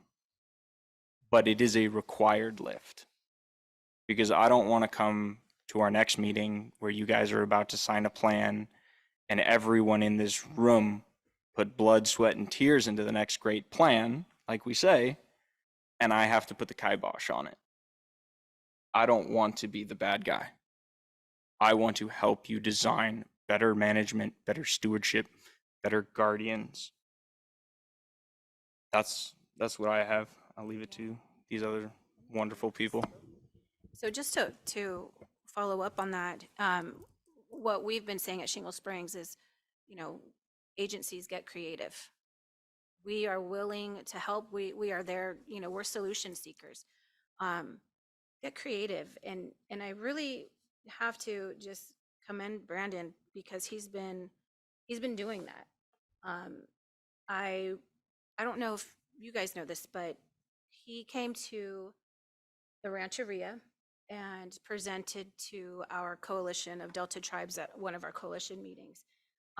And just the energy in that room, the genuine intentions, I think that made us feel good. It set the tone for us being here today.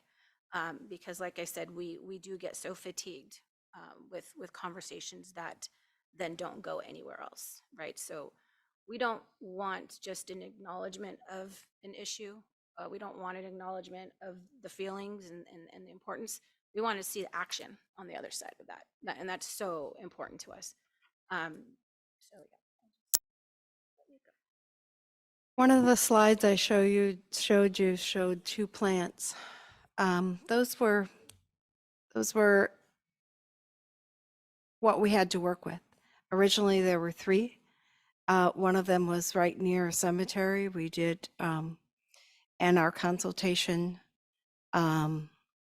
did result in one of those areas being taken off of the maps, although it also made engineering sense. So it was a good, let's call it fortuitous. But Ivan is absolutely right. It's the design phase. It's the beginning phase, because being presented with things on maps makes us defensive. It puts us in the last train. We can't be the last train anymore. We really need to be up there with the conductor, thinking about all of these things so that we can forewarn, we can create, we can work around with you. And the tribal people that I'm fortunate enough to work with love working with project engineers and scientists, because they love creative minds. And that's what we need, is early consultation, design phase, sometimes even pre-design phase, even before something gets on just a kernel of an idea. We can help with that. And Laverne, I know you have some thoughts too. Yes, I do. Thank you. Yeah, I just want to kind of piggyback on what everybody else said. Early is better. I think the other half of that is, doing the due diligence to ensure that you're capturing all the tribes. There's several tribes further up north, and I'm sure there's a number of them going down south that this waterway affects. And in this room, there's 4 of us, and there's 110 in California. So just to kind of give you an idea of the amount of individuals that should have received some type of phone call or had some type of interaction or consultation regarding this. And then, like Rebecca said, when they're coming to the table with a map already, and they're already thinking of ideas, we're at the defensive stage, not, hey, we have this idea, we're formulating, we're thinking of strategies. What are your thoughts? You know, that hasn't ever been a discussion for tribes. And I feel like science and oral history coming together is a win. You know, if we can provide a little bit of information and learn some and vice versa, I think it's a win. You know, I'm trying to, like Crystal was saying, be solution oriented. I'm not trying to, like I said, I'm not trying to stop project, but unfortunately, those are what people think of us. We go out to projects and they think we're walking, talking fear machines when we're just trying to be stewards of the land and protect the area. We're trying to understand how to move things. What does avoidance mean, and how can we provide that level of education that avoidance is great, because these are non-renewable resources that we're affecting, and once you disturb them, they don't come back. So I would just say, continue to do your due diligence, understand what tribes are out there, and make that point of contact, and make sure that this makes sense. Again, I don't think the tribes are opposed to these projects. I think they just want to be involved in discussions to understand these projects and make recommendations. Go ahead. Thank you. Yes, we'll go with Councilmember Burgess. I believe in active listening, so I want to say yes, Rebecca, I see the heart too when you walk up those stairs. I see that. And I appreciate the fact that not only do you bring background, but you've decided to commit your careers to doing this work. And what you're doing right now is just a beginning, like we're saying. And I think that there's a bigger ripple effect that we're not even going to see from this. I think that when Brandon provided a pre-show for me, I was so moved that I reached out to my county staff and asked them to watch this, to listen to this, because I think it's very meaningful, not just with our understanding of our Native American folks and the way we need to do things better, but how we all need to treat each other in general. I am wanting to communicate that this is not us checking a box. This is a sincere effort that is not just one person that's done pretty magnificent, but I've seen it through many people. And so I just wanted to communicate that. I want to know how we can do better. And I don't think the answers are going to come here today, but I want to put you in the front of the train, as you were saying. I want to know what those actions are that we can. And I truly believe that we can do better. And I believe that you possess some of that knowledge, that expertise, that's, stewardship, the science, to be able to help us do better. And I've decided I need to now call myself a Delta Guardian.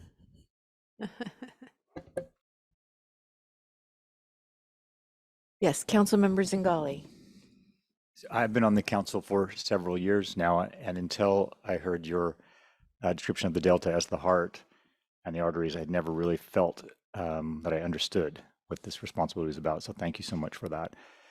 I was taken by something I felt very concrete that I heard from you all, which was about resources and how thinly you're spread trying to navigate this Byzantine area of policymaking that we all have struggled with. And it struck me that there's a disparity at this table in that. I love the idea of us being collaborators, but on these three sides of the table, we're all paid for this conversation right now. And on that side, you're not, to my knowledge. I was heartened in the pre-briefing with Brandon because he didn't use these words, but I got the feeling he understood that he doesn't just work for us, he works for you too, in spirit. And I think that's a little bit of the solution. But I was wondering if you have any thoughts about how we might close that gap and disparity. Is it having tribal representation on the commission so that person would get the same stipend we get? Are there other things you have thought of, or just anything you can help me with on that, please? Certainly that helps. And I would like to say it's working with us. It's not working for us. It's working with us is what we're really asking you to do. And thank you, Brandon. Thank you for getting us here. It's, I'm very fortunate to work for a tribe that firmly believes that preservation and restoration is important. We do cover 7 counties like our counterparts in Shingle Springs. And if you can imagine all the development going on in those 7 counties, we have a staff of 10 and we're one of the largest in Northern California. And this is the only, I've done a lot in my career over the past 40 years as an anthropologist, but this is the first position I've had that I wake up every day knowing I will never be able to do all that I can, but that's okay because we're going to get there. But there's so much to do. There's always so much to do. And the Tribal Council at UAIC has committed to our staff and our tribal members. Our department is made up of about half and half staff and tribal members. But funding helps. Of course, funding helps. It allows us to do more. It allows us to help we are federally recognized. Not all tribes are. It allows other tribes to come to the table. It allows us to help you get those other members here. One of the best examples I know of that is Professor Don Hankins, who teaches geography at Chico State, and he is Miwok, but he doesn't have a specific tribal affiliation for a lot of historical reasons that are so California and so odd. But some of the best publications I've seen about the tribal significance of the Delta came from him. And yet he cannot afford to make meetings like this. So it's about funding the coalition. It's about funding the group and asking us who needs help funding. So thank you for thinking of that. And also, I hope you heard Ivan when he said, Brandon's doing a heavy lift over here all by himself. That can help too. Get him, he's leading a good example, but to ask him to talk to all of us again, that's another heavy lift. So That's very helpful to me. Thank you. And thank you for your candor on Brandon's behalf. And I also give Brandon more work to do because I'm constantly telling other agency staff to contact him with all his good ideas because we appreciate it so much. So have you heard from the Water Board yet? Yes, I have. Good. Well, and I just want to add, there are a lot of staff here at the council that have helped me with a lot of this as well. So I want to be sure to recognize it's not just me, it's a council-wide effort. Wonderful. We like that. I just have to, just emphasize again, funding helps.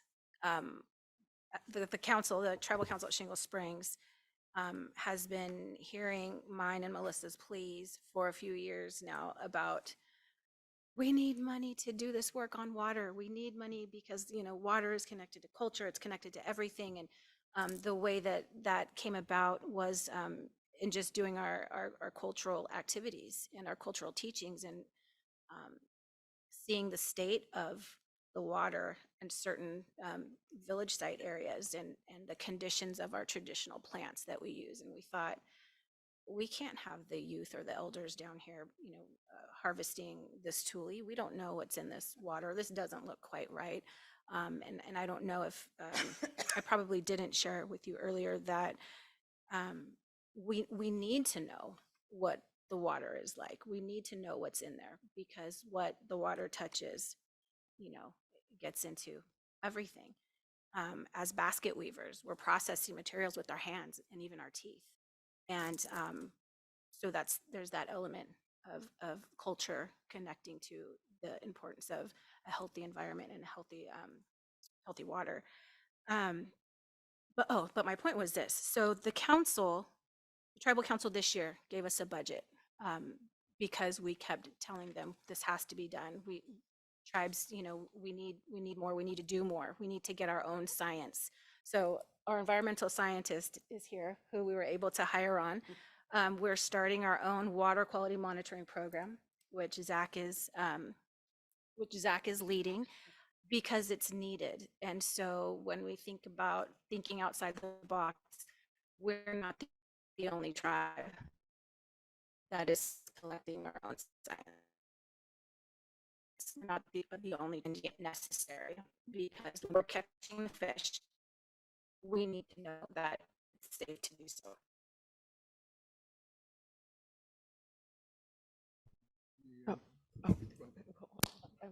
Go Julie, and then we'll go to you. Okay.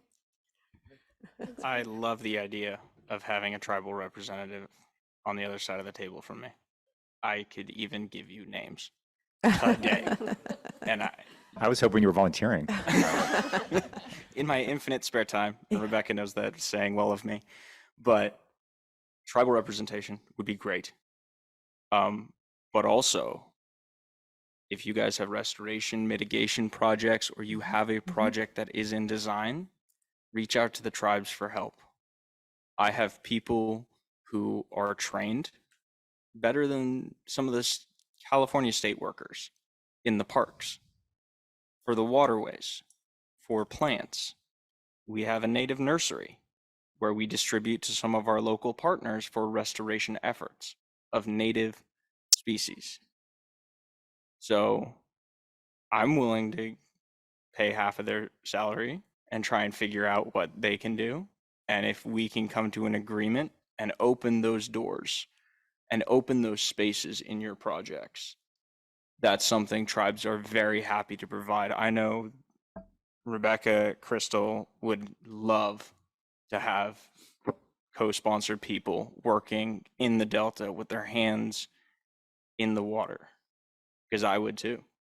And that's something Buena Vista, along with all our relations, is working towards. So I hope that answers your question. It does. Thank you for that creative thinking. And on the first point of representation, I just want to be clear, you probably know this already, but just to be so clear, we're not a self-appointing board. I just wanted to put out there in the public domain for those who do make the appointments, that might be, whether or not that was an idea that might interest you. Absolutely. Yeah. And we just talked about this, and forgive me because I'm getting my meetings mixed up. It was one of the water meetings this week. And, one of my suggestions was, well, why don't you hold some sort of informational forum for tribes so that we understand that appointment process? That, again, just another suggestion that I think is pretty reasonable. Very much so. Councilmember Lee. My question is following up on the participation questions, and maybe drilling down just a little bit more to something specific and actionable. A lot of state departments are working on ways to better meet people where they are. And in a lot of people's mind, that leaps to technology and making an app and how can we get them on their cell phones and that type of thing. I think it's important that we make an effort to ask you, if you were to design an engagement, would it look like sitting in this building around this square table?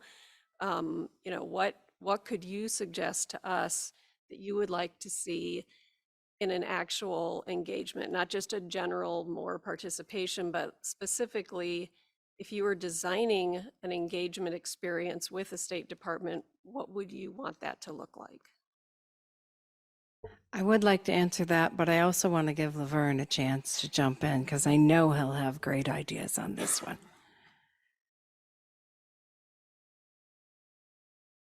Yeah, no, thank you for that, Rebecca. I think as a Native person, getting on an app, being spoken to virtually isn't always the right thing when you're seeking input from tribal elders or tribal leaders.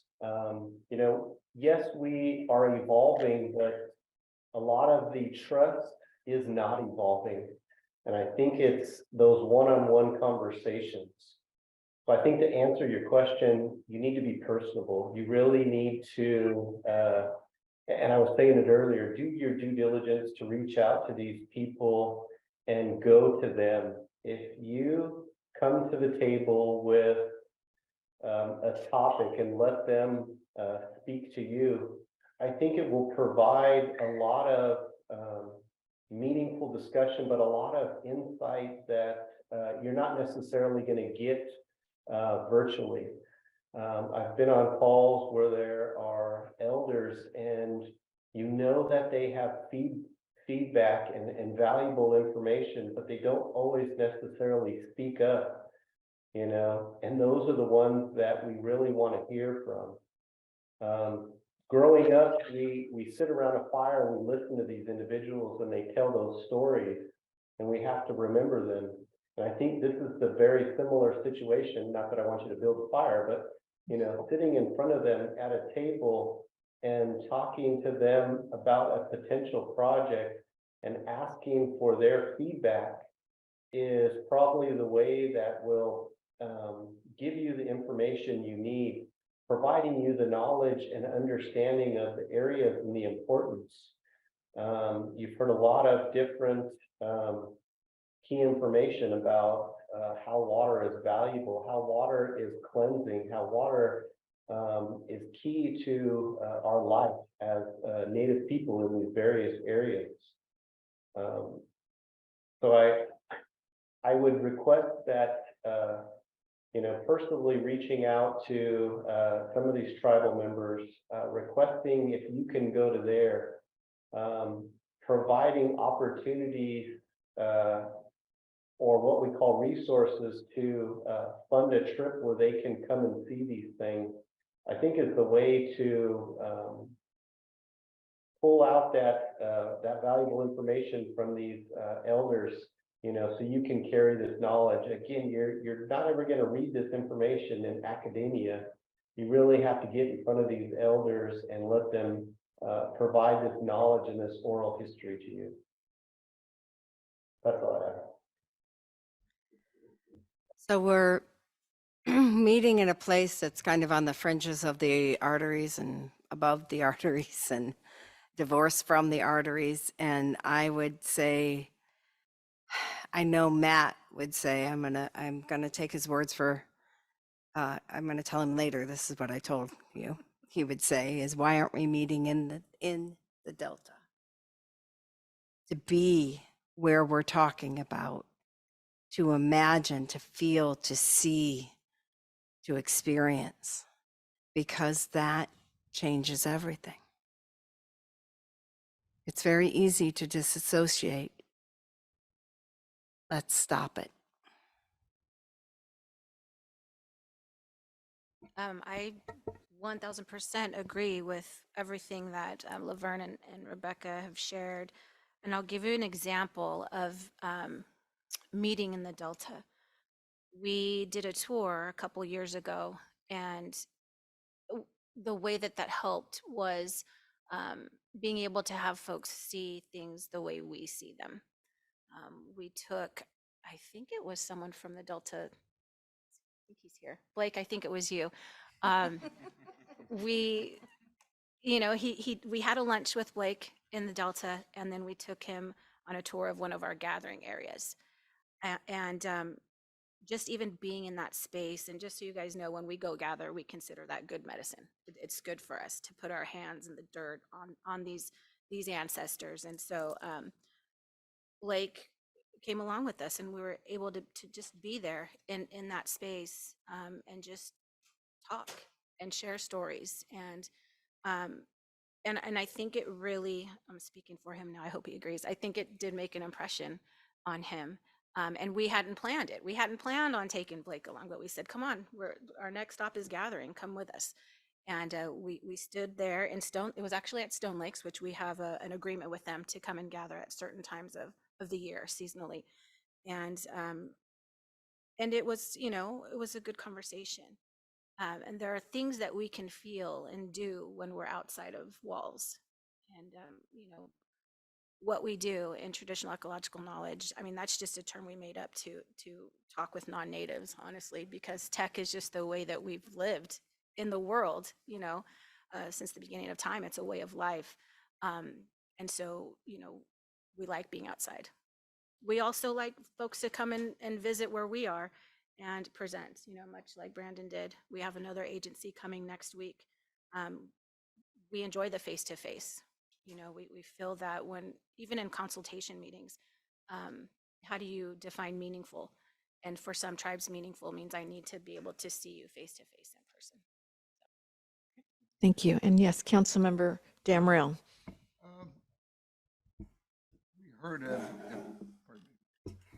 We heard from DWR this morning, and it was their comments with respect to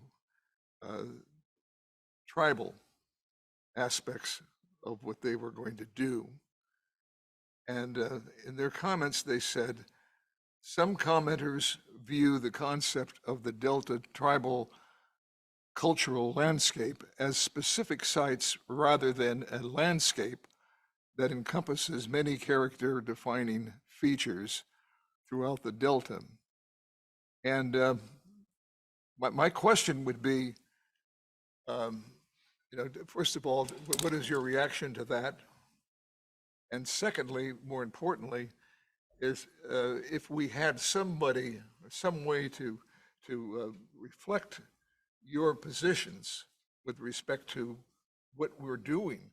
I mean, we are not doing anything in this as such because we are listening to the DWR, and they're going to tell us what they're going to do about the tunnels and such.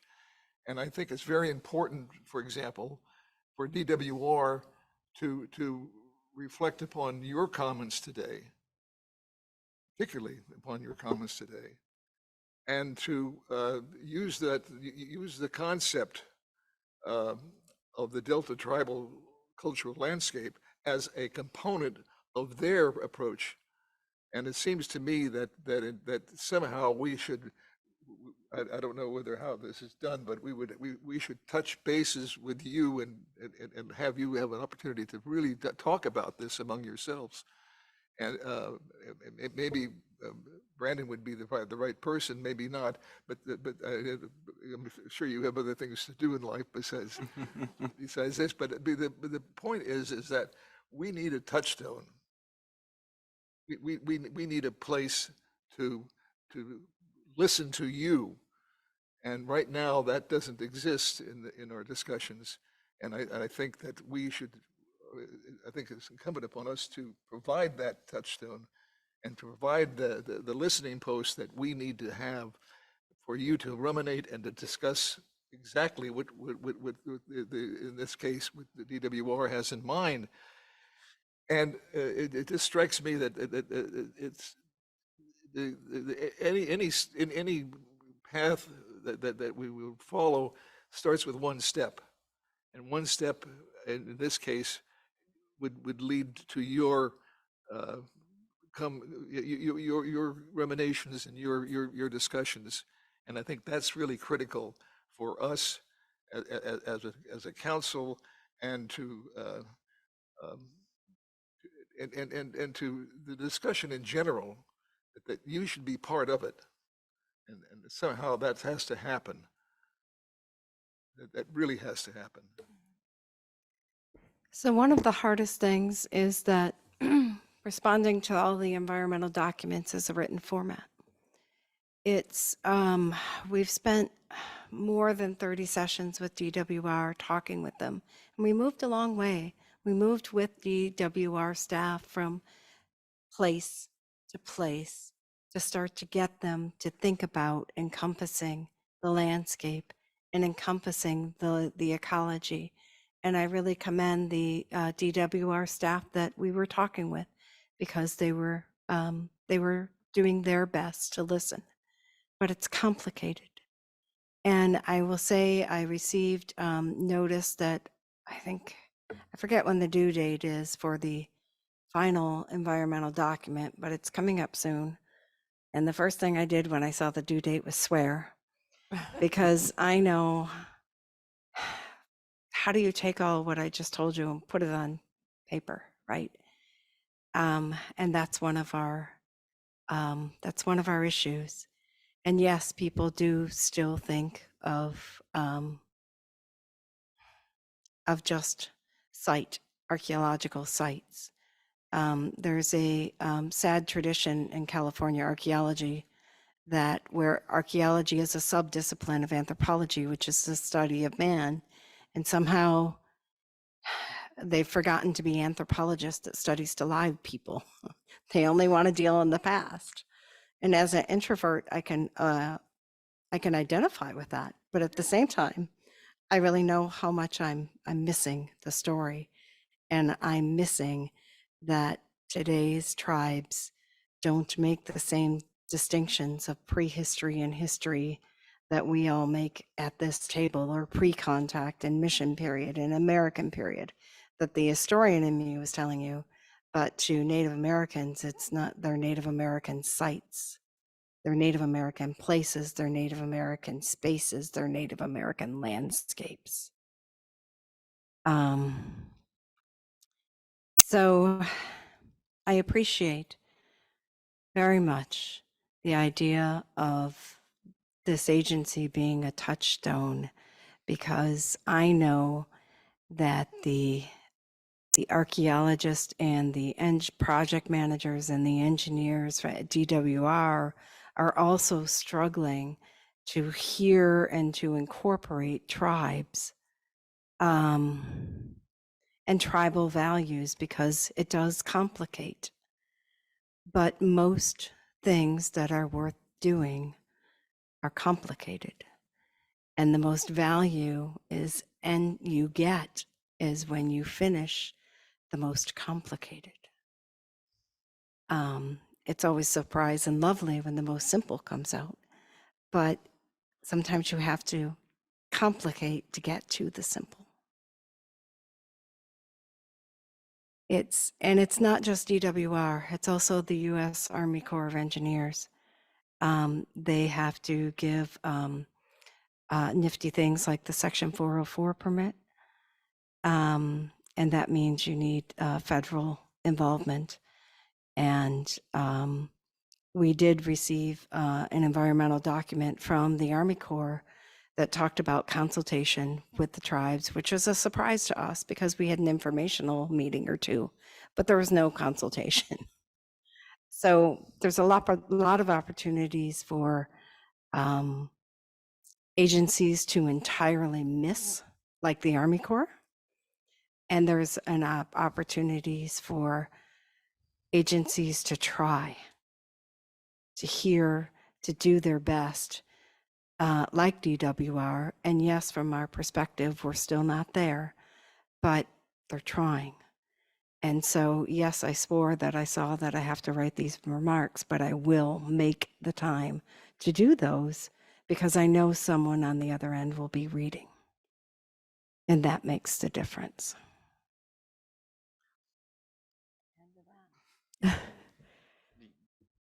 I'm going to pass it over to Jay. Yes.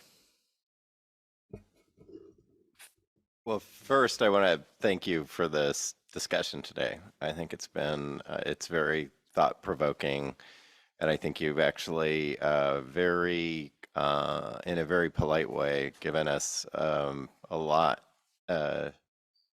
a lot of actionable things that we need to be working on together.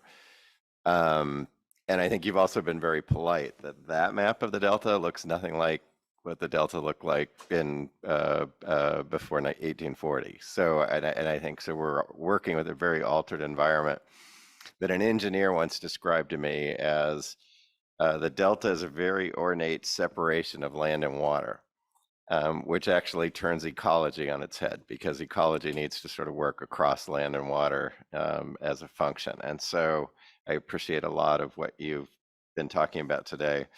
And I think as a restorative ecological principle, and as we think about climate change, I think we have a lot to learn from you in thinking about those places in the Delta where we can kind of bring back that land and water connection. And candidly, in a climate changing world, we're going to need to give the rivers more room. We're going to be, as stressed as we can be, and especially in the San Joaquin system this summer. And so from the Delta Water Master's Office perspective, I think we would really look to you. And I don't think this is the right meeting, Ivan, for your list of projects, but I'm very excited to start opening that envelope with you. And so I just want to thank you for really this discussion today, and giving us things to think about that I think we can really make progress on together, and honestly need to make progress on together, because I think that climate change really represents I don't think anyone can think about, or really from any perspective in the Delta thinks about the Delta as a static place now. We need to think about it as a dynamic place that is that is sustainably managed in some way to get to both an environmental and, from your perspective, I think a cultural and holistic reconciliation. And so I think it's I'm just very excited, I think, about some of the thinking that you all have put into this, and the opportunities to work with your tribes and other tribes that are active in thinking about how people interact with the landscape. And I do think that this is a moment where we have some really unique opportunities to work together. And if you want to jump in, Ivan, with your list now, I'm excited to start to hear it. But I'm not going to give a list. I want to go back to what we were talking about earlier, but I also want to thank you for your comment about the map, because that map is not the Delta to tribes. The USGS has a watershed map of the Sacramento-San Joaquin Delta, and that's probably the closer map to what tribes consider the Delta to be. Because when I say when the snow and water falls on the mountaintops and goes to the ocean, that's how tribes define the Delta. I've spoken to Dawn about this since I was a child, even, and I know that we are living in a very complicated nexus of laws, of agencies, of governments, tribal sovereignty as well. But when I speak of the Delta, I speak of the California-Oregon border all the way down to Tulare Lake. So when I make decisions and I give the stories and the knowledge that I'm allowed to convey, that's what I speak of when I say the Delta. And the only way you will ever hear that is if you sit down with tribes. Unfortunately, at this time.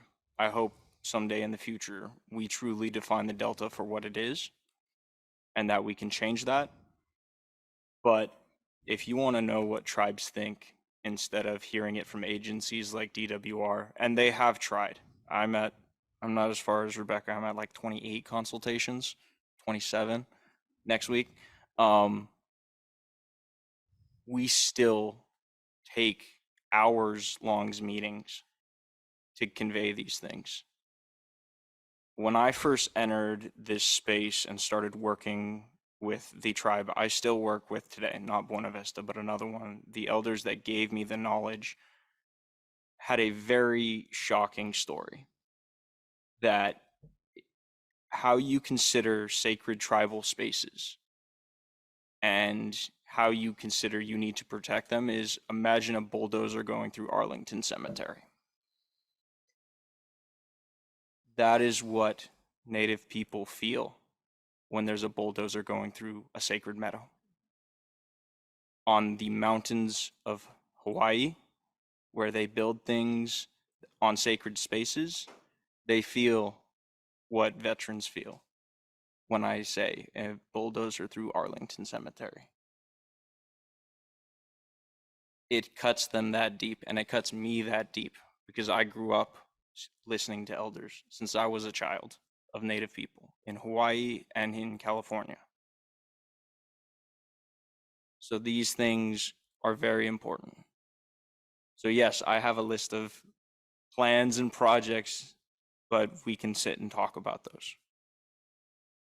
Because tribal elders, tribal knowledge keepers, people who touch the landscape want to come out and talk to your biologist, talk to your landscape architects and say, this is probably a better willow to plant here. You need a better filtration system? Let's put a tule patch here because that will address turbidity. It'll also absorb all of the heavy metals here. We do not want to create problems. We want to answer all the problems that you have. We may not be able to, but we will certainly bring solutions. So every time we sit down at a table, whether it's next week for the next time we speak about the Delta, or if it's 10 years from now and I'm getting ready to retire, I will still bring solutions, which is why I'm so happy to be here. But let's continue these steps. Thank you. Any other questions? It's kind of, Oh, sorry, Judge. it's kind of ironic that somehow you have injected the notion of a spiritual aspect to this whole problem. And it's hard to ignore that. Now, I'm not suggesting that somehow maybe I am, but the notion that you bring to this table is something that has never gone into the discussions that I've heard with respect to the folks that design certain aspects of this project that we're talking about, because it really is something very different than what you're talking about, and it needs to be addressed in some fashion, and that is the spiritual aspect of it. And I don't know where that goes, but I think that is what you're really bringing to the table, and I think that's a very important aspect.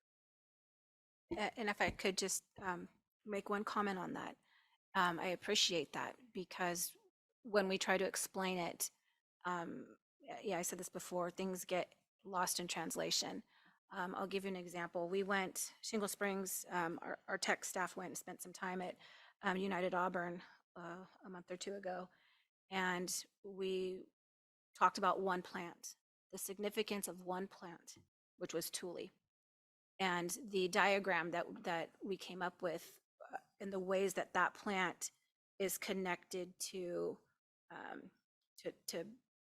various benefits, whether it's the cultural aspects of the plant, or the fact that it's a natural water filtration system, the fact that it also is a traditional food source, habitat for fish and insects, bird species. Just that one plant, the benefits to ourselves as Native people, but also to just people in general, was just so striking. We sat there and we looked at this, carbon sequestration. I mean, there were just so many important ways that Thule impacts our lives and the ecosystem.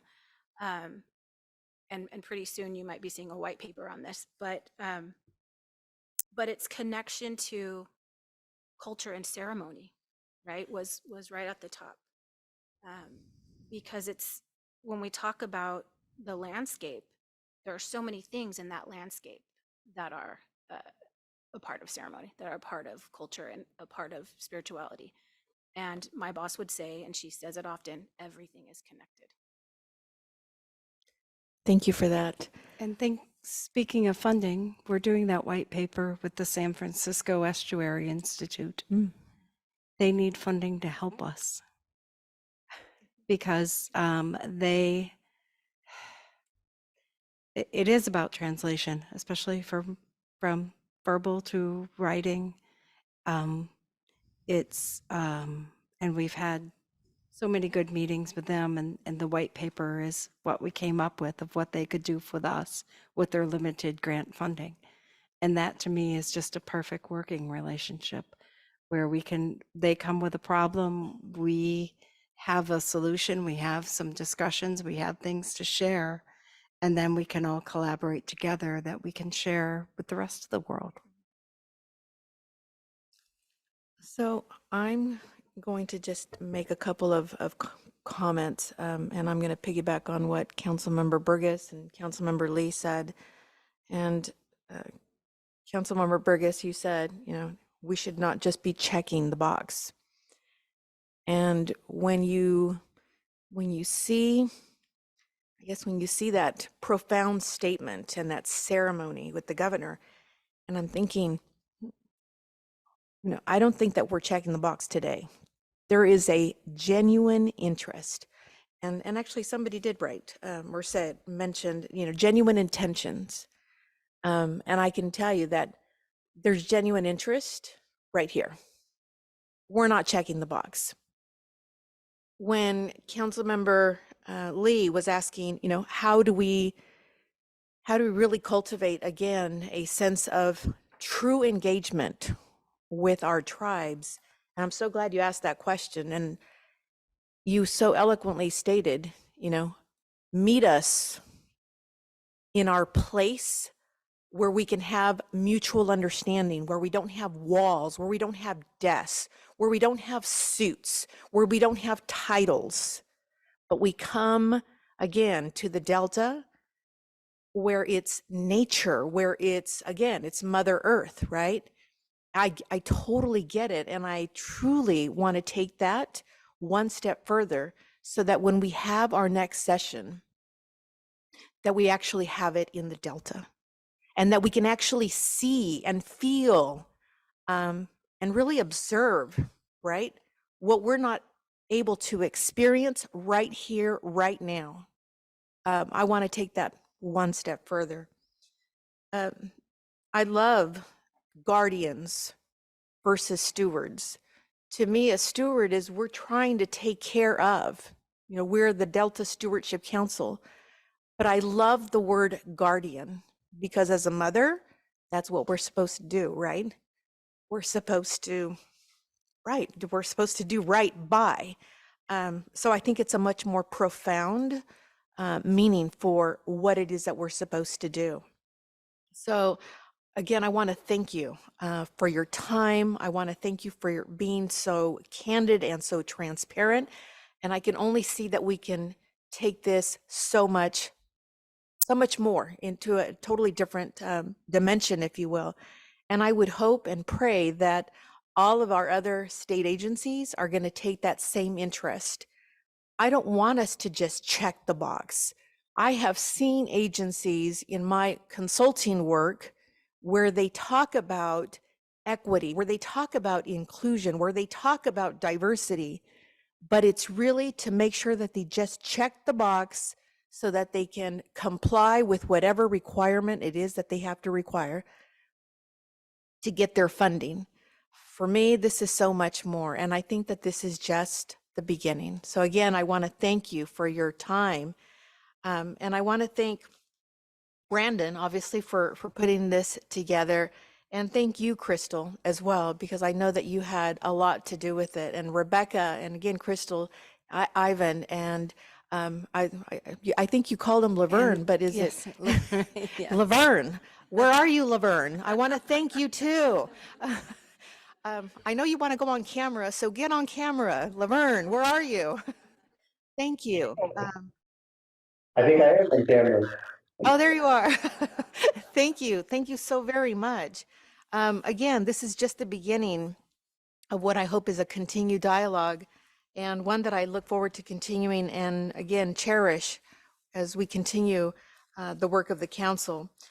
Before we end, I'm really terrible at this, but Beck, do we have any public comment? No, Madam Chair, we do not. Okay, with that, thank you again for joining us today. And I look forward to many more meaningful and fruitful discussions with all of you. I'm going to, I think we're done with this item, and we have food. We like to share food. We like to break bread. I'm Mexican, and my mom taught me, you always invite your guests to break bread with you. So we welcome you to stay, and if you have time to just spend a little bit more one-on-one time with us. Before we conclude, can I say yes, one more thing? absolutely. You sparked an idea in me, and this is just what happens when you sit around the table talking to people. Under CEQA, there is an archaeological chapter, an archaeological review, a historical resources review that is required. With AB 52 coming in 2014, 2015, it created tribal cultural resources as another resource topic to review. Archaeologists handle archaeology. Historic resources, architectural historians handle those spaces. Your subject matter experts for those review are the tribes. It's the 3 people at this table, it's the person on Zoom, and it is all of our colleagues, all of the people we work with, all of the elders, and all of the youth we are teaching. Those people, us, we are subject matter experts, and we are the only ones who can tell you what a tribal cultural resource is. And our word in federal law is accepted as subject matter experts and as knowledgeable, qualified individuals. So when this agency, when other agencies consider and read that tribal cultural resources chapter, they should be deferring to the tribes and the tribal definitions. Thank you. Thank you. Okay. We are now going on to our last item, and that is preparation for our next council meeting. The next council meeting will take place on May 25th, 26th, again at the CNRA building here, 715 P Street. And with that, we are officially adjourning this meeting. Thank you so much.